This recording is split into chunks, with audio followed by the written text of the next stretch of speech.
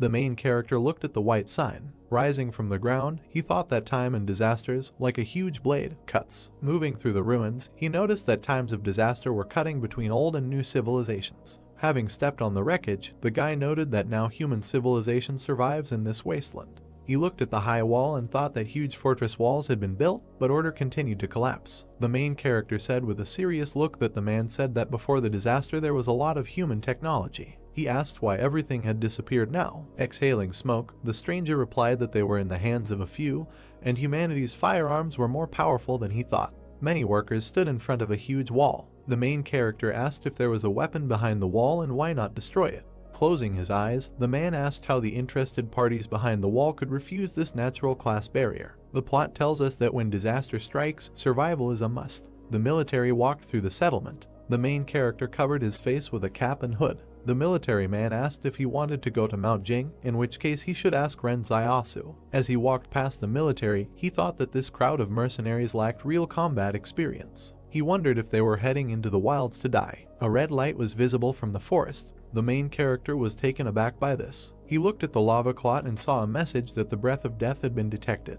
The monster began to crawl out of the magma. A crowd of demons ran towards the main character. A huge spider appeared and an inscription said that the breath of death had been discovered. A blue aura emanated from the wolf. There were drops of blood on the ground. Frowning, the protagonist wondered what, for them outside the walls, is their first weapon in the face of danger. A crowd of monsters stood in front of him. A message appeared asking if he wished to unlock his bonds. The main character was furious. There was a powerful energy in the area. He cried out that he wanted to unlock the shackles. It was raining heavily. The rat's corpse lay under the trap. Sitting in the bushes, the main character thought that it was bad luck and acid rain began to fall before the arrival of the prey. He noted in his mind that if he didn't bring the loot today, Yuan and he would die of hunger. As he continued to lie down, he emphasized the fact that even a sparrow would do. He saw the wings of a bird in the sky. Watching her closely, the main character thought that this was great and that this was really a sparrow. He looked at the bird. Her eyes glowed red. He jumped up sharply. He dodged the huge bird. The main character reached for the frying pan. Grabbing it, he prepared for battle. The bird jumped up from the ground. She flew towards the main character. Frowning, he noted in his thoughts that he was fast. He hit the bird with a frying pan. The sparrow fell to the ground. The main character jumped on the bird. He grabbed her by the throat. He broke the bird's neck. Sighing, he said that after waiting all night, he finally got something. Throwing the loot onto his shoulder, he said that it was still early, so he would just go to Lao Wang's store to sell the bird and estimated that he could exchange it for a couple of days of rations. He was suddenly taken aback. Falling to the ground, he mentally asked why now. Closing his eyes, the main character thought that usually this happened at midnight, but this time earlier. A blue aura enveloped his body. He noted and thought that this had been happening regularly since the day he escaped from the wolves, and people in the city said that it was just a headache, but he knew that. The hero felt that he was falling into the abyss. He fell in a dark space. He emphasized that he knew that this sensation was not pain, but pure chaos. As he fell into the abyss, he wondered what was happening. Looking at his hand, the main character wondered if he was conscious this time. He looked at the bright light. Squinting, he wondered what it was. He saw the outline of a palace in front of him. The main character stood on a white floor in a dark space. He approached the palace gates. He opened the doors. The main character began to examine the dark walls with golden patterns. The walls were enveloped in dark energy. He continued to look around with a serious face. As he approached the table, he wondered where he was. Frowning, he looked at the streams of mana. His gaze fell on the table. He asked what was on it. He narrowed his eyes in pain. Red lightning struck in the sky. The bald man was hiding behind a tree. He watched the main character, who was unconscious. Opening his eyes, the main character wondered if he had come to his senses so quickly this time. Taken aback, he noticed in his thoughts that the rain was getting worse and he needed to get away from there. The man took the sword and walked behind him. Swinging his hand, he ordered the prey to be given to him. The main character looked back. He hit him in the face with a frying pan. Holding his face, the guy wondered how this happened and why he became a victim. He noticed that the main character is strong and his movements are very fast. Zio looked at the screen, on which he saw that his task was to transfer the loot to a stranger. He was dumbfounded by this. Turning around, he looked at the bald guy. The guy sat on the ground and cried.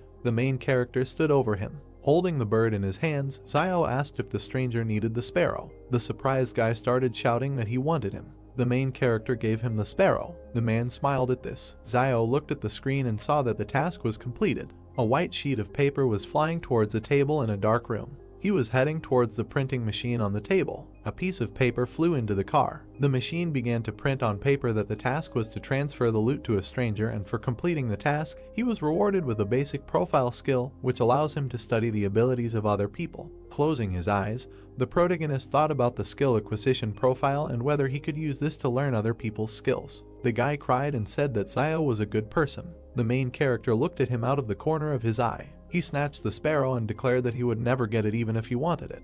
The guy looked after Zio as he ran away. The enraged stranger screamed that this world was definitely heading into the abyss. Sunlight was breaking through the clouds. Zio walked through the dense forest. The main character covered his head from the sun. Beads of sweat ran down his face. He approached the dark gate. Many birds flew over the fortress. Cloudy skies enveloped the settlement. The main character walked among a crowd of people. Many passers-by looked at him with dissatisfaction. They whispered that Zio was back with his prey. Zio looked at them with a dissatisfied face. He grabbed his sword. A man with an angry face walked towards him. The main character narrowed his eyes. A grin appeared on the man's face. The guy grabbed him by the shoulder. With a serious look, he asked the stranger not to contact the main character. They looked after Zio. The guys looked at him and said that he was completely sick. Steam was coming from the high wall. The main character was heading towards a high wall. He approached a small hut. Having placed the bird on the table, Zio asked how much they would give for it. The merchant extended his hand. With a dumbfounded look, he asked to be more careful. Taking the sparrow, he said that this glass was very expensive. The main character frowned at his words. He looked at the empty shelves. The merchant began to weigh the sparrow. Smiling, he said that everything was correct and he weighed 3 jin 6 liang. Zio watched intently as the merchant cleared accounts. He said with a serious face that market prices are good now and sparrows cost 200 per jin, so the total is 700. The main character said with an embittered look that this was too little. The salesman adjusted his glasses. Shifting the scores, he stated that the maximum was 800 and there really wasn't enough meat in the fence, but everything had a price and they had to live by the rules. Zio grabbed the abacus and declared that it was almost winter, and there were few sparrows these days and below 900 was out of the question. Crossing his arms, the merchant began to quickly shake his head. The main character grabbed the bird and began to leave. The seller asked where he was going. Zio replied that he would go to Old Lai and ask his price. The merchant stood in front of him with a smile on his face and offered to negotiate, asking how much he wanted to sell it for. The main character said that first he would find out the price and then they would return to this issue. Smiling, the seller asked if Zio wanted 900 and then agreed, adding that he did not want to delay payment for Yuan's tuition. He noted in his mind that today someone from the fence came to buy game and he couldn't let Old Lai take advantage of it. Zio, with a straight face, clarified what the merchant said at the end. He began to tremble and asked what the price of the main character was. Smiling, Zio replied that he wanted 1,200 for the sparrow. Veins appeared on the merchant's face. The main character asked whether he agreed or not, noting that if not, then he would go to Old Li. The seller began counting out the bills. He continued to count them with a puzzled look. Having given the money, he said that this was all there was. Having taken the money, Zio said that there was nothing wrong with it and the merchant would return it tomorrow. The main character looked up. He pointed his finger at the jacket and asked him to take it out, noting that it would be just right for Yuan. The merchant reached for his jacket with his cane. Putting it on the counter, he asked if Zio would like to buy it for himself, noting that he knew the price. For him it would cost 490. He noticed that he doesn't carry jackets very often, so if he takes one jacket now, he might end up dead in the winter. The main character replied that he was not cold. Zio's gaze fell on the medicines and he asked why anti-inflammatory medicines. The seller replied that one capsule is 210. This medicine is taken for 3 days in a row and he will give 3 capsules for him for 620 and will also give a dose of iodine as a gift. Looking at the cut on his hands, the main character asked to forget about it, adding that in winter there is usually no inflammation. After giving the jacket, the merchant asked the next time Zio catches a sparrow not to kill it, noting that there are noble people behind the wall who want to keep it for fun. The main character replied that it is possible to live, but it will be more expensive. Zio headed towards the houses. He entered the hut. His brother was sitting at the table. He said with surprise that Zio had returned. Having sat down at the table, the main character asked how things were going with his homework. The brother replied that everything was fine. He just thinks that listening to a school teacher is not as useful as following the main character on a hunt. Looking at Zio, he asked when he could watch him hunt. Looking up, the main character replied that he could be killed at any moment while hunting. He asked if he would rather go to school and study physics and chemistry than hunt. He emphasized the fact that knowledge is the most important thing, and in this market town, no matter what chaos happens, no one will bother the teaching staff. Having stood up, Zio thought that it was a pity that training was so expensive, otherwise he himself would have gladly gone to listen. Turning around, he said that he had saved some of the giblets before selling the sparrow so that they could be used to make soup. His brother saw the wound on his hand and reported it. After putting the offal into the cauldron, Zio replied that it was just a scratch. The boiler began to steam. He put the giblets on a plate. He handed the plate to his brother and asked him to eat these giblets. Pushing the plate away, he replied that he would not and that the main character should eat, noting that he needed to recover. Zio replied that he was not hungry. Yuen began to cry and said that he would not eat, adding that it was not some kind of scratch at all and he heard that 2 days ago someone died from an infection. Putting the plate on the table, the main character said that tears are useless and his brother understands that he cannot shed tears in this world, and this world has not believed in tears for a long time. He pointed his finger towards the street and asked Yuen to look at the people around them. He asked what would happen if someone came at night and stabbed them to death because Yuen didn't eat enough. Zio stated that he sent him to school because he had the ability for it, and if he studied well, he would not have to go into the wasteland early in the morning to earn a living like him. Yuen sat down at the table. He started eating the offal. The main character patted him on the head and said that usually when they go out, Yuen is damn smart and cunning, but as soon as they get home, he acts like a crybaby. Zio asked him to try on the new jacket when he finished eating. Looking at the main character, Yuen asked where his jacket was. Smiling, Zio said that he wanted to rest. The frying pan was empty. Lying on the bed, the main character thought about the palace that he saw today. He frowned. Zio suddenly opened his eyes. He began to look around. He saw the dark palace again. The main character noted in his thoughts that the palace had appeared again. He entered it. Zio began to examine the palace from the inside. He extended his hand towards the dark stream of mana. His hand began to sink into energy. He wondered if it was all in his head. The main character saw a typewriter on the table. He took a white sheet of paper. He read the sheet on which was written about the task he completed today. Zio looked at the car with interest. Looking at it, he noted in his thoughts that it was written about justice, decency, honesty, trust, friendship, and goodwill. Taken aback, he wondered if they were telling him that he needed to be a good person in a world where morality was a luxury. Looking at the table, he declared that nothing would come of it.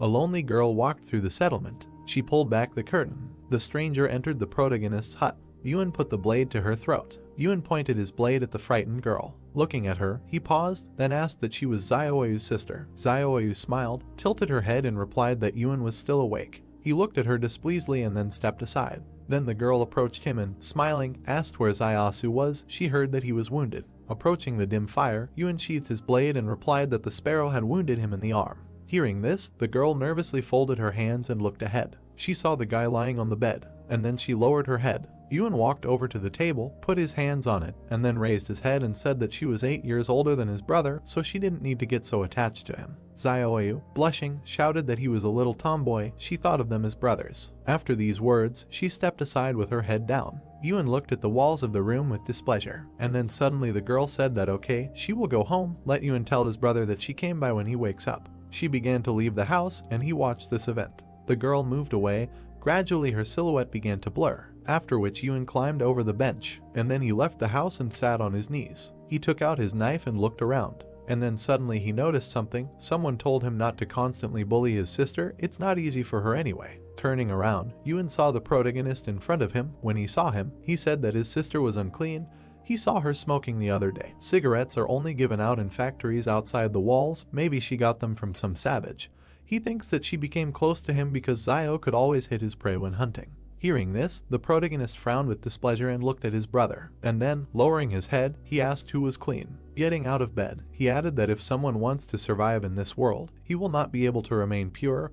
All this is imposed by life, you just need to keep your distance from it and not bully. Yuen, looking at his older brother, replied that everything was clear to him now. The protagonist sat down next to him, and he continued to say why he couldn't sleep, couldn't he? With his hands on the floor, Zio replied that he had something to think about. Looking around, he added that perhaps he also has some abilities. Hearing this, his brother said what he wanted to tell him. Zio did not listen to Yuen and, interrupting him, replied that he was not quite sure yet, he needs to try it to be sure. After which he carefully examined the sky. He remembered how he was hiding with Yuen in the forest in green capes. He thought that in the city they say that some people have special abilities, but before he did not believe in it, and only after meeting Liu Yuen did he believe a little in this. That day, Yuen closed his eyes and crossed his arms and said that he hoped he could hit the prey. Seeing this, Zio thought that his ability was this. A second later, the bird began to fall from the sky and he thought it was luck. Looking at the dead crow, he continued to think that, however, making a wish would have the opposite effect, and there would always be some minor illnesses and disasters. Suddenly, Yuan extended his hand upward and pointed his finger at the sky, saying that there were falling stars. Many stars were falling from the sky. Zio frighteningly grabbed Yuan's hands and shouted that he should not make a wish because suddenly it would come true again.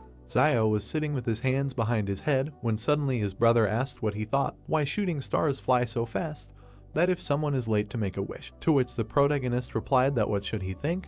They fly quickly because he doesn't want to hear any of their wishes. We are transported the next day to a small building. A man with glasses appears in front of us, with children sitting next to him. He says that they will talk about technology in the era of civilization. Opening the book, he adds that they know what the term technology means. Yuan, covering his mouth with his palm, yawns and replies that he doesn't know what the teacher is saying, so then he should be silent and listen carefully. Zio watches this process through the window, and the teacher continues to say that he will use this example to explain to them what technology is. After looking at the book, he turns to the board. Zio, standing on his toes, carefully looks out the window and listens to the teacher. How suddenly he closes the book. And, looking at the class, he says that they have had enough for today, they need to go home and eat. Afterwards, he narrows his eyes and looks to the side, his gaze is drawn to an empty small window. Suddenly the protagonist turned to the side, the teacher told him that from this day on he could. Zio entered the classroom and bowed, and the man in front of him added that he could stand and listen to the lesson at the door,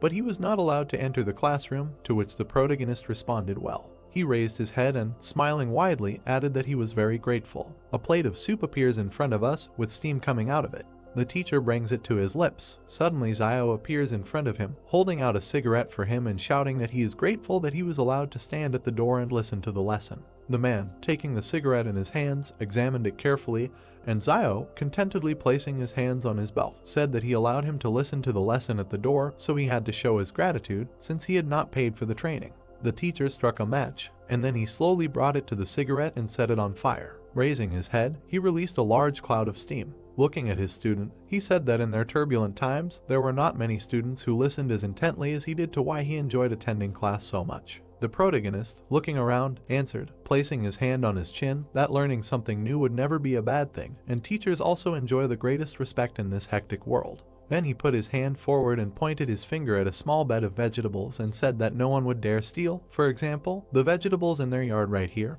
He was right. Hearing this, the teacher began to cough, taking in bad smoke. Looking at this, Zio said that he had been worried about one question for a long time. The teacher looked to the side in surprise and told him to ask. Zio imagined a huge city under a purple dome in his head and said that the teacher said that before the disaster, many technologies were available to humanity. Squinting his eyes, he added that why did it all disappear? His interlocutor, releasing another cloud of smoke, replied that this was due to the lack of offspring. Looking ahead, he added that in the post-disaster period, humanity was lucky to survive. How could it worry about learning? Hearing this, Zio asked that it is always possible to retain some information, to which the teacher narrowed his eyes and answered yes. And then he looked at the high walls and added that only this information is in the hands of a few. Zio turned to the wall, looked at her dissatisfiedly, and then said that the information was behind her. After taking a few steps and clenching his fist, he asked that in that case, why don't they destroy the wall? Spreading his hands to the sides, he added that most animals are afraid to attack people while they live together. Even without this wall, wolves will not dare to take a step. Not to mention the fact that the destruction of the wall would allow a lot of technology to be released so that civilization could be restored. Hearing this, the teacher pressed himself tightly to the cigarette and inhaled the smoke. And then, exhaling, he said that as long as there is danger in the wasteland, the renegades will live near the wall of the shelter. He imagined in his head men working tirelessly, and added that there would be a lot of cheap labor at the wall, and the consortium behind the wall would not allow it to collapse. The bare-chested man looked at the wall and wiped the sweat from his face, at which time the teacher continued to talk about how the interested parties behind the wall could give up this single-class barrier. After a second, he put out the cigarette and thought that he should save half to smoke next time. Then, putting it in his pocket, he said that they should stop talking and go to class, after which he thought that this guy quickly turned away so that he could hide the cigarette. Then, walking forward, he added that he would go to change his clothes smelled of smoke, and it would be bad if the students smelled it. For his sake, he said that everything was fine, that he had just inhaled this smoke, and he didn't even tell him to step aside. Hearing this, the teacher looked in front of him with displeasure. Suddenly, the protagonist looked in front of him in surprise and saw a task that said that the pursuit of knowledge is never easy, but what he is taught is what he will teach in the future. We are taken to the classroom. The teacher slowly walks to the blackboard. Zio goes inside and stands at the entrance while the other students inspect him carefully. The teacher, closing his eyes and clearing his throat, said okay, today they will take survival lessons. He, looking ahead, continued to say that they should not think that danger is far away, now their parents are protecting them, but when they become adults, they will have to learn to protect themselves on their own. Hearing this, the students looked in front of them with excitement and began to listen carefully, and the teacher continued to say that next they would talk about what to do if they encountered a wolf pack in the wild. He pointed his finger forward and added to tell him what he should do when he encounters wolves in the wild. Zio, seeing Pa pointing at him, was very surprised. And then, lowering his head on his hand, he began to think, saying that if they meet wolves in the wild, they should try to choose a hill. Hearing this, the teacher smiled contentedly, and the protagonist continued to say that with a good open view where there would be a tailwind. Extending his finger forward, Zio winked and added that such a place would be a wonderful cemetery according to Feng Shui. Hearing this, the master turned pale and stared ahead. There was complete silence in the class for several seconds, and then Zio, looking in front of him in surprise, thought that it was strange why the task was not completed. He didn't seem to teach anything bad. Suddenly the teacher put his hand to his mouth and cleared his throat. The protagonist, seeing this, bowed his head, and then, putting his hand forward, he imagined 3 huge wolves in his head and said that, probably, the teacher had never seen a wolf, let alone a pack. Even with a lone wolf there was practically no chance of survival, so it was better to immediately find a good place for yourself for the grave. Hearing this, the mentor looked ahead anxiously, and then he said that from now on he could sit in class and listen to lessons, and he would teach survival lessons. Zio, hearing this, smiled widely and asked what he would teach, and then thanked him. Suddenly, a system message appeared in front of his face with the message that the reward for completing the task of the first force appeared. Purple energy appeared around him and his clothes disappeared. Looking at his arms, he thought that he really felt an increase in muscle strength. Clenching his fist and furrowing his eyebrows, he continued to reflect that it seemed to him that the palace was not a figment of his imagination, it had a special power. Putting his hand to his chin, he squinted his eyes and imagined a muscular guy in his head, and then thought that if the strength value of an adult man is 3, before he had 2.5, but if he adds 1. Having looked menacingly in front of him, he continued to think that this is not more than that of an average adult. Smiling maliciously, he thought that in this way his chances of survival in the wild would become even higher. Suddenly, Yuan appeared behind him, and his voice scared the protagonist. Yuan, looking at his brother, said that what he meant was that the teacher allowed him to attend classes at school and invited him to be a teacher. Throwing his hands down, he added that maybe he wanted to make him a successor. Zio, smiling, raised his hand and said that he didn't think so, most likely he just didn't have enough cigarettes. Hearing this, Yuan turned pale and asked if he was serious, to which the protagonist went down to his younger brother and, with a wink, replied that it would be nice to be a teacher. When he gets old, he will transfer this position to him. Then he turned around and, spreading his arms, added that, in the end, wild nature was dearer to him. Yuan gritted his teeth in displeasure and lowered his head, and then thought that this always happens. He, looking displeasedly at his brother, continued to think that if he gets something good, he immediately passes it on to him. Zio, taking a few steps to the side, said that it is good to be a teacher, but this is not for him. His brother must study hard and develop every day in order to become a worthy and smart person in the future.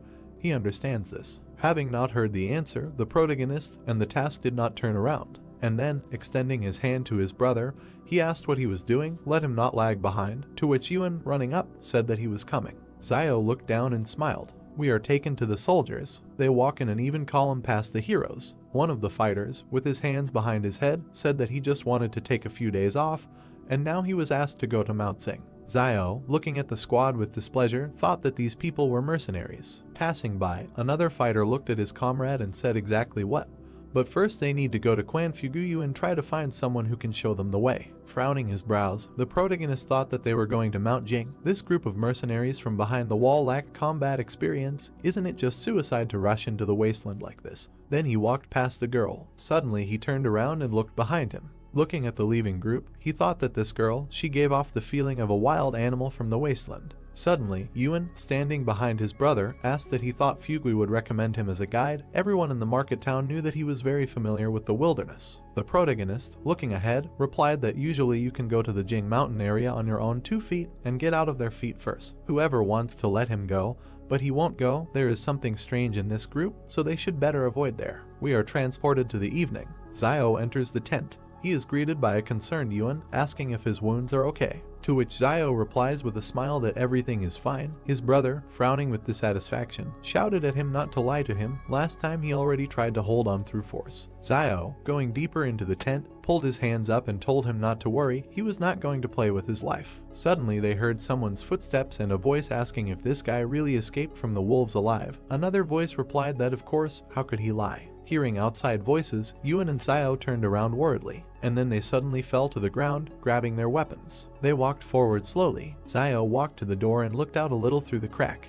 He saw the guy with the gun looking at Fugui, saying that he meant that he was sick in the head. The man in front of him, rubbing his hands with a smile, replied that everything was fine. He just said casually, "It won't hurt, he is not seriously ill, they are already in place." The protagonist, frowning with dissatisfaction, thought that this Fugui really decided to bring him together with these people. A man in a red vest walked out to class in different directions and loudly told Zio to go out because he had guests. Yuan looked in front of him displeasedly and asked what he should do, to which the protagonist, turning around, replied that he would go out and let Yuan stay in the house. Zio took a few steps forward and out of the tent, extending his hand forward. Then he jumped up to Fugui and, grabbing his hands, shouted with a smile that he congratulated him on the safety of his father and son. Everyone outside looked puzzled at the guy who appeared in front of them. A fighter with an orange bandage around his neck asked what kind of father and son. He meant capital and interest. A second later, he opened his mouth in displeasure and shouted that no, this schizo is definitely sick, what kind of nonsense is this? He grabbed Fugui by the collar and, pointing his finger at Zio, shouted that yes, he was definitely sick, and he told him that everything was fine, at least he knew what would happen to him because of his lies. Afterwards, the squad began to move away, and Fugui, stretching out his hands towards them, shouted that they would allow him to explain, because Zio may be sick, but this is not at all the case. Tears flowed from Fugui's eyes. He turned to the protagonist and asked him why he wanted him dead. And then he ran to the detachment, saying that they would allow him to explain. The detachment commander shouted that he was giving him time until dawn to find a suitable person for this job. Suddenly the girl with the sniper rifle stopped, and then, turning back, she looked at Zio for several seconds. After a while she turned around and continued on her way. The protagonist noticed this and frowned. And then a bundle of paper and a system message appeared in front of him, saying that the necessary skills would be learned in a random order. He, looking in front of him in surprise, thought what random study meant. A bundle of paper appeared in front of him, which began to open, and a system message that the target's firearm skill had been accidentally copied, whether it needed to be learned. Seeing this, Zio opened his eyes wide and thought that he should learn this. A huge number of system windows appeared in front of the protagonist. In one of them a download appeared in text stating that knowledge of firearms maintenance and care of firearms, regular maintenance to prevent mold, corrosion and rust, and to ensure for functionality, you need to check the magazine, chamber, external deformation, operability, accessories, and cartridges. Looking at the system messages, Zio thought that these were all firearms skills, which meant that he could really copy someone's abilities. After he closed his eyes, a system message appeared in front of him that he had achieved success in training. He had mastered advanced skill in using firearms. Opening his eyes, he looked in front of him in surprise, saying that unless what he received was a basic level scroll, why did he learn advanced firearms mastery? After that, he went to a large system message and, poking his finger at it, received information that there are two types of skill copy scrolls. A basic level scroll allows him to learn any skill up to an advanced level. A master scroll allows him to learn other people's master skills as soon as he will reach an advanced level in one of his own skills, and also has a chance to learn the target's supernatural abilities. After seeing this, he thought that he can even learn other people's supernatural abilities. This is generally normal. An image of a girl appeared in front of him in the system message, and he asked that he could find out the firearms proficiency level of that girl. He looked in front of him in surprise and thought that she was fluent in firearms, but why was she serving in a private army? Something is really wrong with this group. He then narrowed his eyes and scratched the back of his head in puzzlement. Suddenly he turned around, hearing his brother's screams. Yuan grabbed him by the cape and asked why he was looking at the back of this girl all this time. Suddenly someone came out of the tent and asked whose back it was. Turning around, they saw Zio coming towards them. Looking at her, Zio opened his mouth in shock and asked what she was doing here. The girl straightened her hair with a smile and said that she had swapped with a family of 3 who lived here before, and in the future she would move here and live next door to them. Hearing this, Yuan clung to his brother and asked in a whisper that he was still a virgin. Because Zio spent a lot of money on this, she used to live in a stone brick house. Hearing this, Zio annoyedly grabbed his younger brother by the hair and shouted that he was already old enough. So it's time for him to talk about this aspect of your education. To which Yuan said that it's good if he doesn't know something, just let him will ask. Zio waved to Zioe with a smile after these words, and then they headed towards the tent, and the protagonist added that he really had something to do with something, and not now they were barely staying afloat, so he shouldn't try to connect them with his sister. Suddenly he saw something in front of him. Ewan stopped and extended his finger forward, saying that he should just look at those 2 potatoes hidden under the chair and what looked like 3 pills. Looking under the table, Ewan added that it was to treat his arm injury. Bending down, Zio grabbed the bottle of pills and looked at it and said that it was indeed an anti-inflammatory drug. Looking ahead, he added that whether his brother remembered how last year he encountered wolves and was injured, someone secretly planted them some pills to keep him alive, right? Picking up the bottle of pills, he added that the place where the pills were planted was exactly the same as now he was trying to find this person. Ewan, looking at his brother, said that his sister could not do this, he only told her about his injury this time. Zio narrowed his eyes and looked ahead. Suddenly, behind the tent, someone grabbed Zioe's hand and pulled out a cigarette for her, saying that she moved here and he brought her a cigarette, to which Zioe replied that she would no longer do such things. Ewan and Zio turned to the exit in fear as they heard a man's voice laugh and then shout that she would eat and drink if she didn't do such things, who would give her a cigarette. The protagonist grabbed his dagger. Meanwhile, the guy tore Zioe's clothes and she raised her head and screamed for him to let her go. Zio, gritting his teeth, jumped out of the tent like lightning. Looking ahead with dissatisfaction, he saw a system message that he had a new task to help. Squinting his eyes, he thought that even without this task he would have helped. Then, grabbing his dagger, he made a quick dash forward. The man in front of him looked ahead in fear, and then, smiling, he thought that the little guy with the bone knife wanted to stab him. Then he took out a huge machete and, smiling, thought that he had real iron here. Suddenly, in a second, Zio's machete cut him into 2 pieces. The man looked at his broken blade in fear and shouted that how was this possible. The protagonist then let go of his dagger, and, grabbing the scoundrel's hand, he hit him in the stomach with all his might. Then, literally in a second, he went behind his back and began to break his arm. And then at great speed he hit his face on the floor. Blood flowed from the man's face.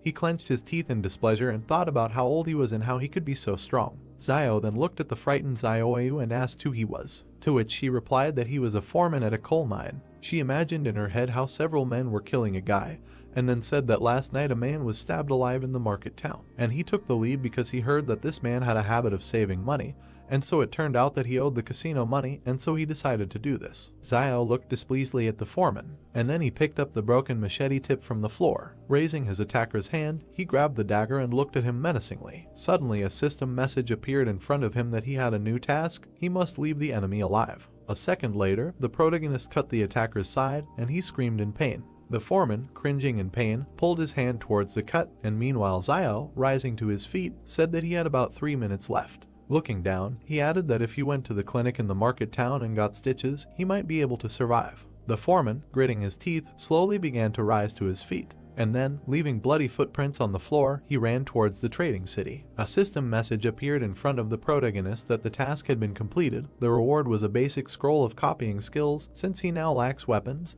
he begins to complete a side task. Looking at these system windows, he thought that the first task should be to rescue Zioeu.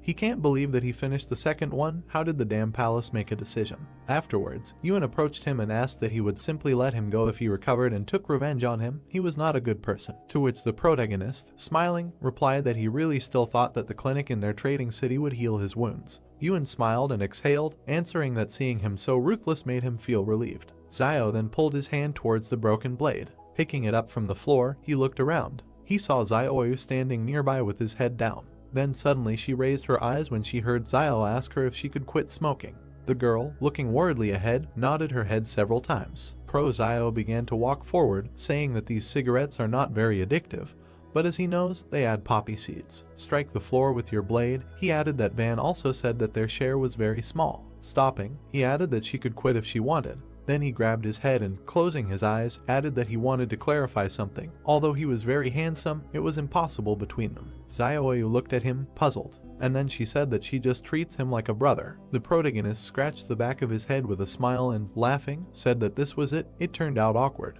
A second later, he grabbed his younger brother and, running to the side, shouted that this is what his stupid talk was leading to. Zioeu, watching this, covered her mouth with a smile and laughed. Suddenly a dark space appears in front of us, around which there are many bookshelves. In the center there is a table with a typewriter. Characters are quickly typed on the keyboard, and a message appears on the sheet that a side quest has been opened. The protagonist, smiling, thought that the side quest was a little interesting. A hand lifted a piece of paper over the table. The main character held a piece of paper in front of him.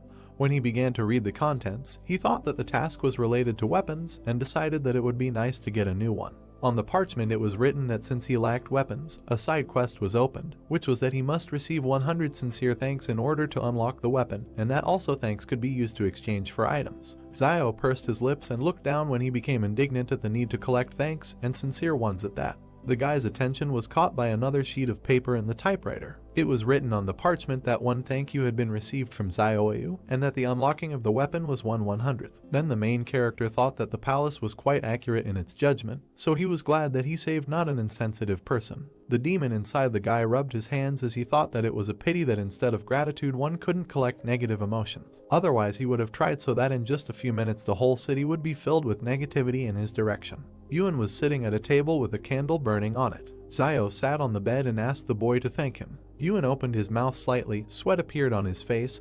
He asked his brother what was wrong with him, since he asked so suddenly that the boy was already a little scared. Zio bared his sharp teeth and appeared behind the boy as he told him to speak up and not be afraid. Long dark hair covered his eyes as Yuan thanked the boy for always taking care of him. The main character smiled, clenched his fist in front of him and thought that he did not expect it to be so easy when a system notification appeared that he had received gratitude from the boy. Zio put his elbow on the table, rested his chin on his hand, and asked his brother to say thank you again. Sweat appeared on the boy's face as he weakly thanked the main character. Zio raised his hands to the place where the system alert should have appeared and did not understand why he did not receive anything this time. He pointed his finger at the boy and told him that he had not thanked him sincerely, and asked him to be sincere next time, and then added that sincerely meant it was from the bottom of his heart, and asked his brother to do it again.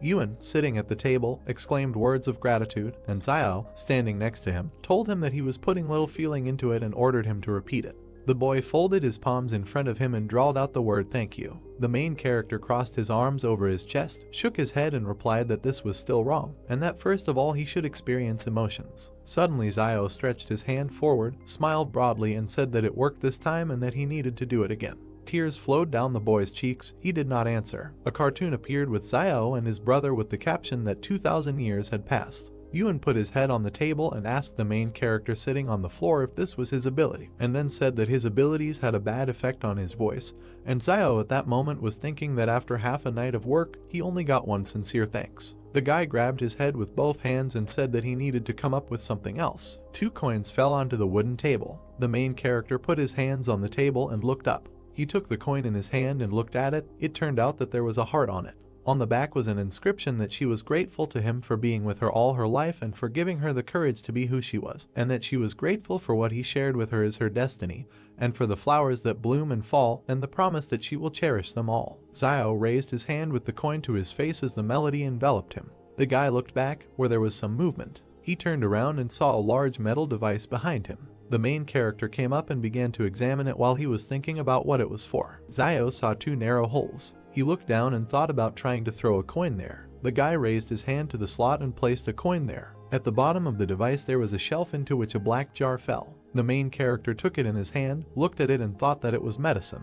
That's what it said on the jar, and Zio continued to look at it and wonder if it was possible to tell what the medicine was for. Suddenly the guy opened his mouth and eyes wide. He found himself at home in front of the table at which Yuan was sitting. The boy opened his mouth wide and turned to his brother, asking what kind of magic he had done and why a small jar suddenly appeared in his hand. The main character was trying to open the medicine bottle while he was thinking that since there was only one word written on this medicine bottle, could it be a panacea? He used his fingers to remove the black contents from the jar and decided that it was worth a try anyway. Zio sat down, closed his eyes and brought his fingers with the ointment to the wound. He applied medicine to the cut. The guy gritted his teeth and thought that this was reckless because this substance could be poison. Suddenly, the main character's eyes widened when he realized that the wound no longer hurt. Zio grinned as he held the jar in his hand and thought that the anti-inflammatory medicine needs to be taken for 3 days in a row, but this cream works in one go, and that one anti-inflammatory medicine costs 200, which means that the cost of the ointment, if rounded up, is 100 millions. It was then that the guy decided that he had to figure out how to get as many thanks as possible.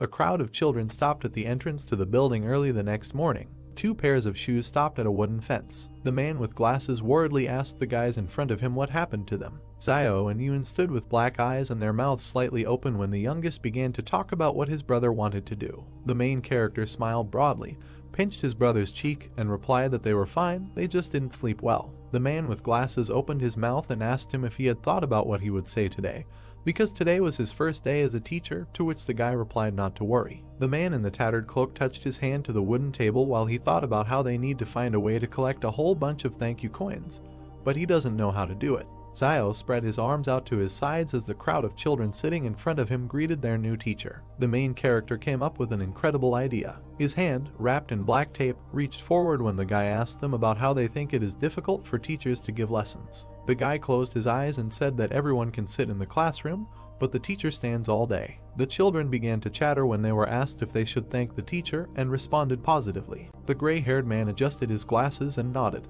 In his heart, Zio smiled broadly when in reality he seriously said that from now on, instead of greeting, the children would thank the teacher, but he thought that he had cleverly come up with the idea that the students would thank him. The main character extended his hand in front of him when the children bowed their heads and told the students to try to do it all together because now is the beginning of the lesson. The guy looked up and thought about why nothing was happening, and how none of these little brats sincerely thanked the teacher. He touched the back of his head with his hand, closed his eyes and agreed that 9 times out of 10 life doesn't go according to plan, so he decided to come up with something else. The stone wall near the treetops was shrouded in fog. Zio stood at the board and drew an animal's face on it while he talked about how today they would talk about basic survival skills in the wild. One student began to yawn, and the other opened his mouth and looked forward. Another student gritted his teeth and touched his face with his hand while Zio was talking about how rabbits in the wild do not attack people, and that they are about the height of a person's shin, and have great strength, and the boy was thinking that this guy is too talks a lot and that he still hasn't finished the lesson. The main character smiled while he talked about how the children should be more careful because it is very difficult to survive in the wasteland. One student raised his hand and turned to the teacher, saying that if he did not finish the lesson, it would get dark outside and it would no longer be safe to return home. Zio nodded as his hand with the chalk froze at the blackboard. He closed his eyes and raised his hand as he said that safety comes first, and then ended the lesson.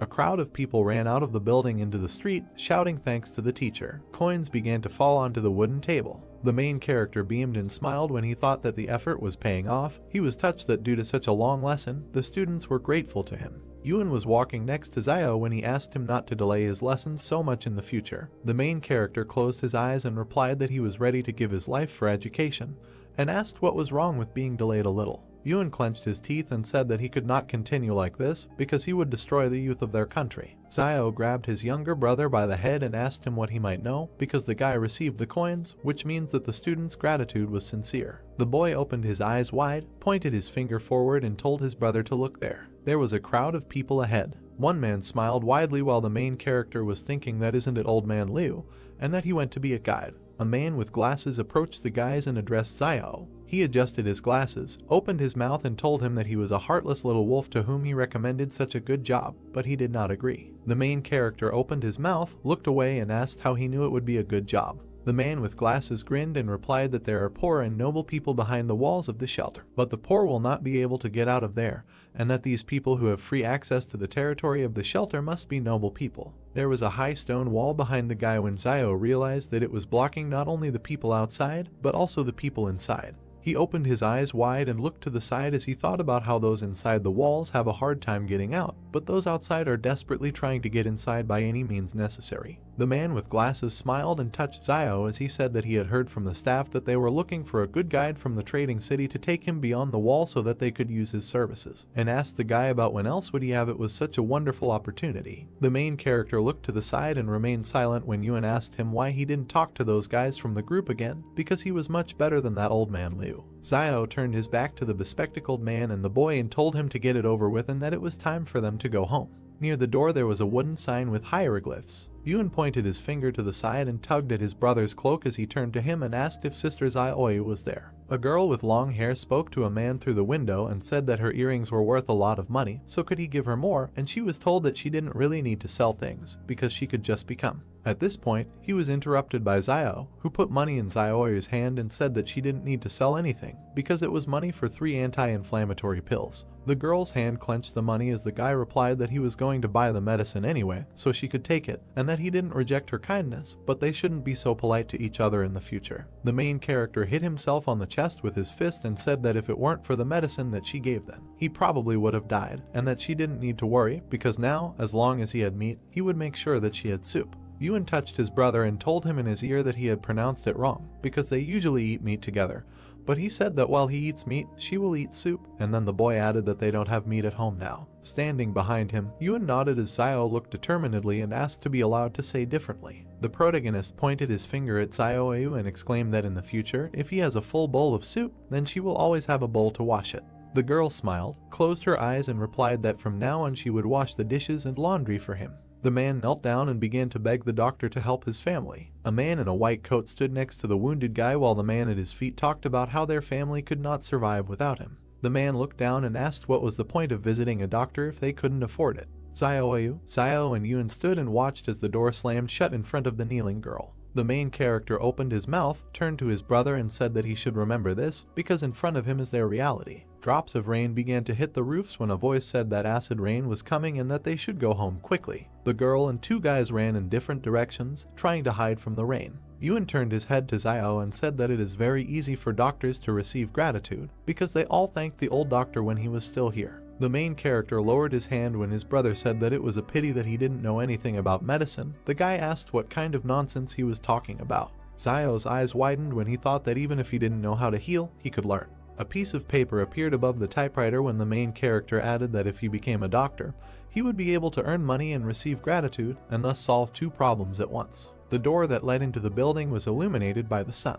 Xiao sat against the wall of the house with a sign and thought that he didn't know what time the clinic usually opened, but it wouldn't hurt to come early. The clock struck 2 o'clock in the afternoon when the guy wondered if it was time for him to show up. The door opened slightly. The man in the robe came out, stretching and yawning. Suddenly he opened his eyes wide and screamed. He stood on one leg next to the guy sitting on the ground and asked him what he was doing here, squatting, and Xiao told him to mind his own business and not pay attention to him. The man in the robe touched the door and said that if he wanted to see a doctor, he had to bring money, and that without it he could sit here all day. A piece of paper appeared in front of the main character, and he laughed when a system notification appeared that the target's skill would be learned at random. The guy's hand squeezed the sheet. An alert popped up asking if he wanted to learn the target's skill called Deception, which was randomly selected. The paper disappeared from Xiao's hand. He opened his eyes and mouth wide and thought that he was here to learn medicine, and that there was no point in learning Deception, and also that this random skill was too random. The main character turned his head and gritted his teeth as he thought about how this guy was so disgusting that he had a skill in Deception. The man in the robe was holding something in his hands when he turned his head and looked towards the guy. Sweat appeared on his face. He opened his eyes wide when he remembered that he knew Xiao, and thought that it was not for nothing that he seemed familiar to him, and that he was a well-known cruel guy in the city. The man was scared when he did not understand what he wants from him, because he didn't contact him. The main character pointed his finger at the system window in front of him and wondered what level of medicine this doctor had. In response, a message came with the words that from the information about the target it is known that he does not have any medical skills. Xiao clenched his fist and gritted his teeth as he protested that how could he be a doctor without medical skills. The guy threw a frying pan at the head of a man in a white coat and shouted at him that he had been making money from fraud all these years. The man began to cry and told the guy not to talk nonsense and that he was not deceiving anyone. Xiao turned around and walked away from the man in the white coat, holding the frying pan and touching his face with his hand, thinking that he would have to think again about how he could become a doctor without studying medicine. He looked at his hand and realized that the wound was almost healed. The guy remembered the metal device and smiled when he realized that he could heal cuts. The main character entered the house and asked Sister Xiaoyu what she was doing here. The girl was sitting on the bed and holding a black thing in her hands when she said that she saw that the clothes he was wearing were torn, and therefore came to sew them up for him. Yuan was carrying a plate in his hands as he passed by Xiao when he asked what he had in his hands, and he replied that it was Sister Xiaoyu who had prepared the porridge for them. The main character pinched his younger brother's neck and asked him if he had said thank you to the girl, to which Yuan replied that he had not said so yet. The boy bowed and thanked Xiaoyu, and the girl jumped up and told Xiao not to hit his brother, to which the boy replied that he could be spoiled with him, but he couldn't be like that with others. The girl sat down by the fire and put food on a plate while she told the main character standing next to him that it was time to eat because they were still growing. The guy opened his eyes wide and beamed when he thought that they had never been told that they were still growing. The girl handed Xiao the soup and told him to take the food and sit at the table. The guys bring the plates to their mouths with both hands. The main character looked at the sewn item and said that his sister knew how to sew very well, and then asked why she didn't come and help them when they opened a clinic for treating cuts. Things were lying on the table when a voice asked why he suddenly wanted to open such a clinic. The moon was shining above the house and the stars were shining when he replied that she would know about it when the time came. Xiao lay next to his brother with his hands behind his head. He closed his eyes. The guy opened the door saying that it was time to look at what he had received over the past few days. There were 3 coins in his hand when he said that he had exchanged his gratitude coins for a bottle of black medicine yesterday, and that he now had 3 left. The main character sat down on the table, smiled, and said that 1 gratitude is equal to 1 jar of black medicine, and 1 jar is enough for 3 people, and then added that in this case 1 and 3 is the right decision. He held the bottle in his hand while he thought that the more black bottles he bought, the more gratitude coins he would receive, and that he might be able to unlock his weapon faster. He turned his face to the wall when he decided it was time to sleep. The boy stood next to the girl, waving to his brother and asking him to be careful. Zio smiled and thought that those who take risks will definitely get what they deserve. While the pick was breaking the ground, he thought that tall trees are always the first to be blown by a strong wind. The man who was dripping with sweat turned his head to the side when the main character was thinking about what needs to be done so that people don't think that he wants to deceive them. The man opened his mouth and asked Zio what he was doing here, and then assumed that he was cutting the grass here. The guy crouched down and tried to pull out the plant while he thought that since he already had the medicine, he should cut a few blades of grass. He turned his head and grinned as he explained that it was to give the appearance of being a herbalist and not to come under suspicion. Zio approached the man with the herb and said that it was not a weed, but a medicinal herb, and when he asked again, the guy replied that if you add the herbs in different proportions and boil them, they can be used to heal wounds, and then he asked the man what he thinks about how the main character recovered from his previous injuries. The man opened his eyes wide and assumed that the guy endured everything by willpower. Several people stood at the entrance to the house. Zio sat by the fire and looked at the crowd outside. He opened his mouth and smiled. Men on the street stood in disgust among themselves. Birds were flying over the roof of the house. The main character gritted his teeth and looked away irritably when he thought about why no one was asking anything. The guy went out into the street and pointed his finger at someone from the crowd. The man pointed to himself and asked again, to which he was told to come over. He turned to look at the crowd as Zio stood in front of him. The main character hugged the man and told him to ask him what he was doing. The man opened his mouth and asked him a question. Zio smiled sweetly. He pointed to the dishes on the fire and replied that he was making an herbal medicine that not only had anti-inflammatory and analgesic properties, but also quickly healed wounds, and that he had previously hidden this from everyone. There was grass in the water when the guy exclaimed that today he finally realized his mistake and decided to share it with them. The men began to discuss among themselves that everyone knew that he simply endured everything out of character, and that no one would believe that he could treat anyone. When Zio exclaimed that he was going to open a clinic for treating cuts and called them to his place if someone will get hurt. When people turned away and began to leave, the main character thought that this was not normal, that no one cared about him. A man suddenly approached the guy. Zio saw his bandaged hand. He grabbed it and asked the man if he had injured his hand while working, and if he wanted to get excellent medicine. He was told that he didn't need anything. The main character put the man against the wall. Holding a can in his hand, told him to just think of it as an advertisement, and said that this time he would cure him for free. The guy waved to the man running away from him. When he entered the house, Ewan asked him why he was giving out medicine for free. Zio gritted his teeth and replied that he should not ask, and that next time it would be better to die than to repeat this, but thought that the beginning is always difficult, and that he should control himself because those who achieve great things achievements do not pay attention to little things. Birds flew over the stone wall the next morning. When Zio left the house, someone was waiting for him on the street. The main character opened his eyes wide and asked the man what he was doing here so early, because he hasn't been going out to catch sparrows lately. Old man Wang with glasses smiled widely and asked the guy if he had cured Tedu from the eastern part of the city yesterday. The main character closed his eyes when he learned the man's name. The guy crossed his arms and replied that he worked without intermediaries when Wang asked him if he still had the medicine and suggested that Zio give it to him and he would sell it. The man with glasses beamed, smiled widely and replied that he could sell him some then, and the guy said that he didn't seem to be injured. Wang raised his hand in front of him and said that yesterday Tedu felt that something was wrong, and wanted to know what kind of ointment the main character gave him, and decided to taste it. At that moment sweat appeared on Zio's face, and he asked if this black medicine could be taken orally. The man's glasses flashed when he said that Tedu took this black ointment and tumbled with his wife all night, and then asked the main character how much of this medicine he had, and where he got it. Zio closed his eyes and replied that he inherited it. The guy looked at the man with glasses, grinned and asked why he, a bachelor, needed this ointment. Van smiled and replied that the guy should not worry about it, and the main character put his hand in front of him and said that the price of introduction was 600. They put money in his hand and thanked him when a system notification appeared that he had received gratitude from a man with glasses. Zio looked after the smiling man indifferently. There was fog at the gate to the building. Van held a black jar in his hands and smiled. He handed the medicine to the man in the black suit, saying that he had brought this thing. An overhead view of the wooden shacks, Zio standing in front of the sign on his house. On the sign in front of the hero there is an inscription that this is a clinic for the treatment of cuts. The hero looks at it with pleasure and is glad that it is finally opening. 3 pairs of male legs, blood dripping on the ground, someone complaining that he can't do it anymore and that he's in damn pain and can't run anymore. 3 wounded villagers, one is bleeding from his arm, another is holding his shoulder, and the third is holding his leg. The man in the center, in a purple shirt, says that they need to hurry. The hero notices men passing by who are heading towards the charlatan's clinic. A man in a white jacket happily notes that they are already near the clinic. Zio's eyes begin to shine when he realizes that these are his first clients. A task window appears that says that the hero needs to save 3 patients. Zio thinks that he did not expect the first patient so soon. Zio puts his hand on his head, sighing and asking for an apology. He runs up with a sharp jerk towards the men, who have not even had time to notice him yet, grabs them from behind, jumping on them. The hero throws the wounded near his hut, tying them up.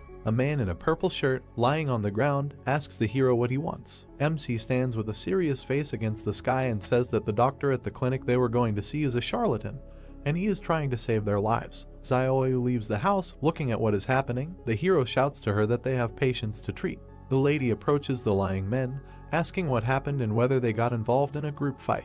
A man in purple, holding his stomach, explains with pain in his voice that the boiler at the factory exploded and that they were lucky to escape with minor injuries and were able to run to them on their own, but someone died on the spot. An exploded boiler, mountains of corpses lying on the ground, smoke coming from everywhere. The hero thinks that in their times, if someone gets hurt, then no one will run to save someone for free. The gloomy face of the hero is close up. He continues his thought, thinking that most likely people will wait for your death and take away what belonged to you. The hero with a satisfied face holds the purple man and looks at his sister, telling her that she first needs to disinfect the needles and sew up the wounds of the men. The sister asks what it means to sew, to which the hero calmly replies that it is like sewing up clothes and it is not difficult.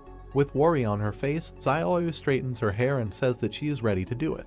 The needle warms up in a woman's hand over a candle. The sister inserts a hot needle into the man's arm. The man screams in a frenzy of pain. His whole face is distorted. He turns to Zioyu and shouts that he can understand that she heated the needle to sterilize it, but couldn't she have waited for the needle to cool down before stitching? MC replies with a happy face that everyone makes mistakes sometime. Their nurse is not entirely familiar with the process on her first day and will get better with time. MC sticks his fingers into the medicine, about to take some from the jar, and says it's time for the medicine. The hero with a predatory face turns to the men, saying that his medicine is very valuable, but he will not charge them much and that it will cost them the same as in the clinic, namely 600. Zio hugs the man, holding his medicated fingers over his shoulder. He says that for his work the man gets 2,000 or 3,000 a month, so he should be able to pay 600 for his life. The man, clearly afraid of the hero, says that I agree, the hero just needs to go easy on him. One of the patients stands up from his seat with a sharp movement, preparing to run. He runs out of the shack, attracting the attention of his colleague and hero, who says that escaping from his clinic is not so easy. The man in the gray shirt is also about to give up, but the hero grabs him by the shoulder, saying that the patient has escaped and Sister Zioyu needs to sew up the wound of the man in gray first. Zio runs out of his blade at great speed, catching up with the escapee. Zioyu, folding his arms on his chest, asks the man in gray if he also wants to run away, and if he also wants to run. Then she will sew him up later, to which the man, looking down glance, replied that no, he would not run and let his sister stitch it up. An escaped man leans on some shack, breathing heavily. MC grabs the man who thought he had gotten away and says that it's good that he runs fast. The man turns around in horror, and his brain begins to work at increased speed, trying to comprehend what is happening. The hero asks how far the man is going. With a dissatisfied face, Zio towers over the man and says that it is time for them to go get treatment. The hero carries a man on his shoulder, where 2 people are already lying calmly, resting on a mattress. He says that they have returned. Zioyu sews up the hand of the man who was just brought in.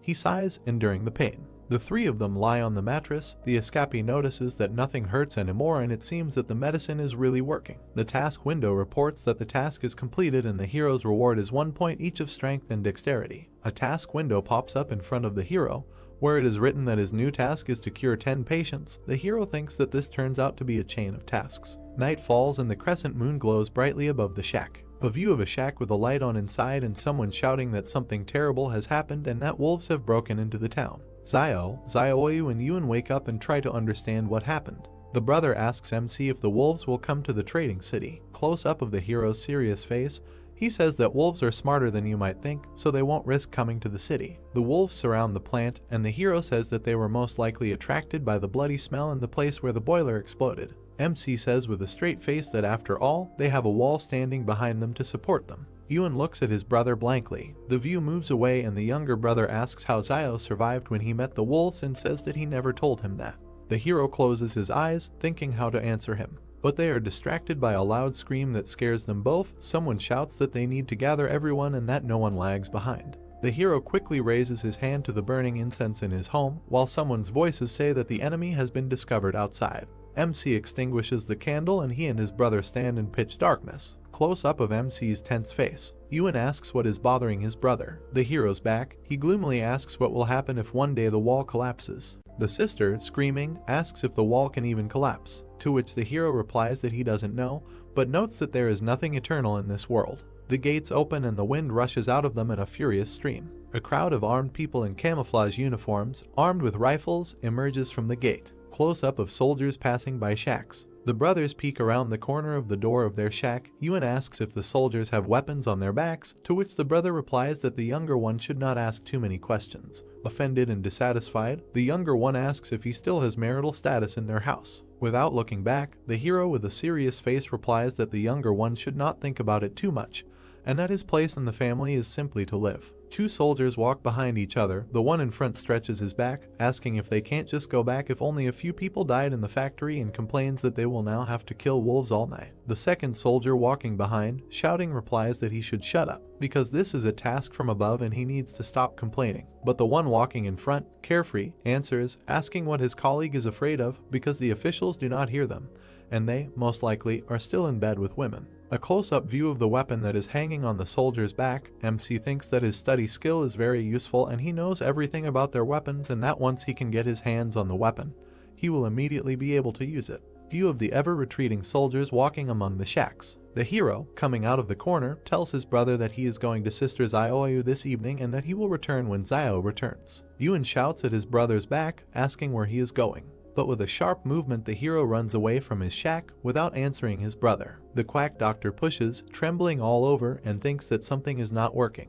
He sits with his pants down near some stone, sighing heavily. The hero runs at great speed through the shacks. He runs past the charlatan who is sitting behind a tree with a newspaper in his hands, and he notices him. Close up of the charlatan's tense face, he thinks what the hero is doing here at such a time. Zio runs to the factory, from which smoke is pouring out. Close up of the hero running, he thinks that the factory manager was armed with a gun, but he was still attacked by the wolves, and that perhaps he did not expect the wolves to come and did not have time to get his weapon. The hero's face is even closer up. He thinks that it seems to him that the pistol should still be at the factory. A view of the plant, the sky above which has turned red and is obscured by rising smoke. MC stops abruptly, noticing something, and sweat starts pouring down his cheek. The soldiers stand, holding their weapons at the ready, opposite the wolves. A mountain of bodies lies between them, and someone shouts that they need to be vigilant.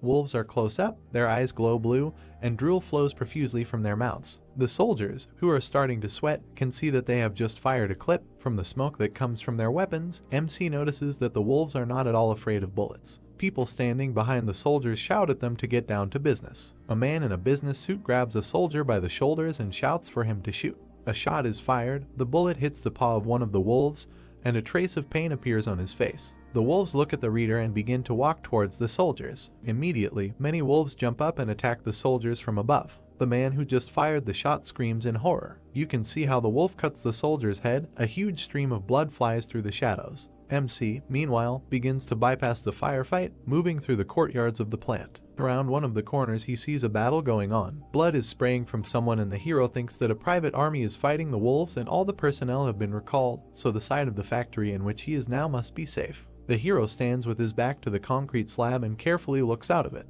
There are several bodies lying behind the slab, and there is blood all over the floor. He looks at the lying body and thinks that, judging by the appearance of the bodies, the wolves killed everyone in one fell swoop, and in his thoughts he rejoices that he escaped them. Zio, with determination in his eyes, looks up and thinks that he needs to get inside and check. He looks at the tall factory building and begins to move towards it, the legs of a hero preparing to jump. MC starts jumping on boxes to climb up to the fire escape and clings to it. He begins to climb up the fire escape. He jumps onto the roof and sits down, leaning his hands on it. Standing on the roof, Zio looks around, peering into the windows on the roof to see what is below. Close up of the hero, thoughtful face, he thinks that he needs to hurry. He looks back at what is happening below, where people are fighting, and then puts on his hood. Drawing out his bone dagger, he slashes downward with the blunt end. He breaks the window below him and falls among the shards of glass, lands down on his haunches, resting his hands on the floor. Looking around and shaking off the glass shards, Zio thinks that he is finally inside.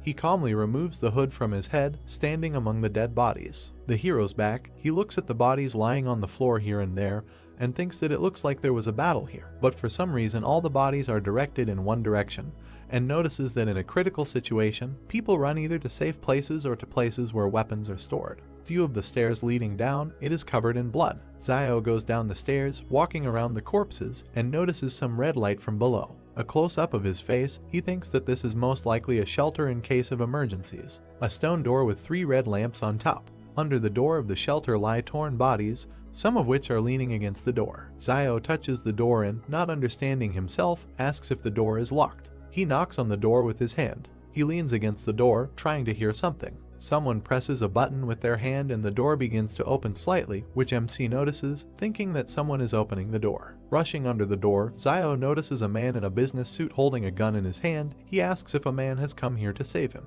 Suddenly, the man in businesslike looks changes when he realizes that the person who came here is not from the army. Zio slides in front of the man, looking at him with anger in his eyes. The man points a gun at MC, bares his teeth and shouts that it means a little thief has come to him, who took advantage of the explosion, and adds that he knows that the one who came is Zio from the trading city. The hero stands up and examines the man and realizes that it is Wang Dingyang, and asks himself if he is not the manager of the factory. Wang, with a sharp movement, keeping Zio in sight, closes the door of the shelter. Zio looks at the door as it closes and realizes that Wang wants to trap him there. He, at this time, takes the pistol in both hands and with an evil grin looks at the hero, who is looking at him with an equally evil face. MC realizes that the manager has a weapon in his hands and tightly grips his blade in his hands. The pistol is on safety. The hero notices this and a smile spreads on his face. He, in a questioning pose, raises his hands and stands at full height opposite Wang, and says that isn't Wang Dingyang in front of him. The hero begins to walk towards the manager and asks why he is here alone, to which he receives a short answer that the hero cannot come closer. The hero's face becomes so angry that the veins on his forehead begin to bulge. He shouts that the manager is crazy,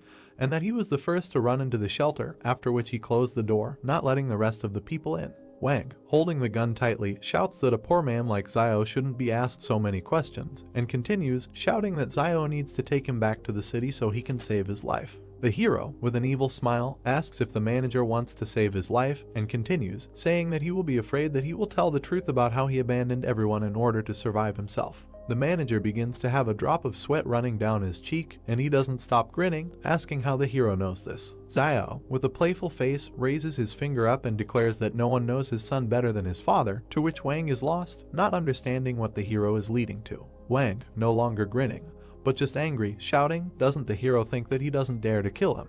View from above, of Wang and Zio standing opposite each other. The manager shouts that he will shoot the hero and will continue to wait for the army to arrive, and that he is a man from behind the wall, and that means that the army must come to the rescue. The hero jumps and makes a dash towards the manager and with a dissatisfied face asks if the manager doesn't know that his weapon is on safety. The manager frantically realizes the MC's words and looks back at his gun.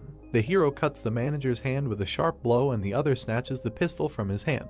He sharply pushes the manager towards the wall with his blow, presents the blade of his blade to the area of the manager's heart. Blood begins to flow from the latter's mouth, and he stands, frantically looking at the blade, which is stained with his blood flowing down the blade. Van, with a look full of pleading, with blood flowing from his mouth, says that he asks the hero to let him go and that he can tell him where his property is hidden.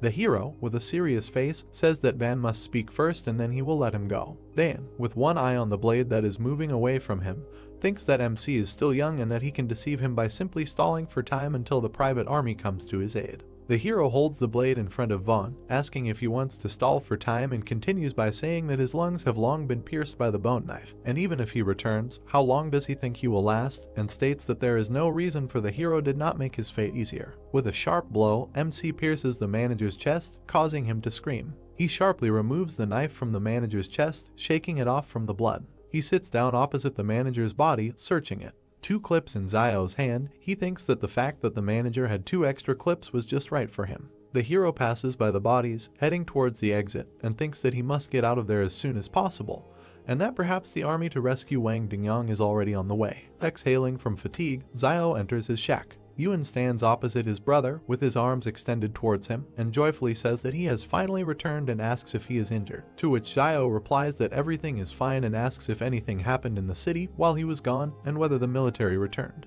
Yuan grabs and examines his brother's hand, saying that some of them returned with some wounded, to which the brother is indignant, saying that he shouldn't be touched and that everything is really fine with him. Xiao sits down at the table and pours himself some water from the kettle. The younger one tells him that they also brought the corpses of their teammates and wild wolves and that the remaining people are said to have continued on their way to the factory. Xiao takes a sip from his glass, thinking that it seems that guns still have a deterrent effect on wolves and that against a private army with guns, the wolves' chances of winning are still too low. Soldiers enter the settlement in cars. They get out of the car, shouting that everyone needs to get out. People come out and look at the soldiers, wondering what is happening. The soldier shouts, holding a weapon in his hands, that everyone who says who left the city today will be given a big reward. Xiao and his brother look out of the shack, leaning on its door with their hand. Close up of Xiao's face, he thinks why the military came to them and that he disguised the wound before leaving as if the manager was injured by a wolf, and that an ordinary person would not be able to distinguish the wounds, and thinks that maybe the military found out that Wang's gun was missing, which means they suspected something.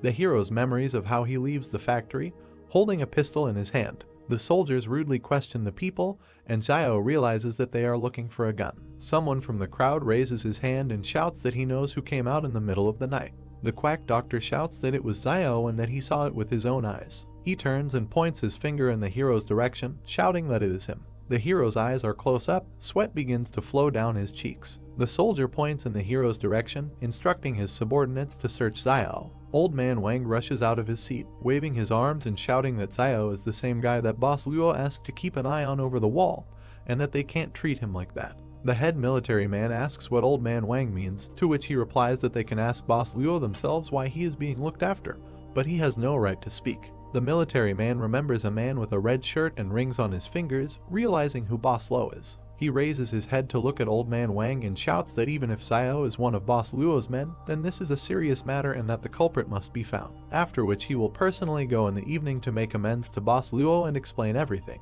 The soldiers grab MC, they run their hands around, looking for something under his clothes, which displeases Xiao. The military tries to enter the brothers' shack and Yuan, clutching a knife, shouts that they cannot enter. But the older brother looks around, shouting to him that he needs to let the military through. The younger one has a confused face and is trembling. The charlatan smiles, looking at what is happening and grins. The soldiers enter the shack and begin to search for something in it.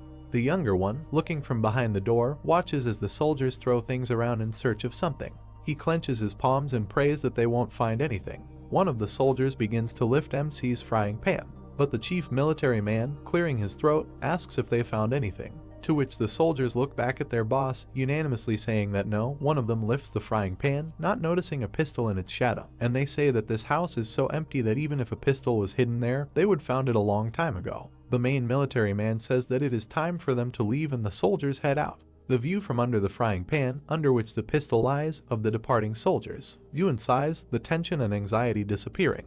The soldiers stop searching the hero, and he stands with his hands raised, with a dissatisfied face. Xiao looks back at the quack doctor with a displeased face, causing him to jump up. Old man Wang comes up to Xiao and tugs on his shoulder, saying that it seems to him that he shouldn't have interfered and it looks like everything is fine with them, to which MC responds with gratitude. The old man smiles, laughingly saying that if it weren't for Boss Luo's admiration for Xiao, he would not have dared to stand up for him. MC looks up at the old man, asking what Boss Luo is doing and asking how he knows him. The old man, leaning close to the hero, says that Boss Luo is a representative of the consortium beyond the 113th wall and that he is simply delighted with his medicine. Xiao suddenly realizes that Wang sent his black medicine right beyond the wall. Holding the hero's shoulder, the old man continues, saying that Boss Luo said that from now on, if he delivers the portion on time every month, then he will guarantee that there will be no problems in the future outside the walls. Xiao looks around, asking if Wang could talk to Boss Luo and get them behind the wall. The old man wrinkles his face with displeasure, saying that they are all polluted people and how can they get behind the wall, and asks, saying that who will collect herbs for Boss Luo in the field if MC gets behind the wall. Wang sighs, saying that he also wants to get inside, and Xiao understands that if this Boss Luo still wants to benefit from him, then he would not let him go beyond the wall. Yuan, holding his head, approaches his brother, addressing him.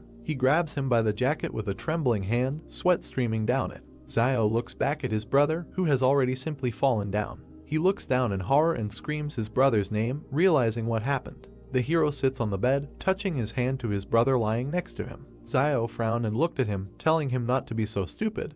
He might die from this fever. He thought that his brother had made a wish again to save him and would get hit back. Yuan opened his eyes and said, "But what if something happened to him?" The girl squeezes water out of a towel. She placed it on the boy's head. He turned his head, looking at her, and asked for forgiveness for causing her problems. She touched the towel on the boy's head and said with a smile that the two of them were just big kids. But if they weren't more mature than other kids, they wouldn't be alive now. He added that basically his brother is amazing. The hero looks thoughtfully at his brother, whom the girl is caring for. Xiaoyu and the boy turned around as the boy got out of bed and told them not to worry. He would lead them all to a good life. A doorway, a faint light inside the hut, a basket hanging on the wall. Yuan asked if it was really him. It was so cheesy. The sun illuminates the entrance to the house. The guy bent down, moved the fabric hanging over the doorway with his hand, and held a bucket in his other hand. He raised his head with a question.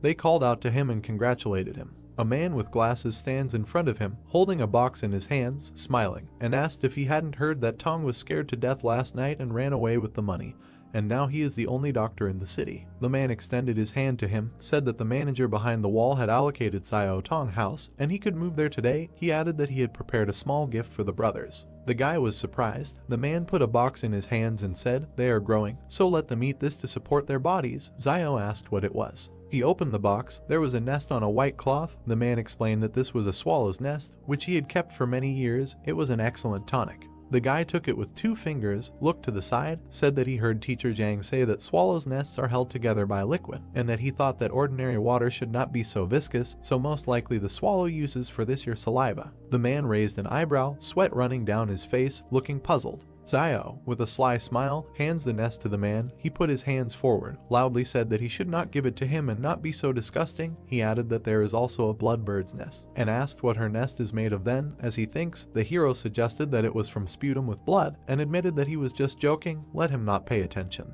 The man put his hand on the guy's shoulder, suggested without further ado that he get straight to the point, said that Xiao had not gone to buy herbs for the last few days, so that black medicine should soon run out. He asked if this was so. The guy looked at him thoughtfully. The man shuddered. Xiao said, "Didn't he buy it recently?" He pushed the hero away with his hand. The hero smiled. He said loudly that the guy knew that he bought it for the big man behind the wall. Xiao turned away. Picking his nose, the man raised his fist, asked him not to pretend to be stupid, because without him sending the medicine, the hero would not have been able to get the clinic for almost nothing. The hero has a small black cylindrical box in his hand. He offered 12 for it.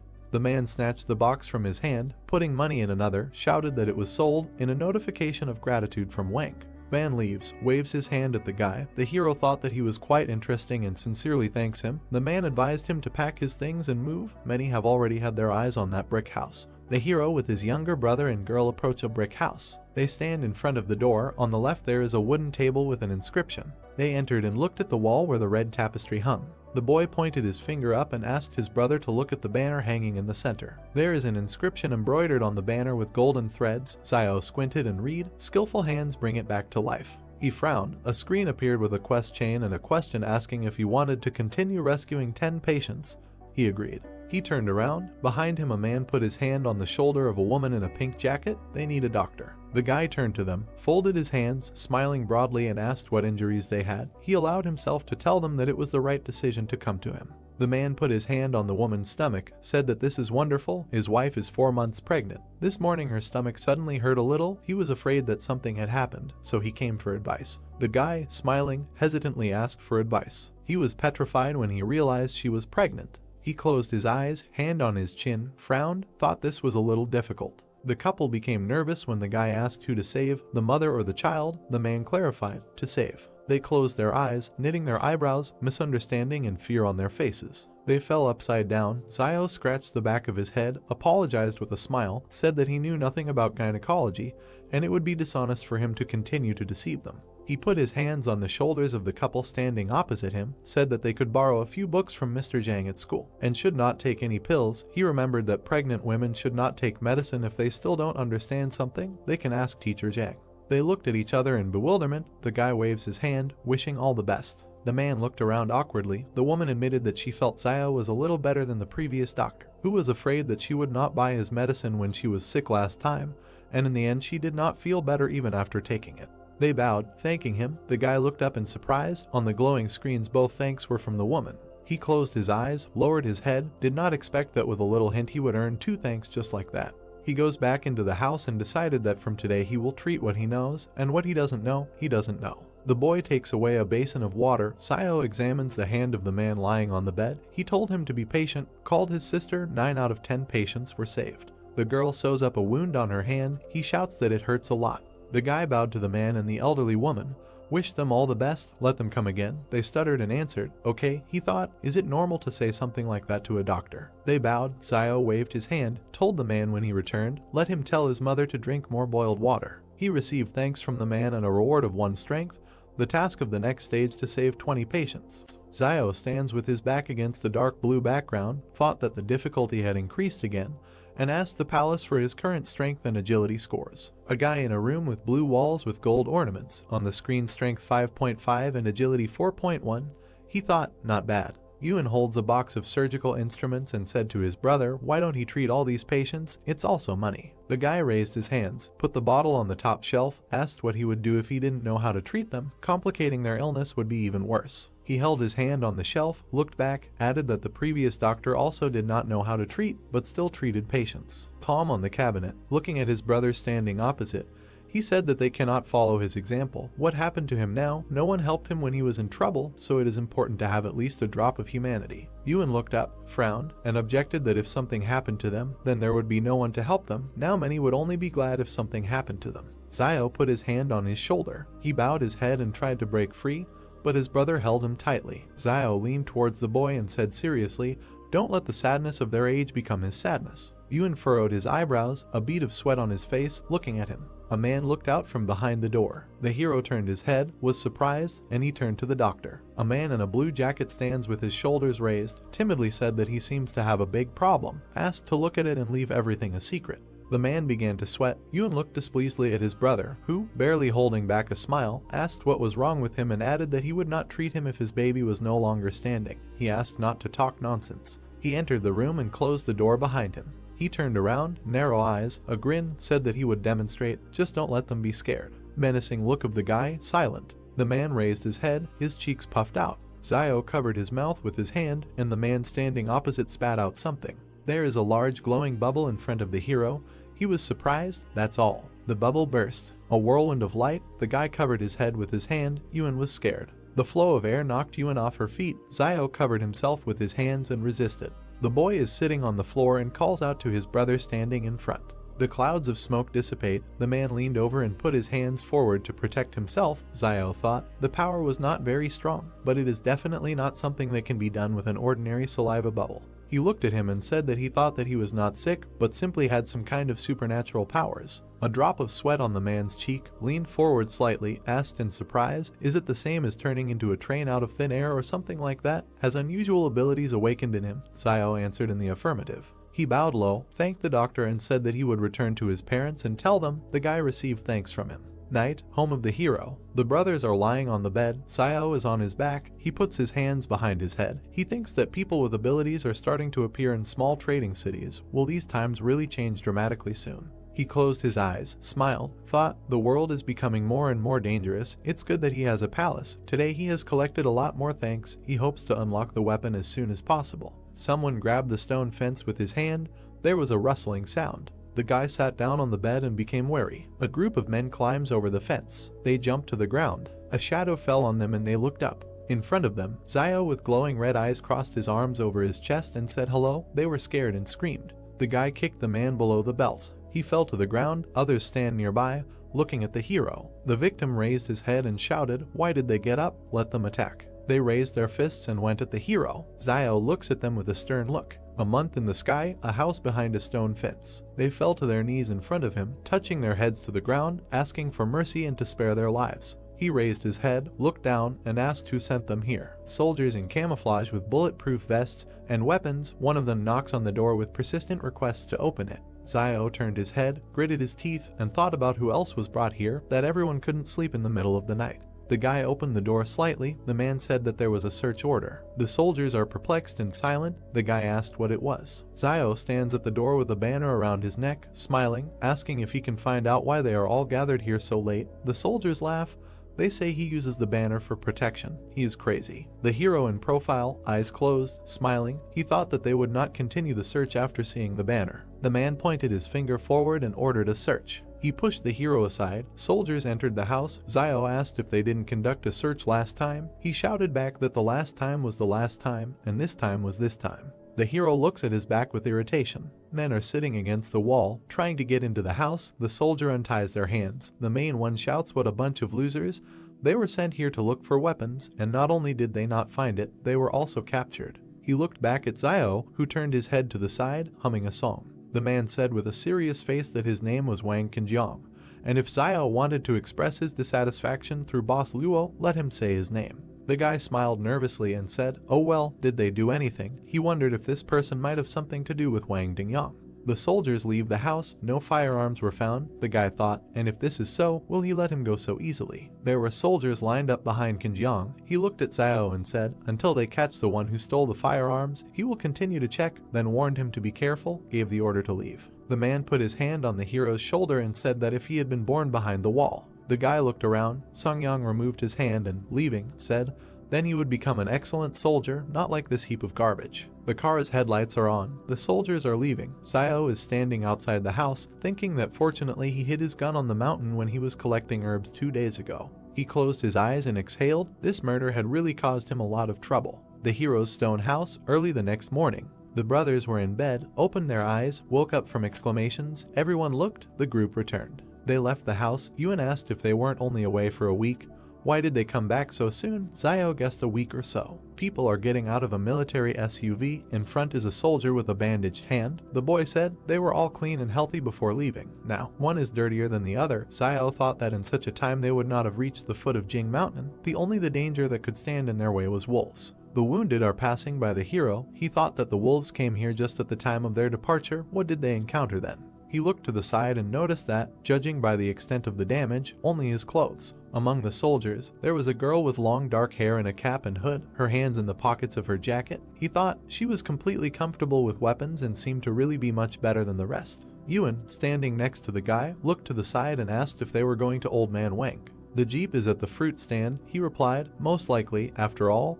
His recommended guide seemed to have returned back. Something must have happened to him along the way. A girl with long white hair with braids and dark glasses, a short top and a skirt and a robe, took off her hood, indignantly said what kind of guide he found for them. They drove around for 3 days and didn't even find the right direction. Van asked in fear, and then what? Where is he now? The guy watches their conversation from afar. She replied that she doesn't know. Something bit him in the river. When they found him, he was already cold. Zio thought the river is outside the city. He had never heard of anything like that. The girl pursed her lips and looked at Wang, who said that he told her right away that if she wanted to get to the mountain, she had to find Zio. And she didn't believe him then. But now the guy doesn't have time to work as her guide. He still has to work for Boss Luo. She asked if he had a relationship with Boss Luo. She frowned. There were wavy lines from her head, and asked if he was talking about that boy who was not okay with his head. The man replied that yes, it was him. The heroes are standing opposite each other. She asked, only he can transport people across the mountain. Van answered, right. The man waves his hand at her. The girl and the soldier get into the car. She shouted, we need to go back behind the wall. Van thought with relief, finally leaves. He turned his head and noticed Zio. The guy goes into the house. The man puts his hand forward, runs after him, saying that this time he helped him get rid of the group, and they should thank him for that.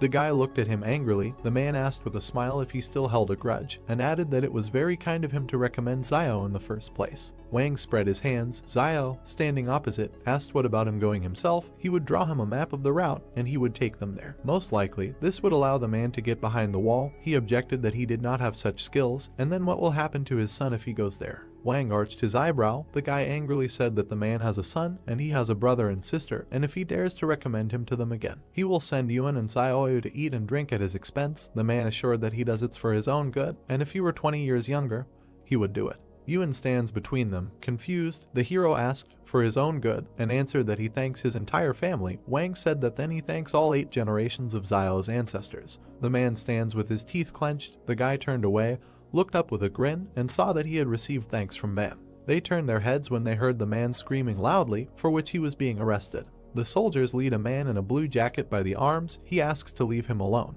His mouth was slightly open. The hero looked to the side, asked what they wanted. Van replied that he didn't know. The guy wondered if someone else had discovered this man's ability to spit bubbles. The soldier pointed the machine gun at the civilians and ordered them to retreat. Frightened, Old Man Wang asked what was going on there, noting that although this child was a little mischievous, he had not made any big mistakes. The soldier pointed a gun at the merchant and ordered him to get off the road. Van fell on the main character. Xiao wondered why they captured Zhang Beijing. Frowning, he wondered if this had anything to do with superpowers. Lowering his head, the merchant declared that it was all over and the boy was finished. The main character asked why he said that. Xiao's face was surprised. Van reported that he heard that last night this guy demonstrated his superpowers and his rat friends reported on him. He noticed that everyone behind the walls was checking people with superpowers, fearing that they might pose a threat. He looked at Xiao and asked him to ask what he would do if someone was a threat to him. Frowning, the main character replied that he would kill this man. Turning around, Van noted that everything is not as simple as he thinks, and he heard that a mental hospital for people with superpowers was organized inside. He imagined doctors standing over a man in an operating room. Wang emphasized that they use various tools to study them. He approached the main character and said that if he or Yuan had any superpowers, he should not let outsiders know about them. Looking at the merchant's back, Xiao accepted his words. The main character turned sharply at the cries that someone was being killed. The guy was chopping people with an axe, shouting that they had betrayed Beijing with their cheap tongues. Holding an axe in his hands, the man asked why he should feel sorry for them. The guy stabbed him in the back. The stranger, with the last of his strength, stabbed the axe into the guy's head. The woman watched the bloody battle. She lay down on her husband's corpse and began to cry. She asked how she could continue to live if Beijing and he were not in this world. The stunned protagonist watched as the woman cut her throat. Looking at the many corpses, Wang said that, alas, Beijing was an only child in the family, and if something happened to him, his parents would not be able to survive, and it was no one's fault that he began to boast of strength. A crowd of people started shouting that if his father really had a backbone, he could break through the wall and there was no point in killing the informer. Turning around, the merchant said that they were very tactless. Frowning, Xiao cried out that this is a very vile world. He stood against the wall next to Zhang. Looking down, the main character stated that today he would like to tell his students about how to confront people. Holding a cigarette in his hands, the teacher replied that for many years, he taught them to resist the natural environment because he did not want them to consider their own kind as imaginary enemies. Looking away, he noticed that he already knew what happened today. Frowning, Zhang said that the misfortune of others should not concern them. He suggested we talk about it. Xiao thought about it. He looked into the classroom. Taken aback, the main character wondered what they were doing. A crowd of children stood around Yuan. Xiao asked in his mind whether his superpower had been revealed. The girl stood over Yuan with a dissatisfied look and asked him to talk to Xiao so that he would not delay classes, otherwise she would complain about him to teacher Zhang. The protagonist's brother replied that if his word decided anything, he would have stopped stalling a long time ago. The children asked if Xiao was obsessed with learning and if he wanted to take control of this school. Taken aback, the main character thought that he thought they liked long classes, but they really didn't like his long classes. Rising from the table, Yuan cried out that his brother taught him everything he needed to save his life, and she was generally ungrateful. Yuan asked how dare she even say that. The girl replied that if he didn't want to talk about it, he could just forget about it. The guy looked at the enraged Yuan with interest. Looking at the guy, he asked why he was looking at him all the time. The guy replied that he could see that he was a little upset and asked him to tell him something. He said that yesterday he had a dream that his father found him a stepmother, but she treated him badly. Yuan replied with a serious look that this is normal and dreams are usually the complete opposite of reality. The guy replied that he knew this and asked Yuan not to be upset, noting that he did not think that the students did this on purpose. Placing his hand on the guy's shoulder, Brother Xiao said that it was possible that his father could find him a stepfather. Taken aback, the main character began to think that they were of the same breed. Raising his fist to his mouth, he told the children that classes were starting. Standing opposite them, he asked if they knew which parts of the human body were most vulnerable. He said with interest that he would then start with what they were most familiar with, the neck. Xiao noticed that there are about 20 cartilages in a person's neck, located next to the trachea, and damage to any of them can instantly incapacitate an opponent. He said that time was up and everyone could go. Children ran out of the school shouting gratitude. Sighing, the main character thought that these little brats really cannot understand his good intentions, and he hopes that they will never have to use this knowledge in their lives. Someone called out to Xiao. He frowned at this. Van looked into the office and ordered him to pack his things. He revealed that someone had just sent him a handwritten message saying that Boss Law had agreed to let him accompany the group. He suggested that this time the main character would have to make a foray into the Jing Mountains. Xiao was taken aback by this, then walked towards him with his arm outstretched and told him to get ready, noting that the group was leaving soon. Looking away, the protagonist asked in his thoughts whether this group was able to defeat Boss Luo. He wondered if Boss Luo received enough benefits in return or if he was originally associated with this Jing Mountain.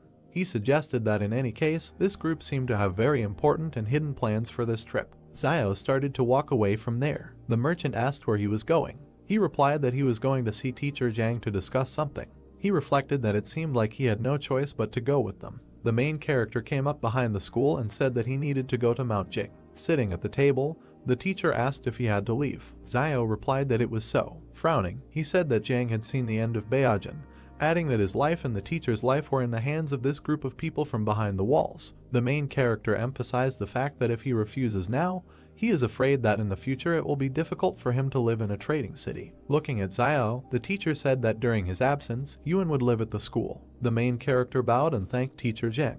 Looking after Xiao, he asked to take care of himself. The bright sky enveloped his hut. Yuan asked if the protagonist could not go to Mount Jing. While packing his things, he asked him not to worry, noting that he would return. Yuan's face was sad. Xiao handed the money to Xiaoyu and asked her to take it and remember to buy some cigarettes for the teacher during his stay. Closing his eyes, he thought about what if Sister Xiaoyu had any thoughts about money. She could just take them and leave, at least without hurting Yuan. He noted with an angry face in his mind that it was a little unpleasant to think about, but it was probably the right choice at the moment. He noticed that in the end, in this wasteland, even relatives can turn against each other for the sake of profit. Smiling, Xiaoyu replied that she understood what he meant, noting that she would take care of the rest and Xiao could go in peace and return healthy. The main character looked at the door to the exit.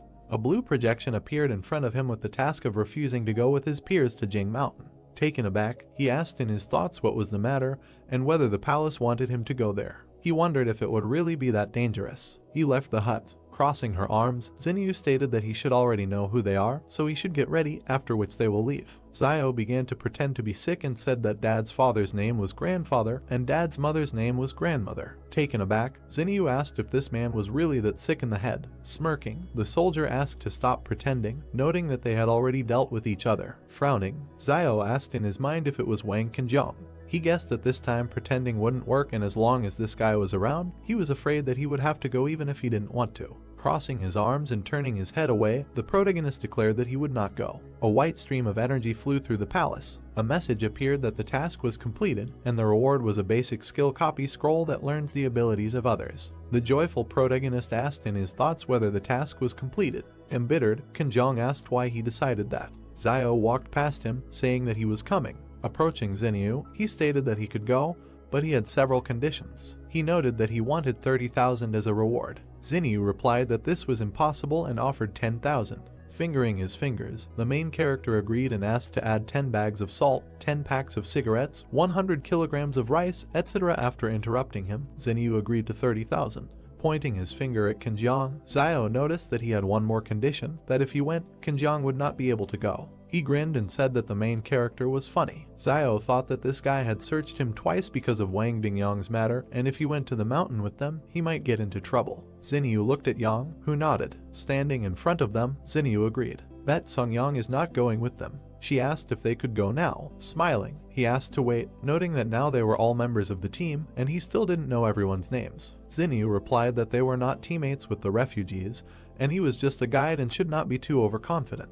All team members looked at him and introduced themselves. The girl with a serious face said that her name was Yang Xiaojin. They asked if he was ready now. Smiling, the main character replied that he was now ready. He waved from the truck to his brother and Xiaoyu. Yuan folded his palms, and Xiaoyu asked him not to worry with a smile, noting that he would return safe and sound. A convoy of cars moved through the wasteland. The main character thought about what Teacher Zhang said earlier, that the remaining traces of asphalt on the roads were left before the disaster. Looking around, he thought about what the roads were like in those days. His face was filled with interest. The main character noticed in his thoughts that, nevertheless, recently all the vegetation has noticeably blossomed and even the cabbage in Teacher Zhang's house has become taller than ever. Looking at the dense forest, he noted that this was not bad and that perhaps soon one potato would be enough to feed a family of 3. With his hand on his stomach, Xiao said that for some reason this group doesn't say anything about snack breaks. He was suddenly surprised. Moving aside a piece of cloth, he saw boxes of cookies. The main character began to drool. The evening sky enveloped the area. The cars continued to drive through the night forest. The guy climbed out of the window and started waving his hand. He suggested setting up camp there, resting and refreshing himself. He called people with him to share food and water for everyone. They walked to the back of the truck. They were dumbfounded. They saw Zio eating cookies. Spreading his hands, the soldier asked what the main character was doing. Holding his stomach, he replied that he did nothing. Yang and Zinyu watched from the car window. The guy asked what kind of pig Zio was and how he was able to eat 5 packs of cookies. Yang watched him with a serious look. People began to carry him away, and the main character shouted for them to let him go and leave him with the cookies. Pointing his finger, the guy asked Zinyu to go back and get another guide. Zinyu looked at the guy and stated that Wang Fugri said that only he could lead them through Jing Mountain. Yang continued to watch him closely. Zinyu replied that they could do whatever they wanted with him, but this should not interfere with their journey, and when they returned from behind wall 112, they could do whatever they wanted with him. They began to take the main character away. Zio kicked a stone. Turning around, he began to eavesdrop on the soldiers' conversation. They were discussing that they say that the protagonist is the only one who can guide them to Mount Jing, but he doesn't even know how to prepare a tent. The guy noted that they would see how long Zio could last before he died there like the previous guide.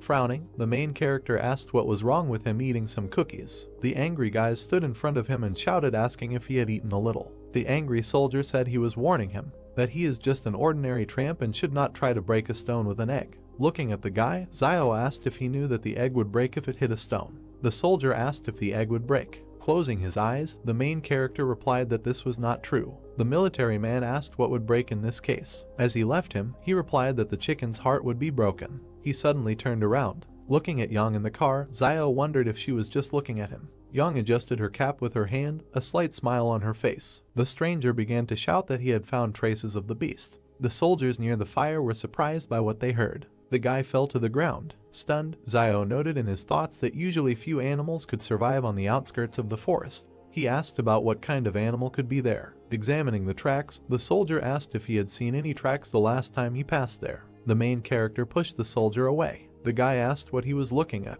Examining the tracks, Zio wondered if the tracks of a deer spooked them. Turning around, he saw traces of the fire. Looking around, Zio noticed in his thoughts that in nature, not cleaning up food waste is a bad habit. Passing through the crowd, he asked to be allowed to look. Putting his finger to his chin, he said that these were the paw prints of a bear, which was attracted by the food scraps they left last time. The angry stranger asked who Zio was fooling and whether he thought he had never seen what a bear's claws looked like. The main character replied that it could be a wild boar. He began to move forward. The frightened soldiers asked if he was going into the forest. Turning around, he replied that they were not giving him cookies, so he would go and find something to eat himself. The guy said that he could tell that their last guide died somewhere there, so he shouldn't die like him and not waste their time. Walking into the forest, Zio replied that then he would just go and see how he died there. Moving through the forest, the main character noticed in his thoughts that from what he heard, the previous guide simply went down to the river to wash himself. As a result, something in the river bit him on the face and he died instantly. He began sharpening the stick and emphasized the fact that he had to be careful in his actions. He began to examine his spear. Putting his sword behind his back, Zio reasoned that there was usually a source of water near the habitats of large animals,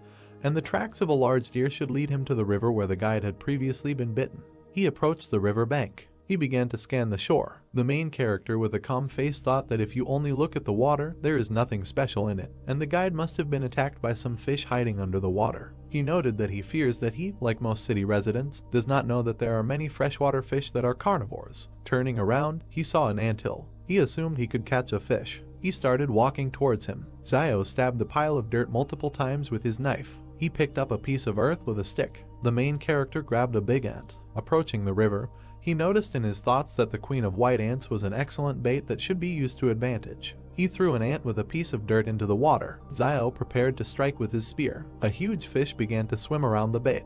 He was taken aback by this. The huge fish began to swallow the queen ant. Zio pierced the fish with a spear. He began to pull her by the rope. He wrapped it around his hand. The main character pulled the catch ashore. He was surprised by this. Standing in front of the fish, he became wary. Running into the forest, Zio thought about getting out of there and the smell of blood brought something creepy. The soldiers smelled a pleasant smell. Frowning, the guy asked them to stop, noting that it was just a fish. The entire camp watched Zio fry the fish. He saw a window about the task that he needed to share his joy with others. Looking up, he was surprised. He looked back with a dissatisfied face. The main character approached the guys with the fish. They said they didn't mind him treating them. Leaving them, Zio asked what he was talking about, noting that he just decided to show her off and share his joy with them. The main character saw a message that the task was completed and he received a unit of agility. The stunned soldier looked at him. Turning around, he said that he could, however, share half the fish with them for 3 bottles of water. A crowd of soldiers rushed at the fish. Yang looked after him. She sat down next to the main character. Looking at him, she began to talk about fish. Zio frowned at this. She pointed the gun at the main character. A notification appeared in front of him with the characteristics of the pistol. Taken aback, he thought that if she wanted to eat, she could just tell him, adding that she had perfect skill with weapons, and because of this, he began to get nervous. He stated that he would only give 2 pieces to eat. Standing up with Xinyu, Yang noted that he should give 2 pieces each. Xinyu handed over a bar of chocolate and said that she was not going to eat his food just like that and he could eat a couple of pieces too. Zio stuffed a whole chocolate bar into his mouth. Stretching out his hand, he declared that she owed him another piece. Stunned, Xinyu asked him to wait, noting that she would bring it to him. Yang began to pepper the fish. Zio looked at her and wondered if all the girls behind the wall were as beautiful as her. Yang started stuffing the fish into her mouth. The stunned main character screamed that this was his fish and she should be restrained because she was a girl. Forest, sun over the mountains. The hero opened his eyes and woke up. Near the tent, he sat down and adjusted his hood. He looked to the side. A man is sleeping in a tent. The soldier sitting on the bench with a weapon yawned. The guy frowned and looked thoughtfully towards the forest. I approached a certain place, there was nothing on the ground. I was very surprised. In the background, the hero is standing in front of the fish bones. He crouched down and pulled out a bone from behind his back. The guy thought that last night he had thrown the remains of fish bones here, and now they had all disappeared. He looked up and thought maybe they were dragged away by ants. After all, mutant ants are the size of a finger. If there is a nest nearby, they can easily drag all these bones. The guy returns from the forest. The soldier puts the box down. The rest collect their things. The man with the beard turned around and noticed the guy. He pointed his finger to the side and told Zio that he would go in the first car and show the right road. The guy looks at him and asked him to tell everyone to stay as far away from the river as possible. Zio turned away from the man. He gritted his teeth and asked gloomily, "They are far from this river and there are only a few fish in it. Why should they be afraid?" The man at the truck waves to the hero walking forward. Everyone back to their cars. You can go. Wheels of a military vehicle. The guy looks out of the car window. The driver shouted in fear, ahead. The car convoy stopped. Zio frowned, surprised. There was a deer in front of the jeep. He wondered where this huge deer came from here. Malxian takes aim. Jun jumped out of the car. The soldiers pointed their weapons at the deer standing in front of them. Zhu shouted into the radio not to shoot, no sudden movements, no need to provoke him. Cheng lowered the gun and told the guy in the black glasses not to worry so much. He was a herbivore and not to be scared, there were no large predators here. The deer lowered its antlers. He rushed forward furiously. The driver screamed in fright and turned the steering wheel. I pressed the gas pedal. One of the cars drove off to the side. The soldiers were lying on the ground and a deer hit another car. The guy opened his mouth, looks at the deer striking the jeep. The animal threw the car up. The jeep flies to the ground, the deer runs away, and the soldiers shoot at it. They run to the man by the truck. The hero gets out of the jeep. The guy looks to the side thoughtfully. It's strange to him that Jan didn't shoot. She always looks like she's staying away. The girl looks ahead thoughtfully, her hands in her sweater pockets, behind Jun with a gun by the car. The soldiers help the guy at the overturned car. The man in the robe calls Zio. Isn't he a doctor from the trading city? Let him help. The hero goes to the victim. A man with a bruise on his forehead raised his hand to his ear and clenched his teeth. The guy looks down and thought, it's just a scratch, no big deal. He closed his eyes, put one palm on top of the other, raising one finger, and said that the pain would go away, get better faster, get better sooner. The man with the beard raised his fist and was indignant. Who even treats like that? What kind of doctor is he? Confusion on the faces of the men. The guy folded his palms and answered, a healer. The man in the robe pushed Zio away and shouted at him to leave. He was only in the way. The guy turned his head and heard the man ask if the car could still be repaired. A guy with a black bandage on his head is following Zhu. The junior lieutenant replied that it is broken to such an extent that it can hardly be repaired, but there may still be people sitting in the back of the remaining cars. He added that this guy, Zia and Cheng will sit in the back of the car. They will have to be patient a little. Zia and the guy with the headband nervously replied, okay. Smoke from a damaged jeep. People are walking towards the truck. Everyone is in their car, moving on. Zia jumps into the back of the truck. The guy standing next to him complained why they didn't tell this tramp to ride around in the back of the car, all because he's a conductor. Zia screamed, clutching his throat and rolling his eyes. He fell next to the car. The soldiers ran towards them, asking what was the matter. Zhu inspects the body with a pistol and said loudly that there is nothing unusual there. He sat up and checked the guy's neck for a pulse. He froze in surprise and said that he was no longer breathing. Zio frowned, a drop of sweat on his cheek, looking ahead. A man in a black robe runs towards the truck and asks what happened and how he died. The guy with the black bandage on his head said in fear that he didn't know. He had just climbed into the car when he screamed behind him and fell dead. He didn't see anything. Trees with a green crown. Someone paid attention to the trees, shouted, "It seems that there is someone in the forest." They look around tensely. Zhu looked back. The man with the beard was begging him to come back. It was too strange. Zhu looks to the side, gritted his teeth, said sternly, "No way." This time they took an order that cannot be cancelled, so either they all die or it will be completed. Xinyu approached them and shouted to stop arguing. They needed to get out of here immediately. She looked to the side and said that Zio would lift Xia into the back and ride in it himself. The hero raised Xia's head, pulled back his hood, and there was a bee sting on his neck. The man with a beard pointed his finger into the back of the car and told the guy sitting there to get into the front car. Zio examined the wound, wondering if bee venom could kill an adult in a few seconds. He looked back gloomily. The man asked what he was waiting for. He needed to load the body into the back. The guy replied. Now, he thought that this wilderness was becoming more and more dangerous. A black bag with a body in the back. Zio took a bite of the cookie and asked what he couldn't do at home. He needed it all. He sits in front of the bag, eats cookies, takes a new pack out of the box, said that in the end, he lost his life, and because of his death he was forced to sit back in the back, added that if he doesn't finish all the cookies in the car today, they won't call Zio. The men in the car looked back with displeasure. A guy with a beard asked who this guy was talking to. Another suggested that he was really sick in the head. He pulled back the collar of his sweater and asked displeasedly, "It's almost winter now, so why is it getting hotter as we move north?" The hero is eating cookies, turned his head, thought, the temperature rises even at such a great distance. Cars are driving towards volcanoes. He thought that there are several active volcanoes in the vicinity of Mount Jing, and they are very active. Radiator grill on a jeep. The evening of the next day, the car stopped. The soldiers got out, looking at the volcanoes in the distance. They raised their heads. A man in a robe pointed his finger up, noticed that something was written there. It is written on the stone that it is better not to enter alive. They can't understand what this means. Zhu looked back at Zio, frowned, and asked who carved it.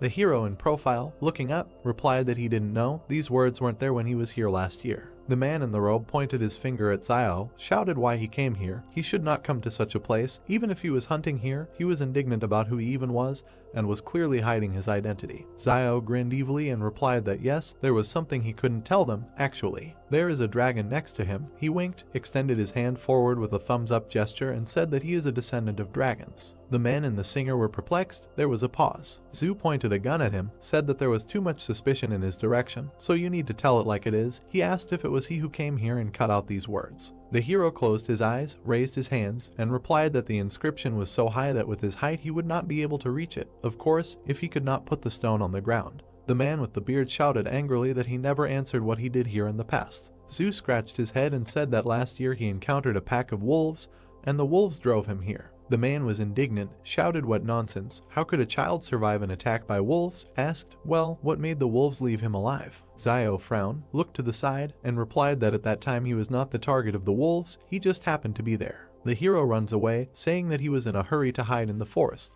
A pack of white wolves with glowing eyes, he didn't expect them to catch up with him. As for how he survived, the guy looked back at the wolves. They stopped chasing him as soon as he entered the Howling Wind Canyon. Zhu and the group members opened their mouths in surprise. Sunset, a whirlwind of wind among the rocks, the man asked. Even the wolves stopped chasing him when he came to this place. In this place there is something worse than a pack of wolves. The guy raised his hand, eyes closed, replied that he was hiding inside for 2 days, and when they left, he just came out, so he doesn't know what's next. He opened his eyes. One of the soldiers remarked, they know about people with superpowers. The guy in the blue sweater spread his arms and said, maybe this inscription was left by one of them. A swollen vein on his temple. Zhu ordered him to remain silent. This is a military secret. The bald guy in the blue jacket frowned, objected. Who is he pretending to be? How long can he be an officer? He thinks they will be left behind. Even if this mission is not completed, does he really think Ma Xin will let them go when they return? Zio looks to the side, wondering how this private army can be so disorganized that the soldiers dare to contradict their officers of their own accord. Now he is even more sure that they have a different purpose for the trip. Truck with boxes. The heroes looked around and asked what the sound was. Apparently, it seemed like someone in the back of the car. Bending down, they walk along the truck with weapons. Zhu stepped to the side, pointing his gun at the black-furred creature sitting in the back. Zhu and the soldiers shoot at him. They froze in surprise. There was blood. There was a shot mouse among the boxes. He said, everything is fine. It's just a mouse that came to steal food. Zhu shouted Zio's name with rage. The guy approached him and asked what it was. Standing in a stupor, Zhu asked where Zia's body was. There is nothing in the back except boxes and a mouse. The man with the beard pointed his finger at Zio and asked if he hadn't been sitting in the back all this time, where was the body? The guy looked at him gloomily and replied that he did not know when the body disappeared. He thought, how could a normal adult man weighing about 90 kilograms disappear without a single sound? A man with a beard turned to the junior lieutenant and said that they should return. It's too dangerous here. With a stern look, Zhu looks up and remains silent. They are standing by the car. He asked everyone to come here. He said that they need to discuss everything before deciding what to do next. Everyone gathered around Zhu. He said that words were left at the entrance to this gorge. It is better not to enter alive. He suggested that in the depths of the gorge there could be dangers that even a person with superpowers would find difficult to cope with. Looking ahead, serious face, on the other hand, there are also hidden dangers lurking in the forest. Zia's mysterious death, the inexplicable disappearance of his body, and all these incidents remain unanswered. Glasses on her head, Xinyu looked at him and said, in fact, although the forest is dangerous, it doesn't seem like their entire army will die in it, but it's hard to say what dangers await them in the gorge. Zhu lowered his eyes and thought. The girl pursed her lips and looked at him silently. He was surprised when she asked if he was worried about the situation after returning behind the wall, and told him not to be afraid. She would find a way to help him transfer from the private army when they returned. He looked away, clenched his teeth, and said that this was not what he was thinking, but he agreed with her opinion.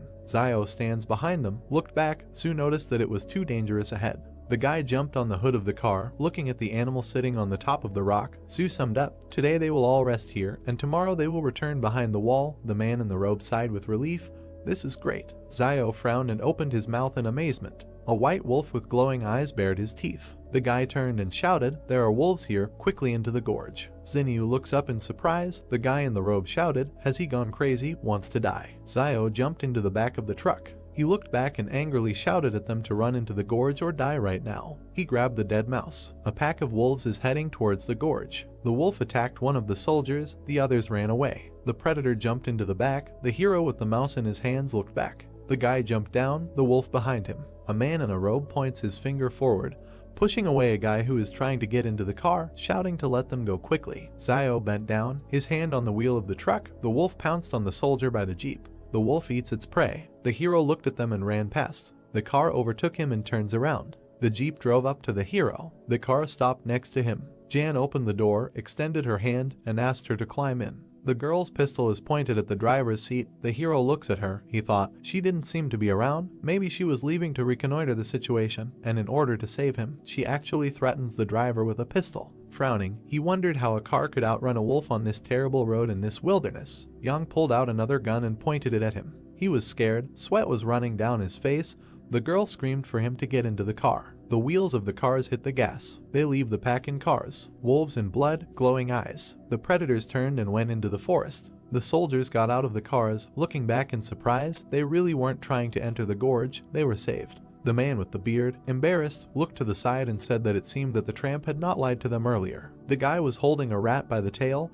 The man pointed his finger at him and asked what he was doing with it. Zio took it in his hands, closed his eyes, answered to eat it, or he thinks that he just took it to wear it. The men look at the dead rodent with disgust. The hero said that the food was in the back of the truck, and he stayed there. What else will they eat? This mouse ate his cookies, and he will eat hers. That's fair. The girl stuck a knife into the mouse lying in the guy's hands. Yang raised her index finger and said that she wanted to share, and in exchange she could lend him this knife. Huge spider legs above Zio's head. He asked with a sly smile, how about giving it to him? Blood splashes. The girl shot at a huge spider next to the hero. He dropped the mouse. The spider fell to the ground. The guy clenched his teeth and looked up. The heroes look up. Many spiders are descending towards them from the mountain. A spider with glowing red eyes opened its mouth. The guy shouted what it was. He looks up and shouts to everyone to run away. A blue screen appeared in front of him with a task. He needed to help at least 10 people escape from the gorge. Zio shouted with rage that he should not interfere with his help. Dark silhouettes stood near the vehicles and shouted about what it was and that they needed to run. The insect flew over 3 cars. When the beetle was near the car with the cargo, someone started shouting for people to get into their cars. The insect flew further. It noticed a man running along a car without a body. The monster readied its chalicery while the man continued to run and call for help. The man turned around, sweat appearing on his face. An insect with glowing eyes knocked the man to the ground. Many monsters with red eyes descended into the gorge and chased the fleeing people. Someone tripped over a stone and fell. The man was trembling, sweat appeared on his face. A monster with red eyes was preparing to attack him when he stuck his hand out in front of him. Red liquid splashed to the side. Zio cut off the monster's head with a knife. The main character opened his mouth and looked away. A man lay on the ground with empty eyes and foam at the mouth. Zio grabbed his clothes. The guy threw the man on his back and ran away from the horde of monsters while he asked him to wake up because he needed him to drive the car. The main character ran to the car. When Zio threw the man into the car, he hit his head on the steering wheel. The man grabbed his head with his hands and clenched his teeth, and the guy asked him if he had woken up and said that if he had woken up, he should get behind the wheel as soon as possible. Zio turned his head to the side, sweat appearing on his face. A girl in a white cap pointed a gun in his direction. She shot at the monster who was trying to attack the main character. Smoke came from the gun as the guy looked disdainfully in Yang's direction. The girl opened the car doors and told Zio to get in.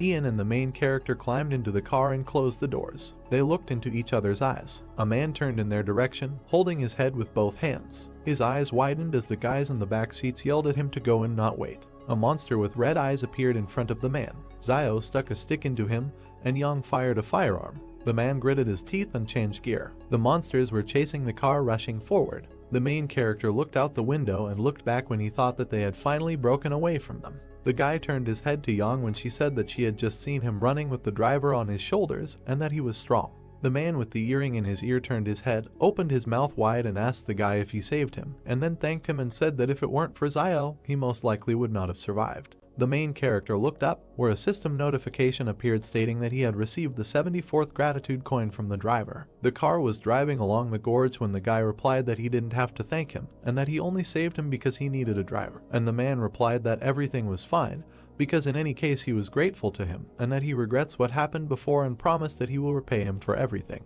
A system alert appeared about another gratitude coin received from the driver, and Zio smiled widely and was surprised that he sincerely thanked him twice. The main character looked at the man and asked him to thank him again, and sweat appeared on the driver's face. Yang looked away and exclaimed that there was clearly something wrong with the guy. Zio looked back carefully. He sat down next to the girl, who crossed her arms over her chest, coughed, replied that he was just joking to diffuse the atmosphere, and suggested getting out of the gorge before these insects caught up with them, and also reminded them that they needed to meet the cars that had gone ahead. The guy looked to the side and thought that he still knew her too little, and that his identity as a person with superpowers should not be revealed, and for this it was better to keep a low profile and quietly earn gratitude. A system notification appeared above Zio that the task had been successfully completed and that a unit of power had been received. Then the guy thought that if more than 10 people were saved, then the task was considered completed. Over the narrow gorge, stars sparkled in the night sky while the main character thought that the decisions of this palace were strange. Sweat appeared on the man's face when he saw many bones among the stones and shouted about it, and the main character looked to the side and said that those insects most likely did it. Zio remembered one monster and thought that insects have human faces on their shells because they eat people, and that they seem to eat their souls. The car passed the skull, kicking up dust. The car drove out of a narrow gorge. A crescent moon was shining over the mountains when the car approached two more cars. The main character was looking at the standing people when someone said that there were only 11 people left. Sweat appeared on the man's face as he said that they had lost a lot. The man opened his mouth wide and began to shout that he said that they needed to turn back, but they still went into the gorge, and that it was not for nothing that it was written on that stone that it was better not to enter alive. The man wondered why they didn't listen right away. People stood opposite each other and did not understand what was the point of talking about this now, and that if someone wanted to return, then let them leave, because the wolves were probably already waiting for them. Someone said that they had no choice but to go into the gorge and that they were lucky to survive. The man covered his face with his gloved hand, clenched his teeth and muttered that they were taking a break, and that it was useless to argue, because now the most important thing was to work together and get out alive. The girl with glasses on her head opened her mouth and asked him what kind of mission he came to these mountains with. The main character stood and looked decisively forward. Zhu opened his eyes and sweat appeared on his face. The man clenched his fist in front of him, looked at the lieutenant and asked him what the purpose of his visit to the mountain was. Behind the lieutenant stood Zio as he asked the man who asked the question who they were so that he could tell them his purpose and reminded them not to forget that they were just strangers in the company. The main character sat on the hood of the car and thought that he had heard that the group was just trying to get to the other wall and decided to go along with these privateers, and that it was not unusual that ordinary soldiers did not want to talk about it. The man in the cap looked to the side and asked how to be one. People turned towards the lieutenant and began to tell him to tell them what their mission was, because so many of their brothers had already died along this path. Zio looked at Zinnia and decided that she was also not simple, since one word of hers provoked a conflict between ordinary soldiers. A girl in a black jacket approached the guy. Young stood in front of Zio and said that she was hungry, and the main character gritted his teeth and asked her why she was telling him this, because she was not his girlfriend. She extended her hand to the guy and asked that in this case he would return her knife to her. Young pointed a gun at the guy, and he sat her on a stone and said with a smile that he would bring her something to eat, and then asked if there was something she didn't eat, to which the girl answered in the negative. She remembered opening the car doors, said that she had thrown the previous mouse into the trunk, and told Zio to use it for cooking. Sweat appeared on the protagonist's face, and he, smiling, thought that the mouse that he threw away to escape the swarm was actually picked up by Young. That is, she stole food from the swarm of insects, and out loud he agreed with the girl's proposal. Over the fire, a hand held a stick with an animal leg. Cheng opened his mouth wide and told the man opposite that now they were all in the same boat, and that if he did not tell them, then perhaps they would all die because of this, to which Zhu replied that he had told them everything that knows. The man's nose smelled some kind of aroma. People stood in a semicircle near a piece of meat that was being cooked over a fire. Zio stood holding a rat in his hand, from which a piece had been cut off, and thought that everything else was useless. The main character swung his hand and threw the remains into the sky when a man shouted at him asking why he threw it away. Zio turned to him and asked if he was going to eat it, and then said that if he wanted, he should go and get it, to which the man bared his sharp teeth and shouted that he was not going to eat something so disgusting. Zio was shown in profile as he added that it was because he had not eaten anything even more disgusting, and that he had heard it said before that many rich people behind the wall like to eat birds' nests, and also that he did not know where does the swallow have so much saliva. Perhaps it has tuberculosis. Sweat appeared on the man's face because he did not understand anything. Zio added that it is not surprising that there is an idiom about a sick swallow circling in circles, which describes swallows that spit. The men covered their mouths and opened their eyes wide as they listened intently to Zio. There were many sticks lying in the burning fire. The main character looked at Young and thought that he still had a basic skill copy scroll that he did not use when he completed the quest to refuse a trip to the mountains. He closed his eyes and decided that the girl must have other excellent skills besides firearms. The guy found himself in the palace and asked him to give him a list of all Young's skills, when a system notification popped up saying that there was no display permission. Zio looked up, opened his mouth slightly, and said that he had studied her skill before and that he should have permission to view others. Once again, the notification that there was no display permission appeared, and the guy thought that this palace had become more legible, and that he could not believe that there was no loophole left. The main character, standing with his back, put his hand on his belt and asked about the level of her combat skills, to which he was told that it was advanced. When Zio asked about his fighting skills and whether they were stronger, a system notification popped up stating that he was at a medium or normal level. This realization knocked the guy face down to the ground. He grabbed his head with his hand, clenched his teeth and cursed that he was not as good as Young. Zio turned his head to the side, looked at the girl and decided that it was because his fighting skills were a reflection of his accumulated life experience gained from fighting people, rather than the result of professional training, and that based on his intuition, she should have powerful fighting skills. The protagonist clenched his fist as he thought about the fact that she couldn't defeat him in a real fight, and that advanced fighting skills were useful anyway, so it was worth learning them first. The guy pursed his lips and looked to the side as he decided to use the skill copy scroll. A system notification appeared congratulating the target for randomly selecting the advanced skill of jumping rope and asking if he would like to learn the skill. Zio raised his hands to the notification window, showed his sharp teeth and shouted about why this particular skill was chosen, and why this skill was even considered an advanced skill, and how it worked. For example, would he be able to do a backflip while he was jump rope? Young opened her mouth slightly and looked to the side when she asked when the meat would be ready, and then added that if the meat was overcooked, it would not taste good. The main character handed the girl the meat on a stick, laughed and said that it was already ready, and that in the wasteland food needs to be fried longer and water needs to be boiled for more than 10 minutes before drinking. The men's stomachs began to growl. Zhu spread his arms out to his sides and opened his palms, asking the people around him if anyone on their team had any food left, to which he was answered in the negative. The guy took a bite of the piece of meat he was holding in his hand and thought that now they were all silent, and none of them admitted that they were hiding food, and then added that he did not understand how you could share something that saves a person's life with just anyone, and decided that there was nothing wrong with it. Lieutenant Zhu, with Cheng and Jun standing behind him, pointed his finger at the main character and said that no one knew more about survival in the wild than him, so he could help everyone find food and cook it. Zio looked ahead seriously as a system alert popped up telling him that he had a new task, which was to help his team find food. The guy stood up with a piece of meat in his hand. He pointed his finger at the man in the cap and said that he saw him steal food from the truck before entering the gorge, and that it should be in his bag. At that moment, a system notification appeared saying that the task was completed and that the reward is a basic skill copy scroll. Zio smiled and looked away as he thought about how it was said to find food anyway, but there was no mention of where to look, so everything was fair, and then he added that he liked the way the palace graded tasks more and more. Zhu extended his hand in front of him with his palm open and ordered the man in the cap to take out the food. Cheng opened his eyes and mouth wide and screamed, asking what they were doing when he went for food, and then he himself answered that they went for clothes, a tent, and the star went for his cosmetic bag, after which the man asked again about that. Why should he share food with them now? Zhu frowned and exclaimed that he was doing this for the benefit of the entire team. Cheng pulled out a weapon and pointed it in front of him as he asked the lieutenant if he still thought he had any power now. Zhu opened his eyes wide and became angry when the barrel of a gun was pointed in his direction, and Cheng suggested that he try to touch him. There were other people standing near the two when the guy in the cap shouted that he should not try to take the food from him. Zhu looked at the gun, gritted his teeth and asked him to share with them now, and as soon as it becomes light, they can find food for everyone. Cheng, with a bandage on his face, opened his mouth and said that it was still unknown whether they would get out of here alive or not.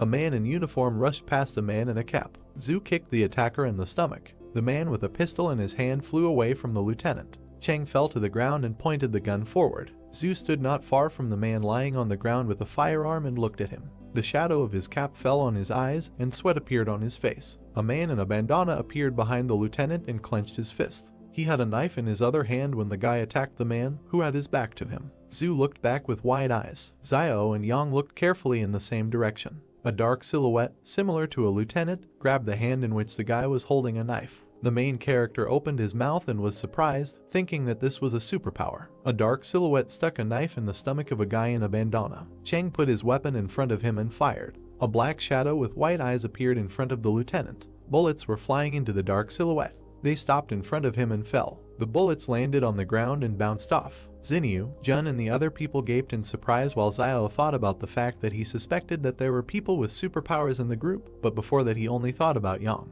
The main character opened his eyes and mouth wide when he thought that no one would have thought that Zhu would hide it so well, and that it was a pity that there was no skill copy scroll yet, because he had to copy his skill when there will be an opportunity for him. Zio closed his mouth and looked to the side. A girl in a hood with ears was sitting next to him. The guy asked her if she was interested, and Yang continued eating meat and replied that she was interested. The main character looked away and thought that she absolutely didn't care about what was happening. Zhu stood between two black shadows. The silhouettes disappeared, and a guy in a bandana was sitting on the ground next to the lieutenant. Zhu parted his mouth and looked away as he said that he was just trying to find a way out of their situation and that he didn't want to offend anyone. The lieutenant looked towards the fire where Zio and Yang were sitting and said that Wang had previously told him that the main character was a doctor, so he asked him to examine the wound. Zio looked to the side and sighed. A guy was sitting on the ground in front of him and was pulling out a knife when the main character said that his injury was quite serious. The guy in the bandana closed one eye and asked how long he had left to live, to which he was answered 10, and he asked again whether it was in minutes. Zio sat down next to him and continued the countdown. The guy in the bandana felt bad. Zhu looked forward seriously and said that he had avoided vital places and internal organs, so there was no need to scare the person, and then added that he had heard that Zio had medicine for wounds, and also that he would not believe that he took them with him when he went into the wasteland. The main character looked away while the guy lay crying next to him and replied that he was hired as their guide, not their personal doctor,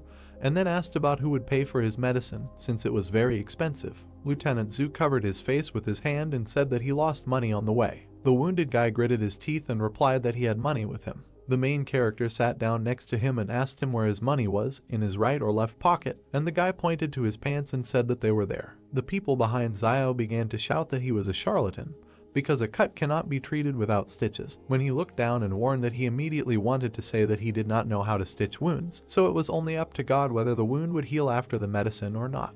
While the main character was licking his lips and counting the money, Xinyu approached him and said that she had a sewing kit, but she felt bad at the sight of blood, and on the other hand, Zhu approached the guy and replied that he would sew it up. There was a voice that exclaimed that he should stop counting the money, because first of all he needed to save the man. The guy in the bandana thanked the main character when he said that he would not take too much money from him, and that 12-0 should be enough. A system notification popped up that he had received a thank you from a guy named Lei as Zio thought that he was one step closer to unlocking the weapon.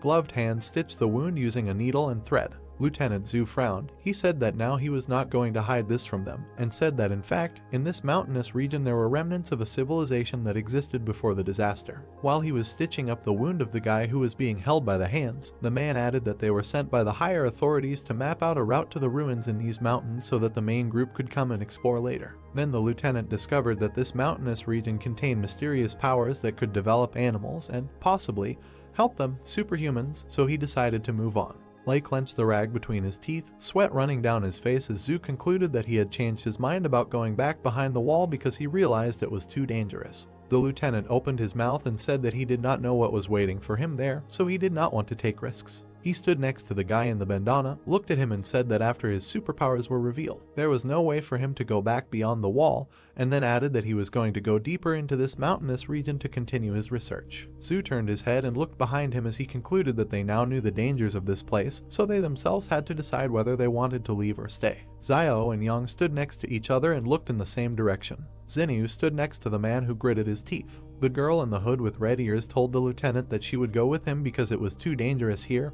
and Xiao was surprised at how many words she said at once. The guy with the glasses exchanged glances with the other man as the voice said that the best way to get out alive was to follow the Superman. The men in gray t-shirts raised their hands and said they would go too. Xinyu looked at the main character and asked him if he was coming, and then said that he would go if he joined. Xiao raised his hand, pushed the girl away and replied that he was going with the lieutenant. Zhu looked to the side, opened his mouth and said that in that case they should follow him, and that they would leave at dawn.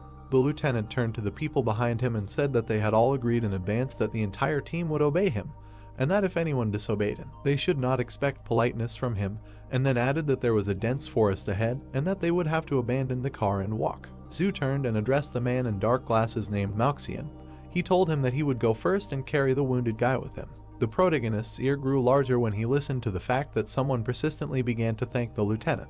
Xiao pushed the man with glasses and stopped in front of the guy wearing a bandana lying on the ground. He opened his mouth wide, clenched his fist in front of him and exclaimed that he would carry the wounded man, and that he would kill anyone who tried to steal him today. Zhu and Lei opened their mouths and stared ahead with empty eyes, and the wounded guy asked if Xiao had taken the right medicine and why he suddenly became so kind. The midday sun illuminated the forest and mountains. Two people were dragging a guy on a stretcher when the main character asked him if he still needed medicine, and Lei said that he didn't need it and thanked him. A system notification appeared indicating that he had received a coin for thank you. The lieutenant looked carefully at the smiling guy in front and thought that he was clearly one of those people who didn't care about anyone, but why was he suddenly so worried about others? Sweat appeared on the face of the guy in the bandana when he was asked if he was hungry and thirsty, and Lei replied that he was not hungry yet and thanked the guy when an alert appeared that Xiao received another coin for thanking him. Zhu thought about what he was really after. The main character smiled widely and looked at the wounded guy while he thought that Lei was very useful in collecting gratitude coins. A crowd of people moved through the dense forest. Xiao looked to the side and opened his mouth slightly when he thought that the last time he was here was a year ago, and that since then the trees had become much taller and more luxuriant. He decided that this was strange. The guy's profile didn't change when he heard someone asking why he kept touching her. In front of Xinyu stood a guy who smiled while he talked about what was wrong with touching her, especially since he wanted even more. This guy narrowed his eyes, laughed disgustingly and asked what she thought about tonight. The girl in the top and short skirt opened her mouth and told the guy not to come near her. Steam came out of his nose. They put a gun to the back of the guy's head. He raised his hands while Yang stood behind him and Xiao watched it all. The girl turned to the main character and told him that this guy's gun was his. Xiao pointed his finger at himself and asked if she meant him, and Yang confirmed. The main character threw the stretcher with the wounded guy and walked towards the girl when he said that there was no need to ask him twice. His hand removed the firearm from its holster as he exclaimed that he had found it. The guy opened his mouth wide, looked towards Yang and asked her if she knew how severe the charge was for depriving private troops of their weapons, to which the girl replied that if he threatened her again, he would die. Yang looked away when asked about what if she gave the gun to this tramp if he couldn't use it anyway. Xiao held a firearm in his hand and looked at it carefully. The guy who harassed Xinyu ran into the forest when Yang told him to get out. The girl carefully looked to the side and thought that the main character was quite skilled with weapons. Lieutenant Zhu looked away and remained silent. He approached Xiao and asked him if he could find food for everyone. The guy closed his eyes, raised his hand and replied that he was not God or their father, so he could not say that he would find food for all of them, and then asked if Zhu thought that if he now wanted a wild boar to crash into a tree, then it will take it and crash. At that moment, someone crashed into the tree trunk. Xiao, Zhu and Cheng opened their mouths and stared in one direction when the main character thought that this could not be true. A large boar was lying near a trunk under the treetops when people began to come up to it and say that it was really a wild boar, and that Zio was just a magician, and also that he had a magic mouth because everything he said would appear. Zio turned away from them and thought that the stupid child Yuan made another wish. The main character remembered the little boy who folded his palms in front of him and closed his eyes. He was wondering how he was doing at Jing Mountain, and then he wished him so that he doesn't go hungry. The man's hand held a knife, cutting the animal. The hero began to look askance at Zio, who was talking about not leaving food for tomorrow that he couldn't finish today and trying not to mess around with blood for a long time, since it attracts animals very well. The blood from the beast slowly flowed onto the ground in which the ants were located. The main character began to answer that currently ants the size of a thumb do not attack during the day while a person is active. But at night, if the ants can smell a bloody smell near a person, he will be eaten like regular food, and just one bite of the formic acid release can cause severe pain. The guy looked at Zio, saying that he understood everything, calling the main character good. The girl with heavenly hair watched the guys, saying that Zio was quite sincere. Out of the corner of her eye, the girl began to notice something. The beast was roasted on a fire, and many people were sitting around it. Zio sat with the meat in his hands and, closing his eyes, began to eat it, and a girl began to sit down next to the guy, looking at him carefully. She began to look at Zio, who was not at all happy with her, with a smile on her face, and said that it seemed to her that she could have a very good time in the wasteland. Since it looked romantic, the main character began to tell the girl that this was survival and there is nothing romantic about it.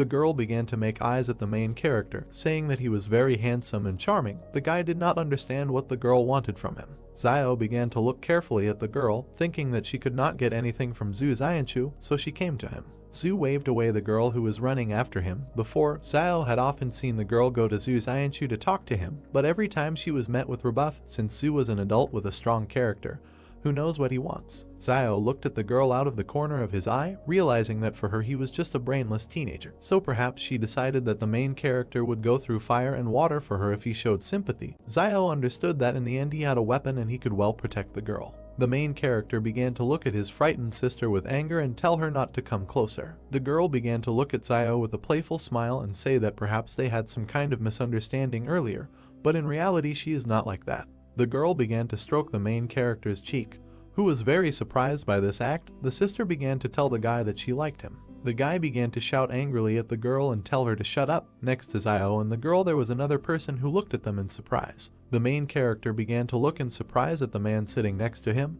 and the girl was equally surprised. Xinyu began to leave Zio, saying that he was completely sick and the guy deserved to be alone. Since Zio learned to hunt, he has seen too many women like this, just looking for someone to rely on in this broken world, or someone to use as a tool. The main character looked at Xinyu with disbelief, eating chicken and telling himself that he didn't need such a woman for nothing to waste food on her. One of the guys began to grit his teeth. The hero began to look at Zhu, saying that they had run out of bottled water and food. Since they initially took too little water, the guy began to ask her where they could get more water. Zhu began to approach the sitting Zio, asking him where he could get more water. The system window began to show the hero to tell his teammates how to find water. Zio began to look to the side, lost in thought. The main character stood in the middle of the crowd, confidently telling all the people that to find water in the wild, you can rely on rivers or collect resources from leaves. The main character began to look away, telling people that they were lucky because there were several pine trees nearby that had pine juice that could quench their thirst. The system window began to tell the guy that he had completed the task and received part of the power. Zio clenched his fist, looking at him angrily. The main character's foot began to move on the ground. Zio climbed the tree from different sides with quick and deft movements. The guy's hand began to reach for one leaf that was on the tree. People looked at Zio in surprise, not understanding what he was doing.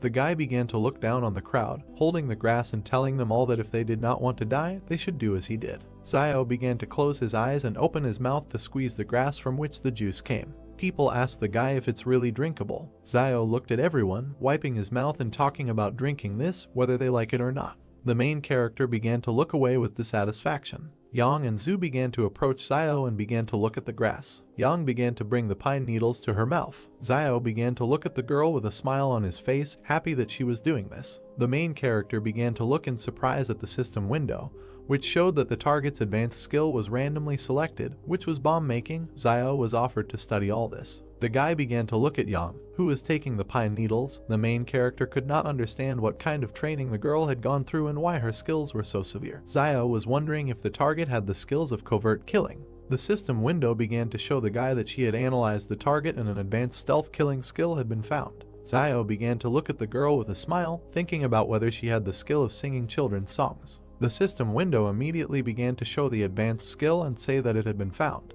The main character looked at the girl with incomprehension, not understanding what kind of disorder was in her skills. Zio quickly jumped from the tree to the ground. Two guys stood near a tree, telling each other that now they need to climb the tree. Although people have not been monkeys for a long time, the guy replied that it would be great to become a giraffe in the next life. Zio began to look at the guys, telling them that animals also do not live as they seem, and the main character heard that giraffes, although tall enough to protect themselves from external enemies, but they have difficulties in mating, so before courtship male giraffes must drink urine to determine if a female giraffe is on point. The guys were disgusted and couldn't figure out what these little known facts were that Zio had learned to disgust others. The mountains began to thicken, forming clouds. Zio began to look at this with confidence, shouting that acid rain was coming towards them. People began to quickly run away from the downpour, looking for somewhere to hide from it.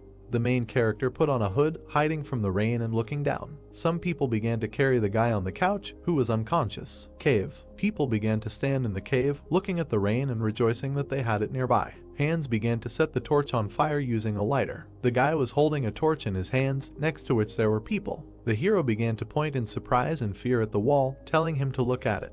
There was someone's inscription on the wall, which said that they saw strange dark figures in the forest that disappeared. No one could understand what it meant. Huge red lightning began to appear near the cave, shooting in different directions. People looked at the wall in the cave, asking each other about who carved it. If they lost anyone along the way, everyone began to say that they lost Zuzu's body and nothing more. Sir Zu began to look forward confidently, telling everyone that he had not heard that anyone from their 113th wall had crossed the mountain before, and perhaps someone from the 112th had taken refuge here and left a message. However, everyone understood that if they had a satellite phone with them at that time, they would have transmitted the signal. Zio began to look askance at Yang, telling the guys that he had heard Teacher Jang say that there were telephones behind the walls, but no one knew what satellite telephones were. Yang began to look at the main character, calmly saying that people had captured several satellites created before the disaster, and these satellites make it possible to maintain communication between different walls. One of the guys began to open his mouth wide, waving his arms, saying that this time the senior management did not provide them with satellite phones and they must be trying to explore the area with the help of human lives. And if everyone died, it would mean that in the depths of the mountains there is a danger. Su began to tell the guy not to speculate without the slightest information.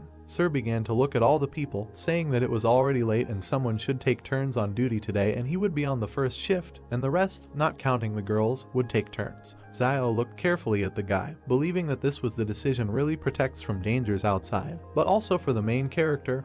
Internal security was no less important, and in the end he only took a gun today. Yang began to look at the surprised Zio, saying that the first half of the night would be his and the second her. The main character looks at the girl, noticing that he and Yang have no need to quarrel and they still trust each other, and the girl is not weaker than the guy, and if we think that the current situation is dangerous, they can protect each other. Zio smiled, telling Yang that he agreed with her. The girl began to move away from the guy, saying that she had gone. The guy began to ask Yang if he should go with her, but the girl refused. The guy looked at Yang confidently, not understanding why she was so brave and what supported her confidence. Xinyu began to look at the guy with a smile, telling him that he would go with her, since Zio really doesn't understand girls. The main character began to look in surprise, not understanding what was wrong. Crowds of people stood in the cave, still watching the rain. The two men began to smile and grin, saying to each other that it would be a pity if these two girls went missing.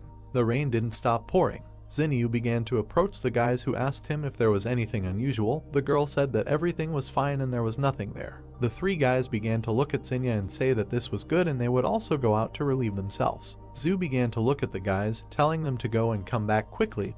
Without stopping for a smoke break, the heroes said that they would do everything. Zio sat on the top of the cave, looking at all the people. The main character began to look at something. Xinyu looked at Yang with a smile. Zio understood that Xinyu was behaving like a star who was trying to go to the next wall to expand her fame. The guy could not understand why Yang took such a risk. Zio heard that the girl had previously given Xinyu some money because she wanted to follow the team to wall 112 to find relatives. The guy couldn't believe it was so simple. The main character looked at the girls with disbelief. He understood that Xinyu and Yang demonstrated a particularly close relationship throughout the journey, and the previous joint eating of fish and helping Yang and Xin created the impression that their relationship was much more than just a worker and an employer. Zio looked at the two heroines, wondering what they were talking about. Xinyu looked at Yang with a smile, telling the girl that they could leave Jing Mountain together in a couple of days. Zio began to understand that the girl understood that he had an alliance with Yang, and after the girl could not come to an agreement with the guy, Xiai went to recruit Yang. Xinyu's hand began to offer Yang a wad of money, saying that it was gratitude for the fact that the girl had helped her earlier. Yang began to take the money, and Xinyu asked her if she would continue to help. Yang began to tell the girl that she did not want to help leave the mountain, but she could make sure that Xinyu died with dignity. Xiao began to look slyly at the girls, realizing that these manipulations were causing deja vu in the guy. A fire began to be lit in the cave. The guys looked at the exit, not understanding why they left and never returned. Yang began to look at the time, saying that almost 10 minutes had passed. One of the guys started opening his mouth wide and screaming that there was something wet in the place. The guys ran away from the exit, afraid to find something there. Xiao began to look at the people in surprise, standing next to the exit from the cave. Rain began to drip on the ceiling of the cave. The guys looked with fear at the drops that fell on the floor and realized that this was a false alarm. Xiao began to point his finger at the drops, saying that they could get water directly from here, since the rock formations filter the water even purer than water from a well, and it is probably one of the cleanest sources of water in the wasteland.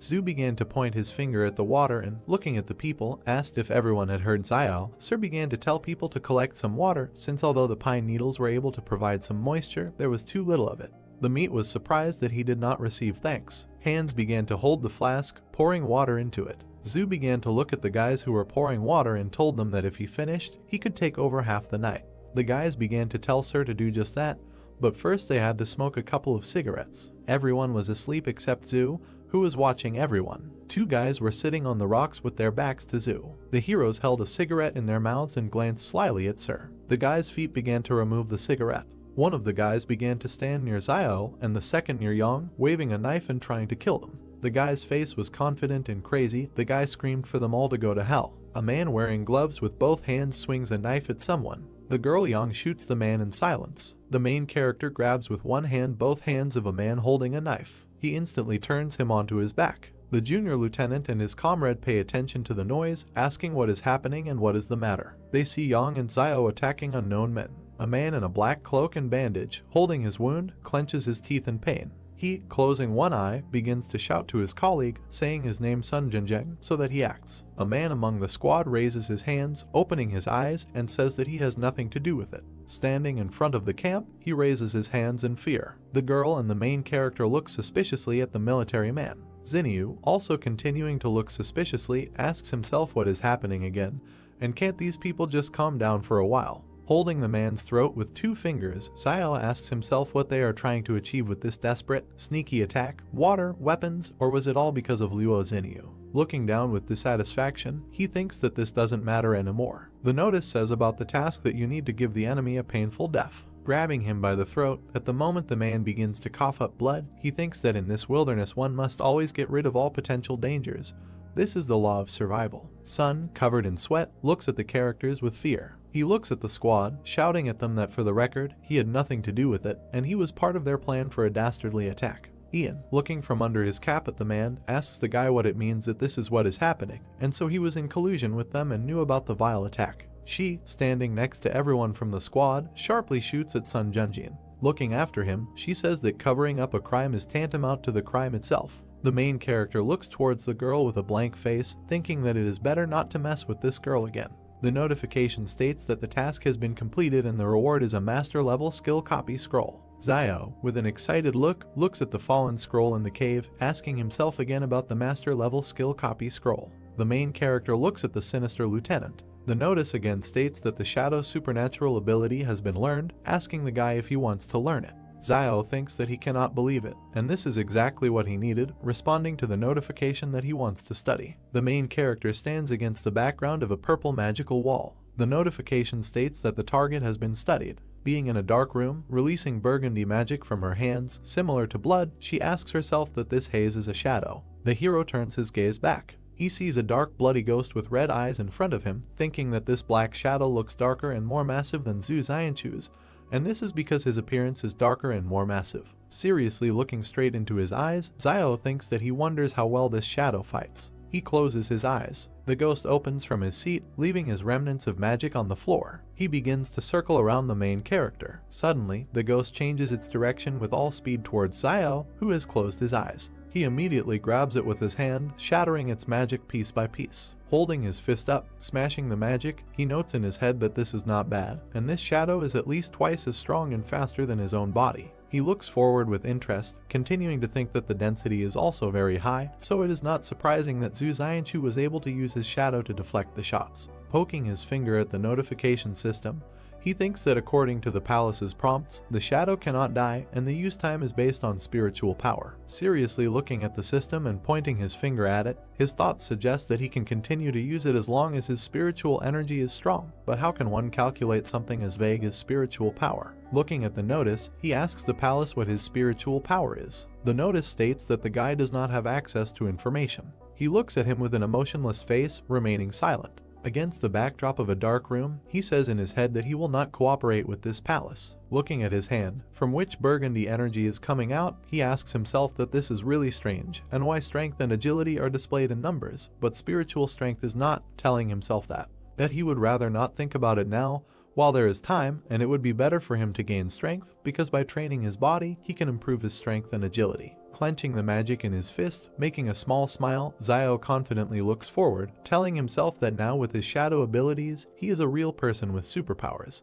The lieutenant, looking at the corpses of the men and the guy and girl standing next to them, says that they themselves are to blame for sneaking up on them and being killed in response. Xianchu, tensely, tells them that Sun Zhenjiang was not involved, so he did not deserve to die. Turning away from them, he says with anger against their background that, however, it is too late to talk about anything, adding that in this wilderness there is no right and wrong at all. Yang and Xiao look at the lieutenant with hostility, remaining silent. The girl turns to the hero, asking him that he just pretended to be asleep. The main character, looking thoughtfully at the girl, thinks about it. That life in the trading city has given him the habit of being constantly alert, even when he is sleeping, and not losing his vigilance. And this young Xiaojin was clearly pretending to be asleep herself, but decided to ask him, and he does not understand her. Walking away from Yang, Xiao asks if she figured it out, to which the girl says that she is bored. Two burning volcanoes smoke in the blue sky. The main character looks at the bodies lying in a line in the middle of the cave. He looks emotionlessly at the bloody body on the ground, thinking that he cannot understand how Zuxia's body disappeared earlier. Pursing his lips, he continues to look down, telling himself that these three bodies are lying here and nothing happened, and this is at least strange. The lieutenant and the hero stand at the exit from the cave, looking into the cave, informing them that it is already dawn, and let them prepare to hit the road, although they do not know what dangers lie ahead for them, but they cannot remain in place. Looking ahead, the lieutenant explains that they must find their next campsite before dark.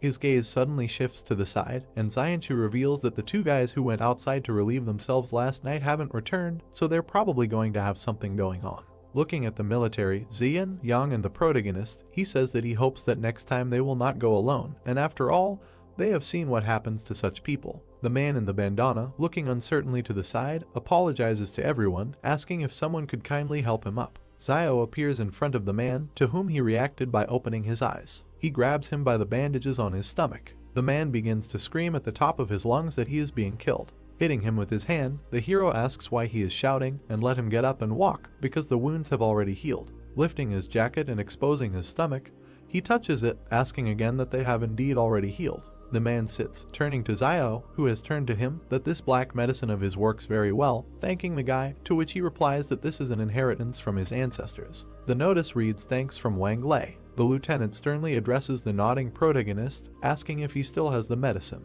Xiao passes by the military man, saying that he is no more, to which the man says that he will pay for it from his own pocket and offers double the price. The guy turns around with a crazy face, asking what he just said, changing his mind, and now saying that then there is still a little medicine left. The main character looks suspiciously at the lieutenant, holding his hand on his chin, asking him what he didn't say earlier, that he had no money, to which the man replies that the three they killed had it, so he borrowed from them. In a funny way, clutching his heart, the main character thinks that he seems to be too inexperienced and did not search the corpses. How could he make such a stupid mistake, and his heart bleeds? Xiao, spreading his hands to the sides in front of the lieutenant, tells him that this is not his money, but the main character's money, and let him give him at least half, to which the man says that he is not interested in money, and he will give him all 8,000 or about what he has on him if he gives him the medicine.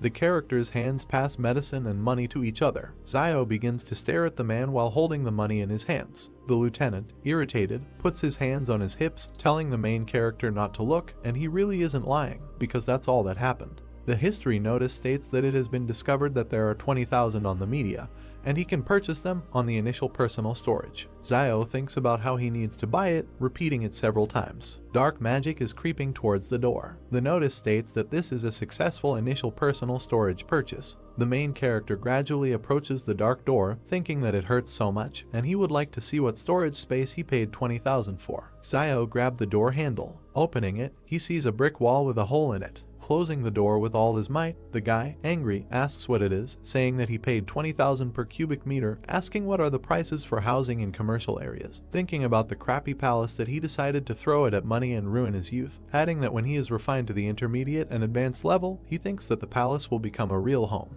Walking away, attracting the girl's attention, the main character thinks that his heart hurts so much, and he gave 20,000, noting that it was so painful to part with them. The squad is walking through the forest when suddenly someone asks that there is a city in front of them. The main character turns to the lieutenant, walking with his back to the entire squad. That earlier he said that this is the remnant of the civilization that existed before the disaster, and the secrets remaining there can help them, superhumans. Seriously looking away, Xiao asks what the secret is. Xiangchu, imagining images of dark heroes in the background, says that he is not sure, but only knows that legends say that supermen have existed for a very long time. But only recently they began to appear more often, and there is even an organization of supermen that kills and controls behind the walls, called thugs. The guy, pursing his lips, looks at the man with suspicion, thinking about the organization, understanding. Xiao is surprised by Zhu's answer because he thought that ruins would be waiting for them in the mountains and not a whole city. Both walk slightly ahead of the rest of the group. Xiao clarifies what Zhu told him earlier about the remnant of the civilization that existed before the disaster. Zhu looks around at the rest of the group. Xiao wonders whether the secrets left in that very city can really help other people. He looks ahead thoughtfully and continues to ponder what the secret is. In response, Zhu tells a legend about superhumans who existed a long time ago, but in the near future they began to appear much more often. He also added that there is an organization of superhumans that kills managers behind the walls. Members of the organization call themselves thugs. Zhu's story made Xiao think, because if there is a whole organization of such people, then there are quite a lot of superhumans. He turned his gaze to Zhu and clarified whether the army was engaged in their capture. A member of the organization, of whom only one silhouette is visible, stands on a mountain of corpses. Zhu gives a negative answer because superhumans are much stronger than Xiao can even imagine. Zhu continues his speech against the background of an image of a table, behind which 4 silhouettes of thugs are gathered. He says that currently all fortresses are aimed at superhumans and that no one knows exactly how dangerous superhumans are. However, the leadership of the fortress has created a shelter for superhumans and intends to use the power of the thugs for their own purposes. Thus Zhu revealed the true reason for their departure to explore the mountains. The other members of the group are not far behind the two. Zhu doesn't know what potential Jing Mountain hides, but he knows for sure that Wang Qinjiang, before setting off, found out information about other teams that are also now on their way to Jing Mountain. Xiao was wary and, referring to the fact that the fortress wants to use superhumans, asked Zhu because his abilities probably played an important role in their plans. Zhu is angry at the people from the fortress because ordinary people do not regard superhumans as their own. He crushed the ant and told Xiao that he couldn't even imagine what a person is capable of in relation to someone whom he does not consider one of his own. Baring his teeth, he ended up saying that he would never return. Liu Bu overheard their dialogue and insisted that they would not reveal Zhu's secrets. Both turned to look at Liu Bu. Zhu clarified that out of the entire group, he is most worried about Liu Bu. Xiao pointedly pointed out that if the main cause of Zhu's worries did not return, then he could calmly return back. Liu Bu became wary and looked at the guy angrily. Zhu also did not remain indifferent and asked if Xiao was also a Superman.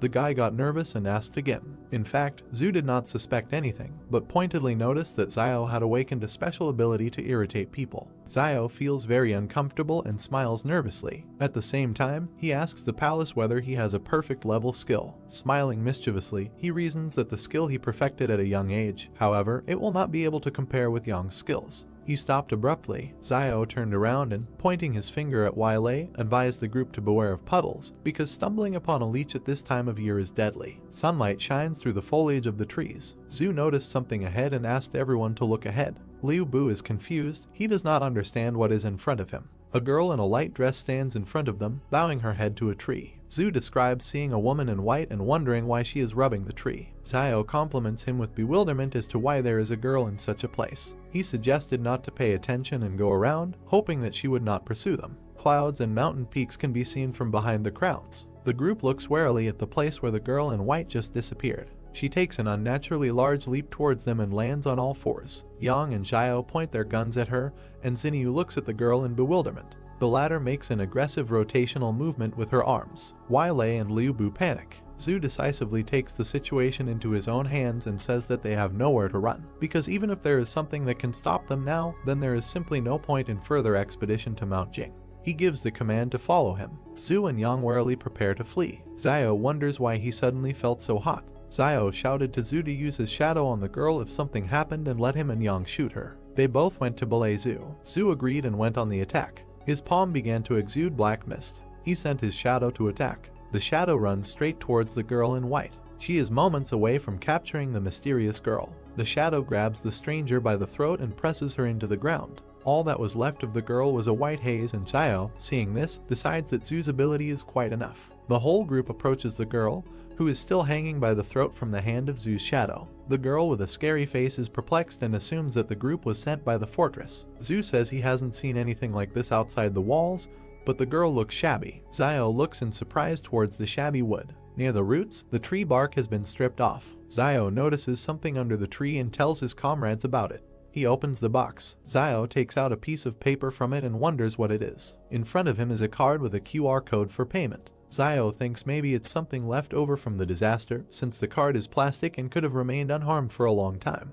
The pattern on the map is puzzling. He asks his comrades if the pattern looks like a map of the labyrinth. Everyone looks at the map, puzzled. Zhu suggests that this may be a map of a mysterious city in the Jing Mountains. Xiao looks at him, puzzled. Ian draws their attention to the writing on the map. In close-up, on the card there is a request to scan the QR code for payment. Ian reads it out with bewilderment. Xiao is indignant that in order to go through the maze you also have to pay. Zhu puts the card in his chest pocket and suggests moving on. Close-up of the team, and a little to the side of Liu Bu with the girl. Zhu says that whatever is hiding on Mount Jing, they will have to take a look at it eventually. Liu Bu asks the others if they should take this shitty doll with them. Xiao, Zhu and Xinyu looked at him puzzled, but one of them suggested taking it anyway, it might come in handy. Liu Bu looks at the girl in white with confusion. A beautiful sunset can be seen from behind the mountain peaks. The group decides to stop in an angular cave for the night. Zhu looks ahead and notices that there is a pine tree growing nearby, and if anyone is hungry, let him pick up some pine cones for a snack.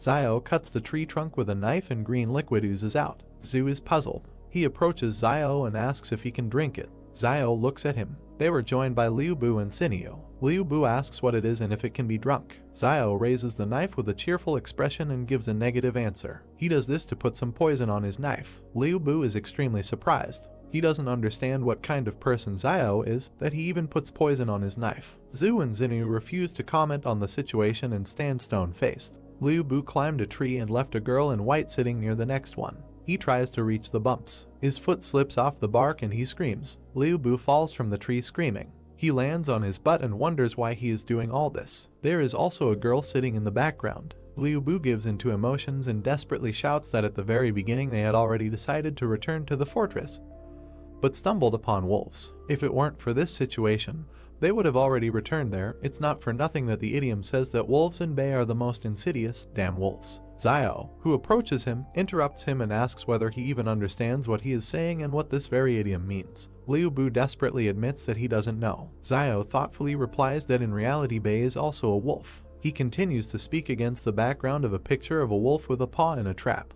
The explanation talks about a wolf who stepped on a hunter's trap and could not step on his front paw due to his wounds. Two members of the pack approach the wounded wolf to help. Xiao says that another wolf put the wounded man on his back and carried him. One wolf climbs on another. Xiao throws something to Liu Bu, who tries to catch it. Yahello caught and found a lump in his hands. Xiao continues to talk about the loyalty of wolves to their family. He looks at Liu Bu seriously and asks if people are capable of such devotion. Liu Bu looks at Xiao, puzzled. The group lit a fire. Close-up of the group sitting in an angular cave near a fire. Xiao holds a pine cone in his hand and talks about how all the vegetation has gotten bigger, even these pine cones. Zhu shares his reasoning about the reasons for the size of the plants, while Xiao and Yang listen to him. He assumes that it's all about the high oxygen content and notices that despite physical fatigue they are still full of energy, which refers him to thoughts about a constant flow of oxygen. Zio is surprised and thinks that the phenomenon is quite reasonable and has a scientific basis. Yang, Zio, and Zhu are sitting next to the fire. Zio asks about the presence of places like Mount Jing near other fortresses. Zhu looked at him gloomily and answered positively, only there is a note that such objects are controlled by a company called Flame Source. Zio also gloomily asks for the name. He then wonders why he hasn't heard of such a company and whether it belongs to some kind of union. Zhu looks thoughtfully at the fire and, against the background of the emblem of this company, answers Zio, calling the company an independent consortium that controls up to 20 fortresses. He finds it remarkable that they are relatively far from their 113 fortress. Zio justifiably does not know about such a company. Zio responds by asking about knowledge of living conditions in the place controlled by this company. Zhu closes her eyes and waves her naked face negatively. Yang joins the dialogue, commenting on the mystery of the territory controlled by the source of the flame. Zio turned his head towards Yang in surprise. Ian's close-up against the silhouette of a flying dinosaur talks about the rumors. Someone saw huge prehistoric birds in the sky. Yang looked at the main character and said that the Flame Source Company has such power that it has suppressed this place, and perhaps only the main leadership of the Flame Source Company knows what is happening inside. Surprised, Zio wondered if she knew more than Zhu. He wondered in his mind if she belonged to any organization. Sitting on a stone, Zhu asked if the main character had read Journey to the West. He imagined the man lifting up the golden column. He stated that it says that someone could lift a stick weighing more than 6 tons, which could destroy mountains. Looking at Yang and Zio, he noticed that at first he certainly didn't believe it, but now he thinks that perhaps this person really exists. Putting his hand to his chin, the protagonist thought that he had never read about the Journey to the West, but to argue that more than 6 tons can crush mountains, as is the carrying capacity of agricultural tractors used in trading cities and factories, is 10 tons, so even if there is a slight overload, it can pull 12 tons. The guy started coughing when he tried to eat the cone. He looked at Zio with an angry look. He approached him with a smile and asked him to make another wish or something like that, so that another animal would fall before their feet. Frowning, the main character replied that last time it was an accident. He asked if the guy really thought the main character was capable of this. He noted that if he needs to, then he should speak. The enraged guy cried out that if his wishes were fulfilled, he would have long ago wished that an animal would now appear on his doorstep to eat. There was a noise on the street. Zio and Yang prepared to shoot. They looked at the exit from the cave. Dark streams of mana hovered before them. Many wild animals were walking towards the cave. Holding the gun in front of him, he asked Liu if it was his order. He replied that he just said it in passing. Zio grabbed his hand and asked him to order the animals that they eat vegetarian food today and let them leave. Liu asked if Zio thought it would really work. He ordered him to speak, assuming that it would suddenly work out. The animals looked at him with stone faces. Liu tearfully asked them to leave. Many animals immediately ran away from there. Taken aback, Liu asked if it worked. The stunned protagonist asked how this was even possible. Frowning, Zio suggested that Liu had awakened his luck like Yuan. The night sky was surrounded by forests. Looking at the sky, at the many birds, the main character emphasized that this was not so and that something led the animals there. Surprised, he assumed that the animals were moving together in one direction and did not dare to attack them because they were being pursued by something more terrible. Streams of wind came from the forest. There was a chain on the ground. She suddenly began to rise. The beast was chained. He continued to move through the forest. He walked through thick grass. A powerful wind came from the dark forest. People stood at the exit of the cave. An enraged Zio asked what those sounds were. He continued to stare into the darkness. Looking at the frightened Liu, he asked if the sound had disappeared. The guy suggested hiding somewhere else for a while. Frowning, Zio asked him to wait, noting that animals have a much stronger instinct for danger than humans, and these animals were clearly trying to hide in their shelter, so this cave should be relatively safe. Kneeling down, the main character asked what exactly they were hiding from, and what that sound of chains was. Yang replied that there must be something in the forest that would frighten even them. The main character with a serious face asked if they noticed that. He remembered the many human bones along the rocks. Zio said that they saw human skeletons in the gorge when they passed through it, but it was unusual not to see animal skeletons in the forest. Frowning, he stated that any living creature could die from attack, disease,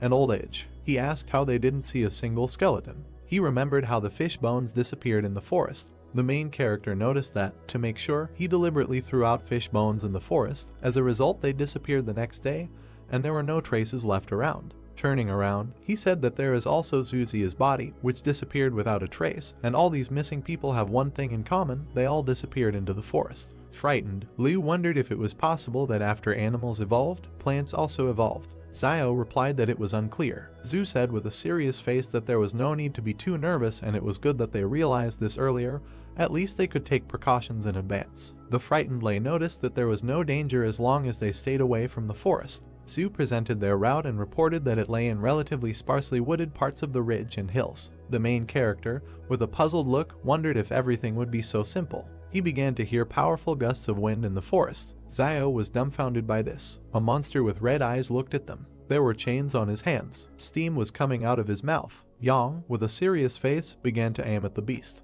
Her face was serious. He took the pistol off the safety. They, together with the main character, were preparing to shoot. Zhu screamed loudly so that as soon as he appeared, they would start shooting at him, and he would order his shadow to go around him. The chain flew up above the ground. Frightened, Xiao reported that he was approaching. A powerful aura emanated from the forest. Taken aback, the main character assumed that judging by the sound, he was getting further away from them. Standing in the cave, they wondered what was happening. Frowning, Xiao noted that this monster was afraid to leave the forest, and the cave is located about 10 meters from the forest and it looks like the animals were hiding there before. Turning around, Xiao stated that there was something wrong with the forest, but they were lucky to escape it. Stretching out his hand, Sui said that the danger had passed, so they should rest and he would be the first on duty today, and after midnight the main character and Yang would replace him. They looked at each other. Standing next to Xiao, Sui said that he couldn't help it if they didn't trust him, but he was on duty first anyway. Light smoke came from the extinguished fire. The main character and Ian were sitting near a rock. The afternoon sun illuminated the forest. There was an explosion. Xiao and Yang suddenly woke up. Coming out of the cave, they asked what was happening. Looking at the smoke in the sky, Xiao guessed that the Jing Mountain volcano was erupting. Stunned, Sui suggested that it seemed that the other teams infiltrating Mount Jing had made their move. With a serious face, he suggested that they speed up, noting that they needed to do it before they learned the secret. The main character looked at Suya and asked if he was tired of living. He emphasized the fact that it is unknown what dangers lie ahead for them, apart from this explosion. Frowning, Sui replied that they were already there and there was no turning back, so the only thing they could do was to find the secret of Jing Mountain as early as possible. Smiling, Xiao noted that this is true and since they have already taken it, they need to bring it to the end. Yang watched him silently. Black smoke rose from the volcano. The group ran across the field. Lei wiped the sweat from his face and said that it was very hot. They saw a huge beetle. Moving further, Xinyu asked why they thought the animals became bigger but the people did not. Looking at Xiao, she noticed that instead, people received superpowers. Turning around, Sui said that from ancient times to the present, human evolution has always been associated with mental abilities. After looking at him, the main character said that teacher Zhang said that there is a gene in the human body that limits muscle development. He introduced the human body and the progress of evolution. He noted that this is because smart people are more attuned to their environment, causing the brain to require more energy, so muscle development must be limited to avoid competition with the brain for resources. Xiao emphasized the fact that only humans have genes that limit muscle development, but this is the price they gave for the sake of intelligence. Taken aback, Yang stated that she saw a Superman with a developed physique. She asked what he would say to this. Putting his hand to his chin, the main character suggested that his ancestors had something to do with wild animals. The group was taken aback by this response. Looking at the main character, Xinyu said that teacher Zhang at their school in the trading city is very smart and he must know a lot. Moving towards the mountains, Xiao replied that this is true, he knows a lot of things, but he starts making up stupid things in class if he comes across something he doesn't know. He noticed that usually the teacher reads books and so on when he is free. There are such people behind the walls of the fortress, and they are all amazing. He said that in his free time, Zhang grows vegetables in the garden. Surprised, Xinyu asked why things in the trading city were not exactly as she thought. Teacher Zhang sneezed loudly. Sui asked him to wait with a serious face, noting that there was a human body ahead. They walked towards the human remains. While examining the corpse, they wondered how he could suddenly appear there and perhaps it was someone from the King Consortium. The main character was suddenly taken aback. Holding up the iron pendant, Xiao asked in his thoughts if this was the badge that the soldiers carried with them. He read on it that it was Suzia. The enraged protagonist said that it was Suzia who died from bee venom, and whose body mysteriously disappeared before they entered the gorge. He asked how Zhu could have ended up there. Taken aback, he wondered if something had brought his body there. Raising his hand to the bones, the main character said that judging by the wounds on his body, some animal had eaten his entrails. Examining the remains, Xiao asked what animal could have left such teeth marks, judging by the even bites on the body. The frightened Sui cried out that these were marks of human teeth. Turning around, the main character asked if he was sure. Sui replied that he was almost sure of that. Looking away, he revealed that he was bitten on the hand by his first love when he broke up with her while he was still in school. With a cry, Xiao asked how he found the time to talk about such things when they were all scared. Looking at the corpse, Sui asked why there were traces of human teeth on the corpse and whether someone had gone crazy from hunger and eaten their own kind. Frowning, Xiao asked what the guys thought, whether it was possible that what was dragging the chain last night was a person. The group was scared by this theory. Grabbing her gun, Yang yelled that they were getting out of there and using a 3-man tactical formation in case something sneaked up on them. Turning around, Xiao asked what a tactical formation was. Yang asked if his teacher taught him this, noting that she thought he knew everything. Pointing her finger at the floor, she asked him to go to her left, adding that everyone controls their own sector of vision and should shoot directly at any strange creature approaching. Smiling, the main character replied that he understood everything. Moving along the gorge, the main character thought that Yang seemed to have taken command. As a matter of course, and no one said anything else. He assumed that everyone understood that Yang is not so simple. She is not only ruthless and not afraid of the changes taking place, but also knows details about the source of Flame Company. The sounds of gunfire were heard from the volcano. Looking up, Sui reported that the firefight was becoming more active, and it seemed that they were getting closer to the secrets of Mount Jing. Looking at the floor, Xiao asked what was there. Sui picked up the shell casing from the floor. Examining it, he said that it was from a bullet fired by the King Consortium. The group was surprised by this. Looking at Xiao, Sui whispered that it looked like the King Consortium was also there and had already made their move. The wild boar ran towards them. The group was scared. He ran past them. The guys targeted him and shouted that he was limping and they would take advantage of it. Liu said he never thought he would eat meat again. An enraged Sui ordered the boar to be left behind. Taken aback, Liu noted that he himself ran straight into their arms and they did not eat for almost a day. Smirking, the main character said that he envied them that they had brains, but they didn't even really need it. Liu asked what he meant. Raising his hands, Sui asked if it seemed like they would give away their location if they started frying meat there and lighting an open fire. Liu asked if the safest thing to do would be to defect to the king people if they were there. Holding her cap, Yang noted that the king had come for the secret of this place and would not let them go if they found it. Looking at the guys, she said that in this case the safest thing is to kill them as soon as they meet them and never show mercy. She noticed that to be merciful to enemies means to be cruel to yourself. Turning around, Sui asked them to move on, adding that turning back was certain death and moving forward was the only way to survive. Lei and Liu walked past Yang. Sui said that they further avoid meeting the King Consortium fighters based on where the shooting is coming from. Lei stated that he thought they would starve to death before allowing the Kingmen to catch them. Yang looked after them. Smoke rose from the volcano. Looking into the dark forest, Sui said that perhaps in an hour they will know what is hidden in this Jing mountain.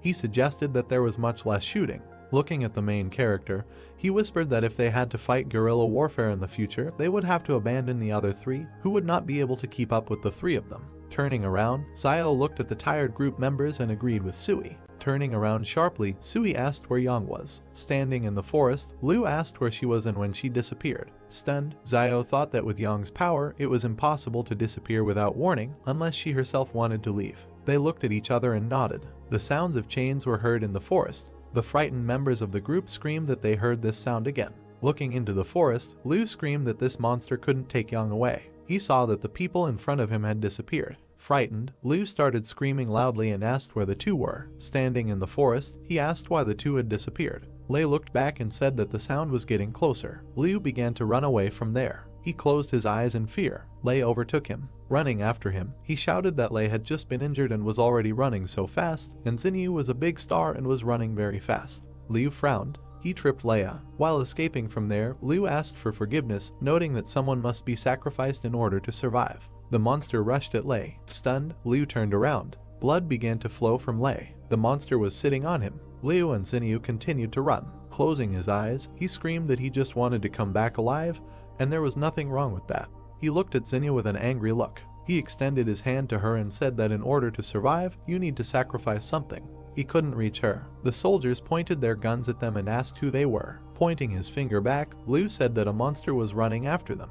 The military surrounded them and ordered them to sit on their knees and put their hands on their heads. Raising his hand to the headphones, the soldier said that an escaped test subject had been found and he was requesting support. The soldiers began to advance into the forest. The monster rushed at them. The military started shooting at him. The animal avoided being hit by bullets. The soldiers tied their hands with a collar. They picked them up. The soldiers found a girl's doll under Liu's cloak. They began to examine her. The monster continues to advance through the forest. As Zio walked up the mountain, he thought that when Yang was still around, the group held each other back, forming a short stable team, and now that Yang suddenly disappeared, the team instantly collapsed. Frowning, he noted that he and Sui had unspokenly decided to go it alone, and after all, they couldn't trust each other yet. Looking at the mountainous area, the main character began to think that he was wondering what the secret was for which all the forces were fighting. He mentally noted that he was not going to return empty-handed, so he would go in and look around. The soldiers moved through the forest. As he walked up the mountain, Zio noted in his mind that people were following him.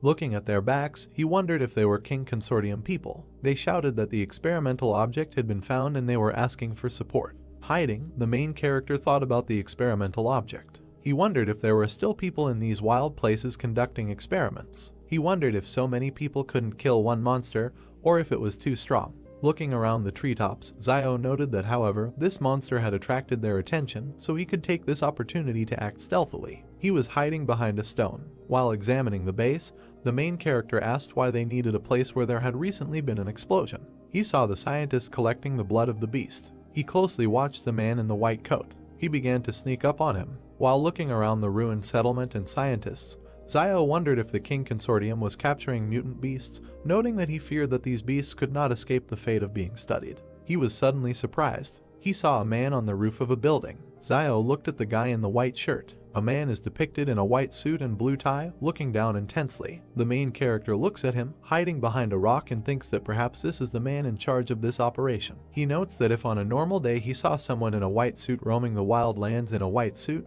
he would right off would be like a weak-minded person. Zio stares at him. We see how the main character looks at the roof of a building, on which a man in a white suit points with his finger and says something. The main character thinks that this man now standing on top of the building, on the contrary, does not feel out of place, perhaps because that he is a leader and does not need to go into battle. We see fighters with weapons, an excavator and doctors in masks who are preparing syringes. The main character thinks that the surrounding area is heavily guarded and the number of fighters could reach 1,000. He notes that it looks like the King Consortium intends to find the secret of the mountain that he talked about Zoo, and that in the current state of affairs, he is unlikely to be able to compete for what they are looking for, and there is no point in him taking risks for the sake of a secret unknown to him. Zio looks at the broken street and thinks about leaving everything as it is. We see a destroyed building. The main character walks along a road littered with rubbish and debris. He walks around the ruins from the city and thinks that it is amazing that there is a huge city here, and although all the buildings are in pieces, the main structure is still intact. Zio takes a step through the rubble. He walks forward through the ruins. We see his back. He thinks that one can only imagine how beautiful this city used to be. Zio turns around in surprise. He looks at the surviving sign and reads the title. The main character thinks that Zio you can sounds a little mysterious. Zio sees another sign and lists what he has already seen: a beauty salon, fast food, and a health center. The main character looks thoughtfully to the side and remembers a strange doll, a QR code, and a sign with an image. He asks the question that he risked his life, went all the way to find all this. Zio stares ahead and thinks about waiting. He descends sharply down the rubble. The main character looks at a sign with famous tobacco and alcohol products. He is surprised that there is such a shop here and thinks that in their days there is tobacco and alcohol. Zio notes that if he can find their source, he can become the richest man in a trading city. He smiles joyfully and slyly, clasping his palms together. Zio thinks that since they are only interested in mutant animals and secrets, he asks not to blame him for devastating the rest of this place. The main character looks at the shop and notes that, protected by plastic packaging, tobacco and alcohol should be in good condition. He reaches out to the crack and notes that it is broken, so all the cigarettes and alcohol inside have also turned to dust. The main character holds his heart with horror. He thinks that his dream of becoming the richest man has been shattered. Zio clenched his teeth, frowned, and thought with anger that he really had to leave just like that. He couldn't take the main secret with him, so he had to take at least something. We see another sign. The main character thinks he needs to go and look somewhere else. He looks at the doll in a short skirt and top. He is surprised that they are there too and does not understand what they are needed for. Zio raised his hand to his chin and looks thoughtfully at the doll. The main character begins to strangle the doll. He wonders if there is air inside and does not understand why it looks like Yang.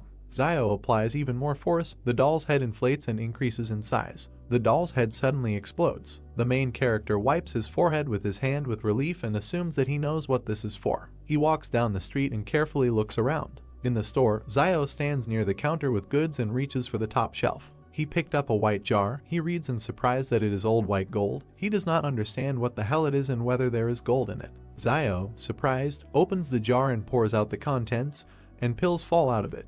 The main character furiously throws the jar on the floor and thinks that all the people of the old world are liars. He emotionally says that this is some kind of Zio you can, and there is no gold in him. Zio closed his eyes and raised his hand to his chin thoughtfully, noting that he heard Wang say earlier that there were shops selling gold behind the wall. Dollar signs appeared in his eyes. He reasoned that this city is very large, so there should definitely be a store like this there. We see the facades of buildings and the starry sky. The main character notes that in their days gold is a valuable currency, and it does not deteriorate, so if he finds it, he will definitely be rich. A brick building is shown. The main character's brother goes with a flashlight to Zioyu, who is sitting on the mattress, and thanks her for taking care of him all the time lately. The sister replies that it is good that Yuan's temperature has subsided, otherwise she would not have known how she would have explained this is Ziosu. Yuan puts the lamp on the table. His sister asks what his brother is doing now. She hopes he is safe. Yuan says that he thinks he is safe and recommends not to worry. Yuan looks at Zioyu kindly and thinks about how he had a fever the other day because of desire, and his sister could have taken the money and just left him. But she didn't. Instead, she helped him, just like a mother, that he was trying to cure his child. He was very pleased. Zioyu turned to Yuan and sternly said that since he had already recovered from his illness, he would have to attend class tomorrow to make up for his missed homework. Sweat appeared on Yuan's face, and he fearfully replies that she shouldn't do this because his brother is not at home. Zioyu smiles sweetly and says that in any case, she doesn't care because he will do what he is told. We see a brick house against the background of the starry sky. A bright moon is depicted. People are sneaking around in the darkness inside a high fence. Yuan and Zioyu stood up in fear. The sister notes that there is someone outside. Yuan will nervously add that there is more than one person there. Zioyu fearfully takes up the weapon and orders Yuan to stay put while she goes out and takes a look. She trembles, nervously holds the knife in her hands and walks forward. Yuan watches her leave the house. A bald man kicks in the door, and another one stands nearby. They attack the stunned Zioyu. She screams and points the knife at them with her eyes closed. A man with an angry face tries to snatch it. He calls Zioyu names furiously. Two men force her to the ground and hold her by the neck. In fear, she orders them to let go and leave her behind. The third one attacks Yuan with a knife. He swings and hits the bed. Yuan falls to the ground. He lands in a fighting stance. The man, dumbfounded, notes that he is a smart guy. Yuan remembers them and thinks that these three were usually messing around in the market town, but he didn't expect that they would actually attack this house next to the school. He looks at the man sternly and thinks that because of his recent illness, Sister Zioyu must have become their target when she went to buy meat to help him gain some strength. A teacher comes into the house. The criminal points a knife at him and says that he hasn't liked this old man for a long time. The attacker stands in a fighting stance and says that Zhang must have a lot of valuable things. Yuan, standing nearby, nervously asks that they still dare to kill the teacher. The criminal attacks the boy and orders him to give the money in an amicable way without these resistances. Yuan furrowed his eyebrows and thinks that they even dared to touch the school teacher, afraid that no one would find out who committed the murder. We see the roofs of houses in the dusk. The attacker brandishes a weapon and a wound appears on his body. Yuan sharply fired his pistol at him. The other two men are shocked and don't understand where he got the gun from. Yuan continues to shoot criminals. They start running towards the exit while the boy shoots. Two unknown people watch as a man lies on the ground. Yuan furiously pointed a pistol at the lying man, and the others began to scream in horror and run. Yuan shot at them. All three died. They are lying on the ground. Zioyu looks out with the teacher. Yajin says with horror that he knew that Zio was quite a ruthless person, so he understood that Yuan would be like him. He looks at the boy in surprise and says that he couldn't even think that at 13 Yuan would dare to shoot someone. Yuan holds the gun with trembling hands. He is shaking all over in shock. Zioyu holds him by the shoulders in horror and screams his name. She hugs the boy and tells him not to be afraid and that everything will be fine because everything is already over. Jaeon watches his sister hug the boy and asks if Zio left this for him. Sister and Yuan look at the gun. The teacher asks if this is why Yuan went alone into the wilderness to make sure no one found him. Yuan answers positively and says that he didn't think that something would happen right after he picked up a pistol. Yuan fearfully tells the teacher that he and his sister will leave the shopping mall right away so as not to cause him any inconvenience. The teacher sternly says that now that the wolves have returned, the wild lands are not safe. Zhang looks at them and says that the place that Zio has prepared for him may be safe enough, but it cannot hide him from the smell of the wolves. He says that they do not need to run away because he will handle everything. Yuan looks at him incredulously and thinks about what the teacher can do to handle something like this. We see the roof of the house, the moon and stars. People go forward and say that the weapon was actually taken by this Ren child. There are many people in uniform walking. One of them angrily says that this child is the only one in this market town who has the opportunity and courage to touch a weapon. Van smiles and tells the commander that it must be some kind of misunderstanding. The commander stands opposite the old man and says that now he is almost sure that Wang Dingyang was killed by Xiao. The first says that the commander and Wang Dingyang were not on good terms either. He suggests discussing whether Wang Dingyang was killed by Xiao. The commander puts a gun to the old man's head and orders him to get out of here. He asks if he thinks that he is as corrupt as the rest of the inhabitants behind the wall. The commander points his finger and orders everyone to be arrested. He wants to see how Xiao will justify himself when he returns. The teacher stood in the aisle and ordered them to stop. He holds out a piece of paper and asks him to take it to the fortress and tell Fat Man Lo to come to him. Jiang stood in front of the two soldiers and said that he had to give this to him and he would understand, and this was no longer something he could handle. One of the soldiers said with a confused look that this school teacher just called Boss Luo fat. Another soldier put a gun directly to the head of the frightened old man Wang and asked what he was waiting for. Zhuo stood still, holding out a piece of paper while the same soldier said that he thought some kind of card would help him get rid of them. Then he snatched the card from the teacher's hands with an arrogant look. The soldier looked forward with a menacing gaze and simply remained silent. Teacher Jiang stared back straight ahead with a serious look. Then the soldier, looking at Jiang Jinglin's card, thought with great surprise that he was from the 178th fortress. The soldier immediately pointed his finger at the teacher and the people behind him, saying that they should watch them, and the other soldiers obeyed the order. Suddenly the soldier got into the car and with a frightened look pulled the gear lever. The car began to move forward at great speed, leaving only dust behind. Several soldiers approached Yuan and Xiaoyu, and one of them ordered that they need to be searched, while the other said that no one should move. One of the soldiers searched the boy and asked where the gun was hidden, while the other pointed his weapon at him, telling him what he should say. Yuan looked forward sharply with an angry gaze. The two soldiers, greatly frightened, trembled and looked forward. Xiaoyu turned to Mr. Jiang, asking if everything would be okay, and he turned back and said that there was no need to worry and everything would be fine and they wouldn't dare to do anything to them yet. Yuan said that he apologized for the trouble they caused him, and Jiang, turning in his direction, said that they were not to blame, this world was wrong, and he should thank him for saving him recently. Yuan asked him what he did before teaching, and Jiang, standing sideways, said that he was a military man, while he asked why he stopped being a military man. Jiang answered the question that because war cannot save humanity. He then abruptly turned to the side and continued to say that he originally chose Xiaosu as a replacement teacher because he was preparing for his departure from this city, and he plans to return to Sabei. Yuan asked about Sabei and that this was the same northwestern part of the country that was mentioned earlier in the lesson, and received a positive answer from Jiang, who imagined beautiful mountains in his head over which birds flew. He continued to imagine in his head a huge number of mountains over which birds were flying, and said that in the northern part of the country the snow and ice had not yet melted, and among the sand and yellow earth not a trace of greenery was visible. Jiang continued to say that Sabei has endless white spaces, which makes people there seem very lonely, and imagined in his head a small stone structure standing right in the middle of the mountains. Yuan, looking ahead, asked why he suddenly wanted to return to Sabei. Jiang, looking to the side, replied that because the world was starting to change, and he needed to be with those who were waiting for him. Yuan looked at him with great surprise and asked about the people who were waiting for him, and he simply smiled. Jiang leaned forward, holding Yuan by the shoulders, and said that he should not be afraid, and they would not dare to do anything to him.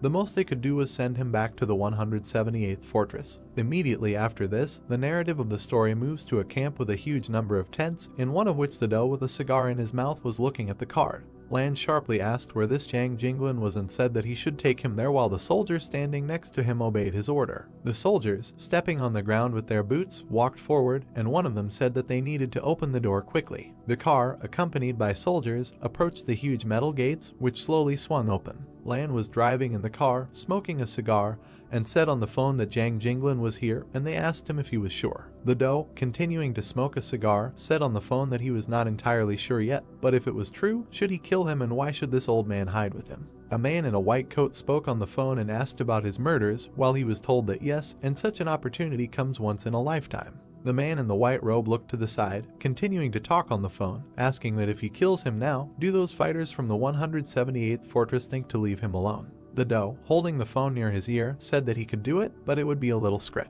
A man in a white robe, speaking on the phone, asked what he thought. There was an impenetrable wall in this world, and why not just send him back to the 178th fortress, let Sabei continue to guard him? The man in the white robe looked to the side, saying that even if he had to die, he couldn't die at the hands of the King family, let alone them with him. While Lan spoke on the phone that he was the case if he one day, and that he answered him that later it would not be too late to kill him, but for now let someone else have a headache first. Then the man in the white coat asked on the phone what By the way, if there was a tramp named Ren Zaiasu in his area, and Lan, continuing to smoke a cigar, asked about that medicine seller. The man in the white robe nodded his head, holding his hand in his pocket, not saying that Liu Xinyu is a singer, Ren Zaiasu is a medicine seller, and asked what and who Yang Zaiajin is, while Lan asked about her on the phone and said that he never haven't heard this name. The man in the white robe said on the phone that there were 2 more questions: how many years had Liu Xinyu been a singer in the fortress, and whether this Ren Zaiasu had relatives or friends. And Lan, sitting in the car, said that Liu Xinyu had become famous in almost 2 years, and Ren Zaiasu seems to have a brother. Suddenly, the soldier sitting next to him said that this Yang Jinglin was his friend, and Lan asked with a displeased expression what kind of coincidence this was. A man in a white coat said on the phone that there was no need to touch his brother for now,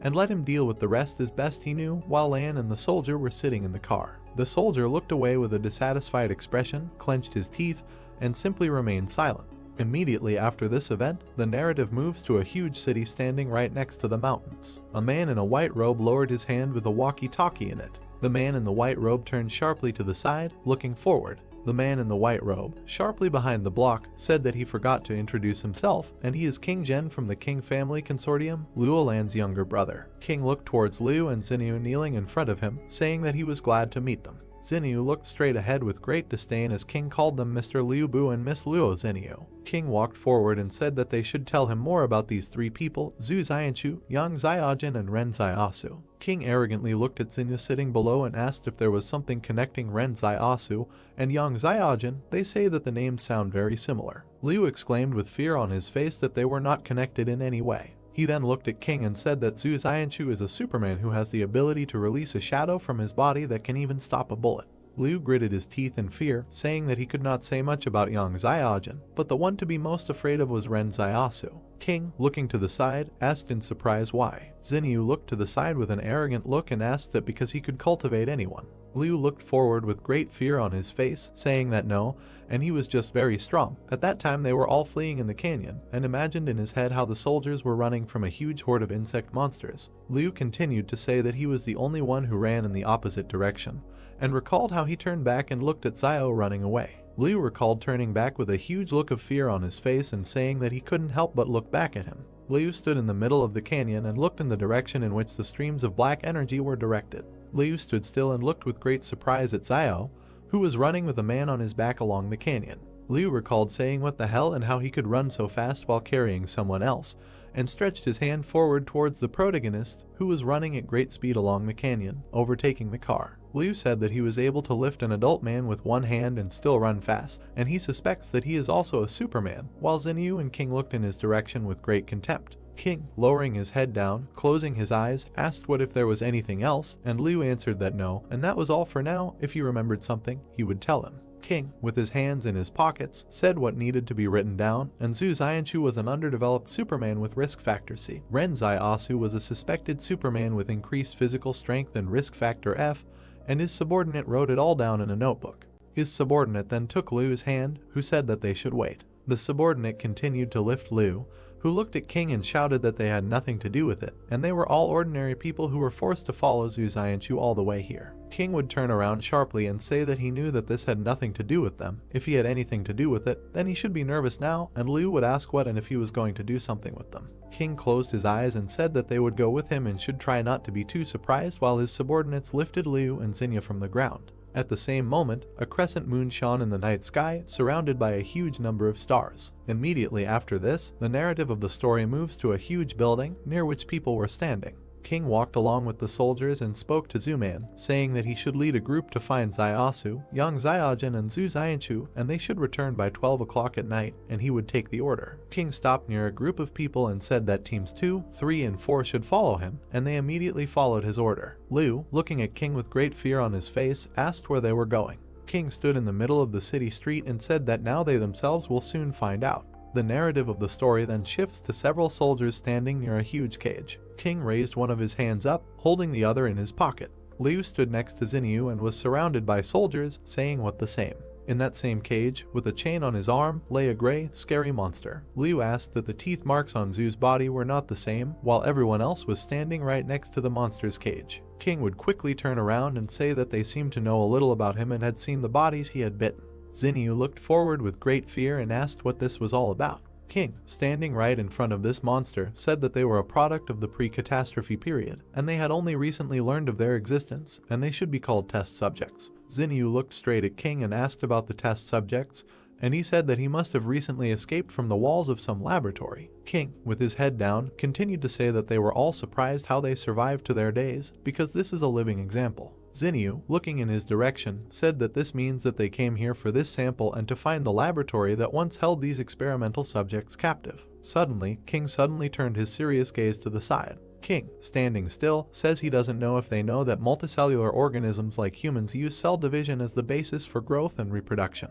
He then went on to say that one would assume that cell division should be endless, but the strange thing is that all human cells stop at an average of 50 divisions, after which irreversible decay sets in, and he imagined several microcells in his head. King looked to the side and said that it is for this reason that a person's life expectancy is limited, he grows old and dies. Zinyu looked away as King continued to say that, well, that doesn't mean it can't be changed. King said he suspected the lab had developed a technology that made cells divide endlessly, increasing the body's metabolic cycle and lifespan, and focused his attention on the metal gate in the brick building. King reloaded his gun and said that, but they didn't expect that by doing this, they would create these monstrous and inhumane creatures, and these human-modified test subjects had completely lost their sanity as human beings. King suddenly left his gun directly into the monster's cage and continued to say that, but their physical strength and agility are far superior to ordinary people, while he looked forward with a menacing gaze. The monster abruptly grabbed the gun with its teeth and crushed it, while King said that they had to use 5 battle groups and sacrifice many of their people to capture at least one object alive. King turned sharply to the side, looking at his subordinate, who was writing something in a notebook, and said that he should write down that his teeth were developed, his pupils were narrow,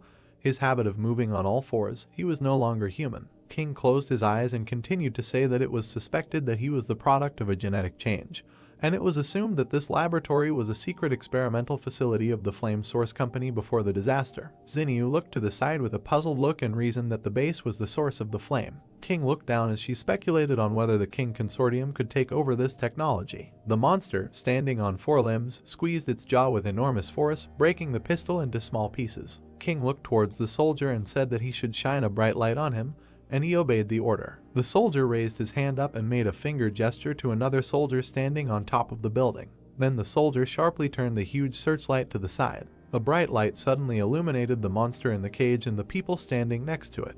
The monster in the cage covered its face with its hand after the light hit it. The monster suddenly began to back away, closer to the shadow, while in its cage. King, tilting his head down a little, asked about photophobia. The soldier standing next to Kin and Zinyu said that there are 2 possible causes of photophobia. The first being the weakness of the individual who was once human and now it is reflected in what it is now, and the second is that it is in a gene edited. The model was based on the nature of the beast. King, turning his head slightly to the side, said that one was enough to study so that they could kill the rest without further losses, and the soldier standing behind him accepted the order. King reasoned with a thoughtful look that if he has photophobia, then why was he recently active during the day, and is he evolving again, or is there something that attracted him and made him go out in broad daylight? King conjured images of Xiao, Zhu, and Yang standing next to each other in his head and wondered if this could have something to do with the 3 of them. A huge number of soldiers stepped with their black boots directly onto the asphalt.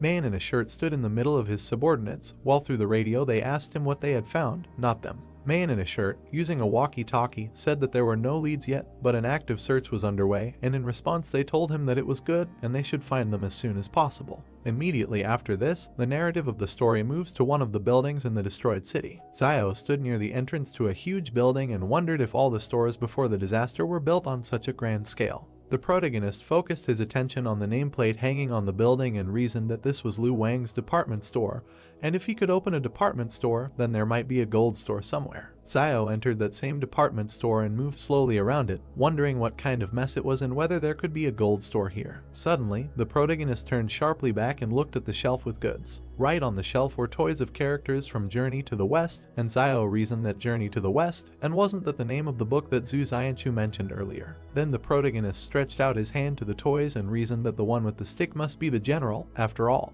Xiao walked away from the toys and wondered where the gold store was. The protagonist approached the sign indicating that this was the Chaosu Fuk jewelry store and said that of course, and here it is. Xiao immediately rushed towards the jewelry racks, putting his hands forward. The protagonist held a black bracelet in his hand and reasoned that silver turns black when oxidized. Zio immediately threw the bracelet behind his back with a dissatisfied look and reasoned that silver was worth nothing. The protagonist held a huge yellow ingot in his hand and reasoned that here it was, gold. Zio joyfully stood right in front of a rack with a huge number of gold bars and reasoned that he thought there was enough gold here so that Liaoyuan and sister Zioyu could live comfortably for decades, and if they returned to the trading city with this, then the opening of a gold store would be no longer a dream. The protagonist thought and raised his hand to his chin, arguing that there was so much here and how he could carry it all. Zio suddenly realized something and reasoned that he would definitely do just that. The protagonist was holding in his hands several gold jewelry right above the shelf. Zio was doing something with his hands right above the jewelry rack. The protagonist held a ball of gold in his hands and reasoned that if you look for all the gold jewelry in the ball, you can put it all in the palace vault. Zio reasoned that it was already full and needed to be pushed in, and tried to hold the door with his shoulder, which was barely staying closed. The protagonist, holding a bag made from a cloak on his back, walked forward and reasoned that he would wrap the rest in his cloak and carry it away. Suddenly, several soldiers stepped with their black-booted feet directly on the ground. Zio looked forward with great surprise, his eyes wide open. A squad of soldiers with a man in a black shirt headed forward, passing through the department store building. Zio was hiding behind one of the building's walls, watching a squad of soldiers pass by. The protagonist looked out from around the corner with a tense look, wondering where the king fighters suddenly appeared from here. Zio looked ahead with great dissatisfaction and reasoned that there were so many people, and they were alert enough, and whether there was any danger here. A detachment of soldiers led by Man walked through the department store past a rack with characters from Journey to the West. Man looked sharply to the side and was very surprised by what he saw. Man opened his eyes wide in surprise and simply silently looked to the side. The protagonist, peeking around the corner, nodded his head and wondered if they had left. The entrance to the department store building was surrounded by complete silence. Man looked around the corner, looking at the entrance to the department store building, showing the soldier. The soldier asked Manny in a whisper if something had happened. Man, recalling the figures of characters from Journey to the West, said in a whisper that he had already searched this building and its contents were now in places that were not in the right places, as he remembered, and reasoned that he remembered that it was the monk who was riding on a white horse, and next to it stood a monkey. Man looked out from around the corner, standing next to the soldier, and said in a whisper that it looked like someone had been here, and perhaps even still inside, and reinforcements needed to be called to immediately surround the area. Man suddenly made a gesture with his hand, sending the soldiers forward. At the same moment, soldiers lined up on both sides of the entrance to the department store building. The protagonist looked forward with great surprise, his eyes wide open. A huge number of soldiers stood near the entrance to the department store building. Zio turned around with great surprise and looked to the side, reasoning that why the king fighters decided to turn back. The protagonist turned back and leaned against the pillar, reasoning that it looked like Liu Bu and the others had revealed his existence to the king consortium after they were captured, which meant these guys were coming for him. Zio looked sharply down at the bundle from the cloak that contained the gold, and reasoned that it looked like he couldn't take the gold. One of the soldiers made a gesture with his hand and looked forward with a serious look. At the same moment, a detachment of a large number of soldiers armed with machine guns immediately entered the department store building. The detachment was divided into two and dispersed in two different directions. One of the soldiers turned towards Manya standing next to him and said that he should take a look at this. Then the soldier opened the cloak, which contained a huge amount of gold bars, and said that there was a bag of gold, presumably thrown away by the tracking object. Man looked down, saying that he was interested in gold after coming all this way, and the person who could do this was probably the vagabond Ren Zaiasu. Suddenly the soldier sharply raised his head up and saw a silhouette in a cloak in the flight between the stairs. The soldier immediately radioed that the target had run to the second floor, standing next to the stairs. A huge number of soldiers at the same moment ran up the stairs, while the radio transmitted that the target had run to the third floor. Man stood near the stairs, looking at the soldiers who were climbing it and shouting that they should go ahead and not let him leave. Man stood still, raising his head up, reasoning that something was clearly wrong, and Ren Zaiasu foolishly decided to run upstairs. If he continued to run upstairs, he would simply end up surrounded by them on the roof. Man closed his eyes and thought, reasoning that he was very greedy for money,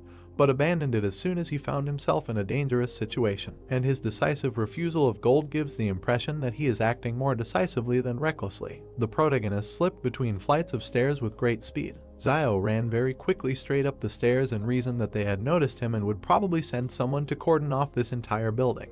The protagonist, gritting his teeth in dissatisfaction, looked up and reasoned that wherever he ran now, there was a chance of encountering king fighters, with the exception of Man sharply imagined in his head the image of the roofs of buildings and reasoned that next to this building there was another building a little shorter, 10 meters from each other, and perhaps he would be able to escape by jumping from the building. Man sharply raised his hand with the pistol in it and gave the order to the soldiers that they should continue the pursuit, but they disobeyed the order. Man, sharply waving his hand with a pistol in it in front of his face, said that the external combat group should be sent to detach the neighboring building. Man abruptly jumped down from one staircase to another, holding a pistol in his hand. At the same moment, the protagonist hit the door with great force with his foot. Zio kicked down the door leading to the roof with his foot. The protagonist was right on the roof of the building while a door flew forward right in front of him. Zio turned sharply to the side, looking at the neighboring building, and said what was there. The protagonist rushed with great speed to the edge of the roof of the building. Zio sharply pushed his foot off the edge of the roof of a building and jumped forward, flying to the roof of another. Man ran out of the department store building with great speed and turned his head to the side.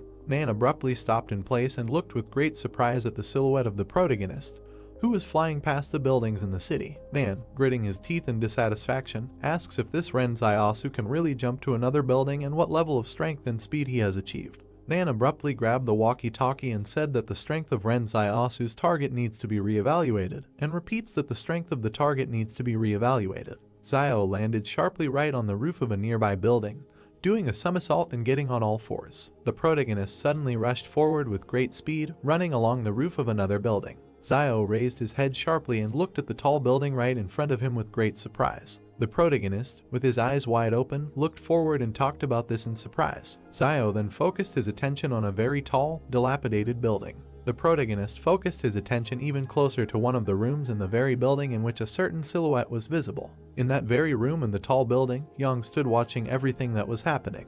Yang sharply adjusted the girl on her head with her hand. Suddenly, out of nowhere, a strange black and red trunk appeared right in her hands. She then stepped on the small step with her black booted foot. Yang stood still and aimed at the scope of her huge black and red rifle. She suddenly exhaled slowly and continued to aim one eye at the scope of her rifle. Yang stood in place, holding her black and red rifle with two hands and aimed at its scope. Zio continued to run along the roof of the building with great surprise, talking about young Zyojin. The protagonist stopped abruptly on the roof of the building and looked sideways at the street of the destroyed city. Zio suddenly focused his attention directly on King and the people standing next to him who were near the cage, and reasoned that this means that young Zyojin's goal was to come and kill this young man in a white suit. The protagonist froze abruptly in place, raising his head up and looking at the tall building on the side of him, and reasoned that she was so far from this man in a white suit. Zio looked to the side with a reasonable expression and thought that at such a distance to the target, the sniper needs to calculate many factors, such as wind direction, temperature, humidity, and various external obstacles and cover near the target. Then the protagonist focused his attention on Kin standing near the cage and highlighted his approximate location on the street, reasoning that how can sniping be carried out at such a distance, even if one has to take into account the deflecting force of the rotation of the Earth. King stood still while Zinyu was behind him. Zinyu rose sharply, and the protagonist looked forward and reasoned that the wind had stopped, and now. Zio turned his head sharply towards the tall building standing nearby and reasoned that she had not fired. The protagonist then focused his attention on Zinyu, who suddenly stood up from the ground, and reasoned that when did she free herself from the rope binding her thumbs. Zinyu suddenly rushed forward towards King with great speed, holding a knife in her hand. Zinyu continued to rush forward at great speed, moving her hand with the dagger in it and back a little. King sharply turned his gaze back and looked at the woman in the suit who was deflecting Zinyu's blow. Shinyu threw a punch with her hand, which the woman deflected with her white fan. The woman in the suit would then lash out with her white fan, while Zinyu dodged it. Zinyu jumped back, landing on the ground as the woman in the suit collected her white fan. The woman in the suit suddenly took a blade out of her pocket and threw it forward with great fury. Shinyu landed on the ground with a huge look of fear on her face, holding a knife in her hand and looking at the blade flying towards her. Suddenly, a circle of purple energy appeared on the ground right under Zinyu's hand. Zinyu abruptly fell into a dark space through a circle of purple energy, while a knife flew into her place where she had just been. The woman in the suit watched as a flash of black and purple energy remained in Zinyu's place. The woman in the suit said with surprise on her face that she was a Superman, and King stood next to her, watching everything that was happening. The protagonist watched what happened with great surprise and reasoned that Luo Zinyu was in fact also a Superman. Zio turned sharply to the side and asked that where did that fragile and quiet Luo Xinyu go, and it must be someone else posing as her. King turned sharply to the side, looking at a tall building in which a bright and yellow light was coming from the window. At the same moment, Yang fired her huge black and red rifle. King turned sharply to the side with a huge fear on his face while someone shouted that there was a sniper there. The bullet rushed with great speed straight towards King, who was standing still. At the same moment, the girl in a business suit jumped sharply to the side, gritting her teeth. She suddenly leaned forward, opening her 2 white fans behind her back. Then the girl in a business suit put 2 white fans right in front of her and tried to deflect the bullet flying at her. The girl in a business suit clenched her teeth in dissatisfaction and fear and simply remained silent. The bullet fired from Yang's rifle slightly damaged the white fan. The bullet, flying forward at great speed, destroyed the white fan into small fragments. At the same moment, the girl in a business suit fell back while the same bullet hit her chest. King stood still and watched as that same bullet flew right through the body of a girl in a business suit. King looked down at the body of the girl, who was falling down and coughing up a huge amount of blood. King, turning to the side, straightening his cloak, said that what a pity. One of the soldiers sharply pulled the pin from the grenade and said that everyone should prepare for a smoke grenade. At the same moment, a smoke grenade fell straight to the ground, releasing a huge amount of smoke, and a certain voice shouted that it needed to be compacted. King stood in place while a huge amount of smoke surrounded him, and voices were heard in the area to look for a sniper position, and it was an abandoned building in the southeast. King abruptly pulled out a bullet from the destroyed asphalt with his hand. King held the bullet in his hand and looked at it with great seriousness and simply remained silent. King turned his gaze sharply to the side and thoughtfully reasoned that, surprisingly, this was an attack by rebels, and this is a group of people about whom there are vague rumors in the circles of the consortium. King walked up to Liu, who was sitting on the asphalt, and said that being her agent and not even knowing that his employer was a Superman, he was still really very stupid. They took Liu by the clothes and lifted him up, and he said that she was just like that before. Suddenly, that same silver bullet was brought right to his eye. King, piercing Liu's eye with a silver bullet, said that he should rest in peace and in their time there was no place for such scum. Liu slumped straight to the ground and screamed loudly as blood flowed from his eye. The protagonist stood still, looking at the tall building right in front of him, and reasoned that so, Yang Xiaojin and Luo Xinyu are working together. As expected, the more beautiful a woman is, the more dangerous she is, and never thought that they would put on such a show here. Zio raised his head up and recalled the images of Yang and Xinyu, reasoning that in retrospect, their disguise was not really flawless, and, I remember, before going to Mount Jing, I asked to remove Wang Qinjiang from the squad, and Luo Xinyu glanced at Yang Xiaojin during the decision, but at that moment, neither of them cared about it. The protagonist then mentioned in his head the events of the past, how they sat together near the fire where the meat was cooked, and reasoned that later, when he shared the fish, Yang Xiaojin also called Luo Xinyu. Zio recalled how Yang pointed her gun directly at Zhu and reasoned that there was also an incident where someone was pestering Luo Xin and Yang Xiaojin quickly intervened. But at the time he thought that she only helped because they both were girls, and who would have thought then that they had known each other for a long time. The protagonist looked ahead with a thoughtful look and reasoned that, but why exactly they wanted to kill King Zhen and why the Superman sacrificed himself to protect him. Yang pulled the bolt of her rifle and a silver bullet flew out. Then she sharply turned the muzzle of her rifle to the side and, holding it with both hands, aimed at the sight. The protagonist stood still and looked at the tall building in front of him with great surprise until a bright light flashed in one of the rooms. Zio backed away with a huge look of fear on his face as a bullet flew between his legs and hit the roof. The protagonist turned sharply back, looking at the place where the bullet landed, and reasons that she was doing something incomprehensible and did not even try to shoot him, but was simply aiming at the roof. And maybe she did this on purpose to show that they are not at the same time in front of the King Consortium. But was it too much, or was it because he was angry with Luo Xinyu on the road and did not want to help her?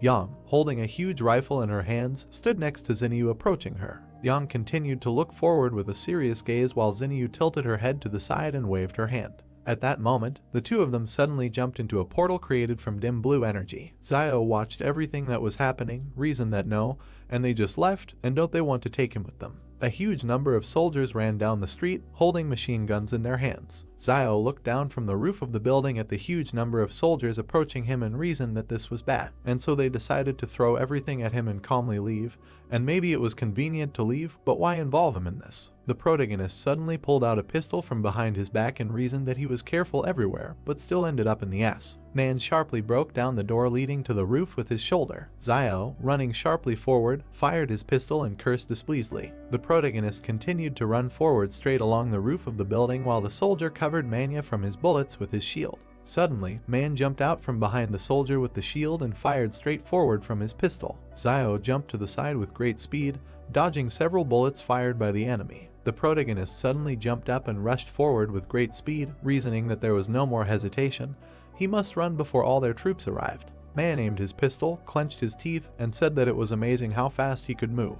Man pointed his pistol towards the nearby building where Zio was landing, and spoke over the radio that the target was running away for 10 o'clock and the blockade ring needed to be tightened. The protagonist at the same moment landed directly on the roof of a nearby building, squatting, and reasoned that it was previously assumed that they would enter the city blockade together with Yang Ziajin and Zhu Zianchu. Zio looked forward with great displeasure after landing on the roof and reasoned that even if he had to run away, he would be the fastest. Then the protagonist suddenly jumped off the roof of the building and headed forward at great speed. Zio jumped from the roof of the building, landing directly on the road between the houses, and reasoned that it seemed like he had greatly underestimated them. The protagonist ran at great speed along a narrow alley between houses and reasoned that only by entering the forest could he be saved from the persecution of the king. Zio continued to reason that, after all, he was more familiar with the laws of survival in the forest than they were, while a huge detachment of soldiers was in the middle of the street in a dilapidated city. Suddenly, a huge amount of magma rose into the air right from the mouth of one of the volcanoes, and the sound of an explosion was heard throughout the area.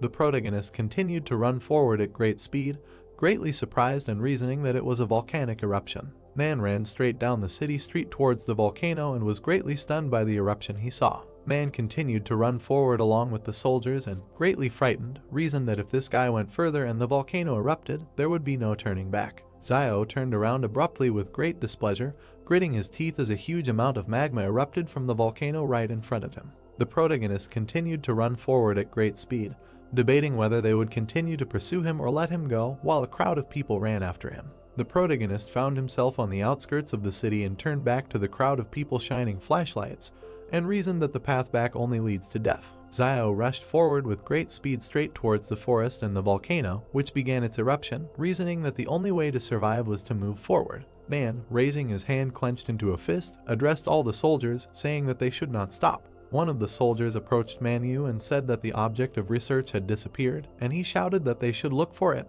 and they accepted his order. Man looked at his watch and said that the control time for the 100 meters is 3.92, and the strength is unknown, and as soon as they find him, they need to kill him on the spot. A huge number of soldiers with weapons and flashlights in their hands moved through the forest, while Man reasoned that no matter where he was hiding, even with a pistol in his hand, he would not be able to shoot so many people at the same time, and if only he appeared, they would turn him into a sieve. Zio, hiding behind one of the trees from the bright light of the soldiers' lanterns, reasoned that with so many people searching at the same time, he did not think that they would start shooting indiscriminately. The protagonist, peeking out from behind a tree, looking at the soldiers who were looking for him, was very puzzled. Zio, peeking out from behind a tree, reasoned that he would soon be found, and suddenly jumped out from behind it straight towards a huge number of soldiers and Manhwa. The protagonist slashed directly at several soldiers, lifting them into the air and landing directly on the ground while screams echoed throughout the area, and Man watched. Man raised his hand with the gun a little higher and asked what was the matter, while Zio looked forward with a malicious grin. The protagonist jumped sharply, landing on a tree branch while the soldiers watched him, and said, pointing his finger at himself, that he was Zhu Zianchu and who would dare fight him. The soldiers looked forward with great surprise and, trying to comprehend what they had heard, simply remained silent.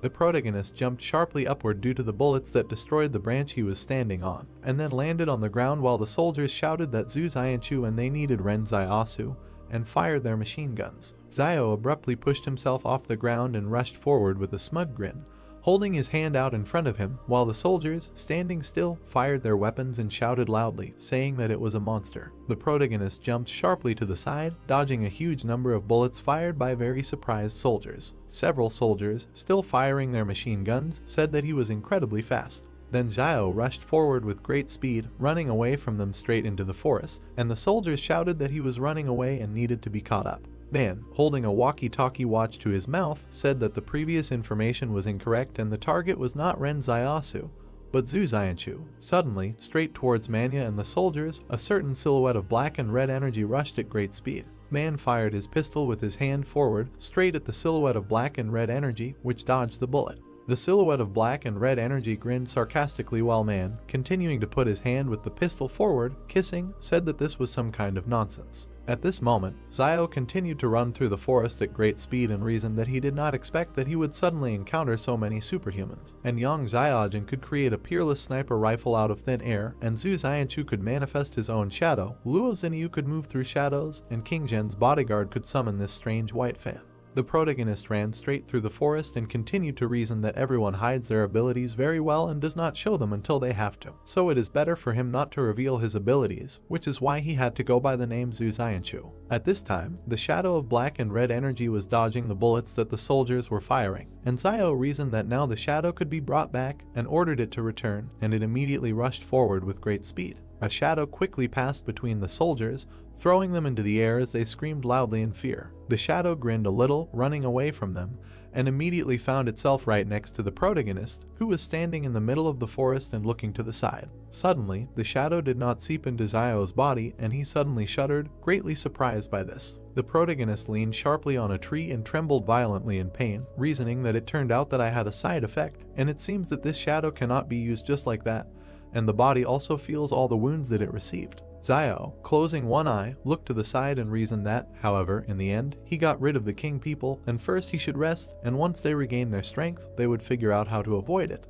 The leg, shackled in chains, suddenly became very tense, destroying them. Zio was very surprised, holding his chest, and reasoned that it seemed that he was not alone here. The protagonist stood still while several strange monsters appeared right in front of him, moving on all fours, and he wondered what it was. Several gray monsters lay on the ground, looking forward with furious gaze while Zio reasoned that life was indeed unfair. Zio was very frightened, closing one of his eyes and gritting his teeth, reasoning that it seemed that he could not escape. At the same moment, the protagonist stood in place right in front of the three gray monsters, until a silhouette suddenly appeared right above him, jumping down. Zio turned sharply to the side, looking straight ahead with great surprise. Subject attacks Zio with a jump. Zio dodges at the last moment. He talks about how to get out of the situation, because it is impossible to shoot now, this will attract the King Consortium. He gets up and realizes that it's hard to be squeezed on both sides. The subject also stood up to prepare to attack. Zio thinks that it's still better to attack with a dagger up close. More experimental subjects arrive from the forest. Now Zio can only rely on his dagger. He is very nervous and closely watches his opponents. Zio shakes his head in panic,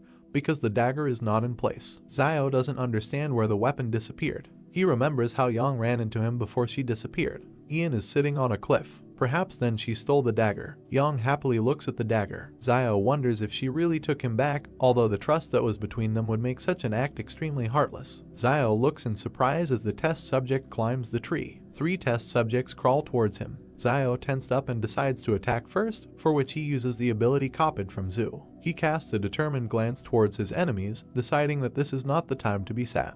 Having sent the shadow to attack, he shouts to the test subjects to die. The unpleasant sensation makes him take a back and turn around. The subject attacked from the back, leaving a cut with his sharp claws. Zio screams. He roundhouses one of them in the face with his fist. He looks in surprise at the fist that hit the test subject's face. He looks at his hand in horror and screams in pain. A scream is heard against the backdrop of a dark forest. Zio throws the test subject aside, grabbing his face. Shadow Zio hits the test subject while he looks over his shoulder at the 3 lying humanoids and talks about the thickness of their skin, since it cannot be injured without a weapon. The product of the experiment makes a big bite on the side of the shadow, which affects itself. Zio grabbed his phantom-bitten side and decides that if he continues to fight with them, he will definitely be eaten soon. Closing his eyes in pain, he thinks about how he can get a weapon. Zio stands defenseless while the test subject cuts his chest. He didn't have time to dodge. At the same time, another humanoid bites his leg. The incredibly strong test subject who bit Zio throws him aside with his teeth so that he does a somersault in the air. He hits the ground hard with his back and drops of blood fly out of his mouth. Along the way, his shadow is eaten by 2 experimental subjects. Another one is already flying, ready to kick a man lying in the chest with his foot. Zio was taken aback. The subject successfully hits the target with his foot. The palace sends Zio a message about the discovery of the breath of death. Making a grimace of horror, he realizes that he cannot use his power, which is very bad. He cannot die now. He screams, begging for a weapon. Blood pours out of his mouth. The palace notifies of the discovery of the breath of death and asks if Zio would be willing to open the seal. He sits on his knees and does not understand what seal we are talking about. Against the background of the starry sky, he asks about the price of opening the seal. The palace responds with the word loss. Zio doesn't know what loss awaits him. He is wounded and exhausted, sitting on his knees holding his elbow. He indignantly wipes the blood from his mouth, for he shed a lot of blood, ate a huge amount of wild roots while he was alive, and now the palace declares that he must lose everything, and on what basis it is not clear even to him.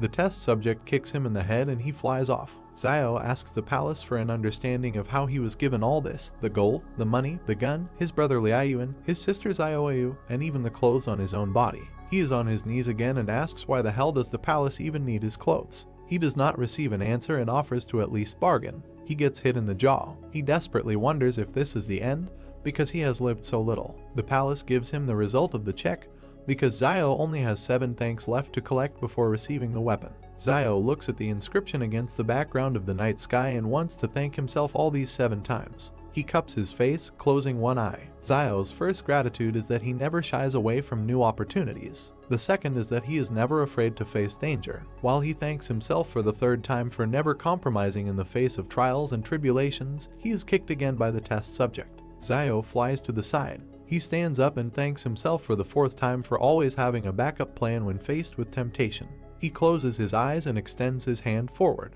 The 5th thanks is that he was never a hypocrite. With a smile on his face, he says the 6th gratitude for his sober assessment of the situation and lack of hesitation in decisions. He enthusiastically shouts 7th gratitude for the fact that when he finds himself in terrible situations, he goes through all the hardships. In the background, an active volcano erupts into the sky with a column of fire. Xiao gets down on one knee, preparing to attack the next test subject approaching him. He screams for the weapon to be unlocked. The subject runs towards Xiao with his mouth open to bite. The palace counts Xiao's 7 thanks towards the total score. Xiao aggressively directs a black ball glowing purple at the test subject. The subject flies to attack, and Xiao sits with his hand outstretched towards him. The ball in his hand forms a long blade that glows red. He points the blade at the test subject. Making a determined face, he talks about a sword that draws the line between life and death. Such a sword is no match for an army of thousands. The blade cuts right through the test subject. 3 bloody humanoids bare their teeth at Xiao. Xiao himself stands menacingly against the backdrop of the 2 halves of the test subject. Xiao uses the new sword and shadow together, making an armed shadow fighter. He goes on the attack, and the shadow follows him. He is not alone. The subject tries to injure Xiao, but he dodges. With a rotating movement, he makes 2 halves of a whole experimental subject.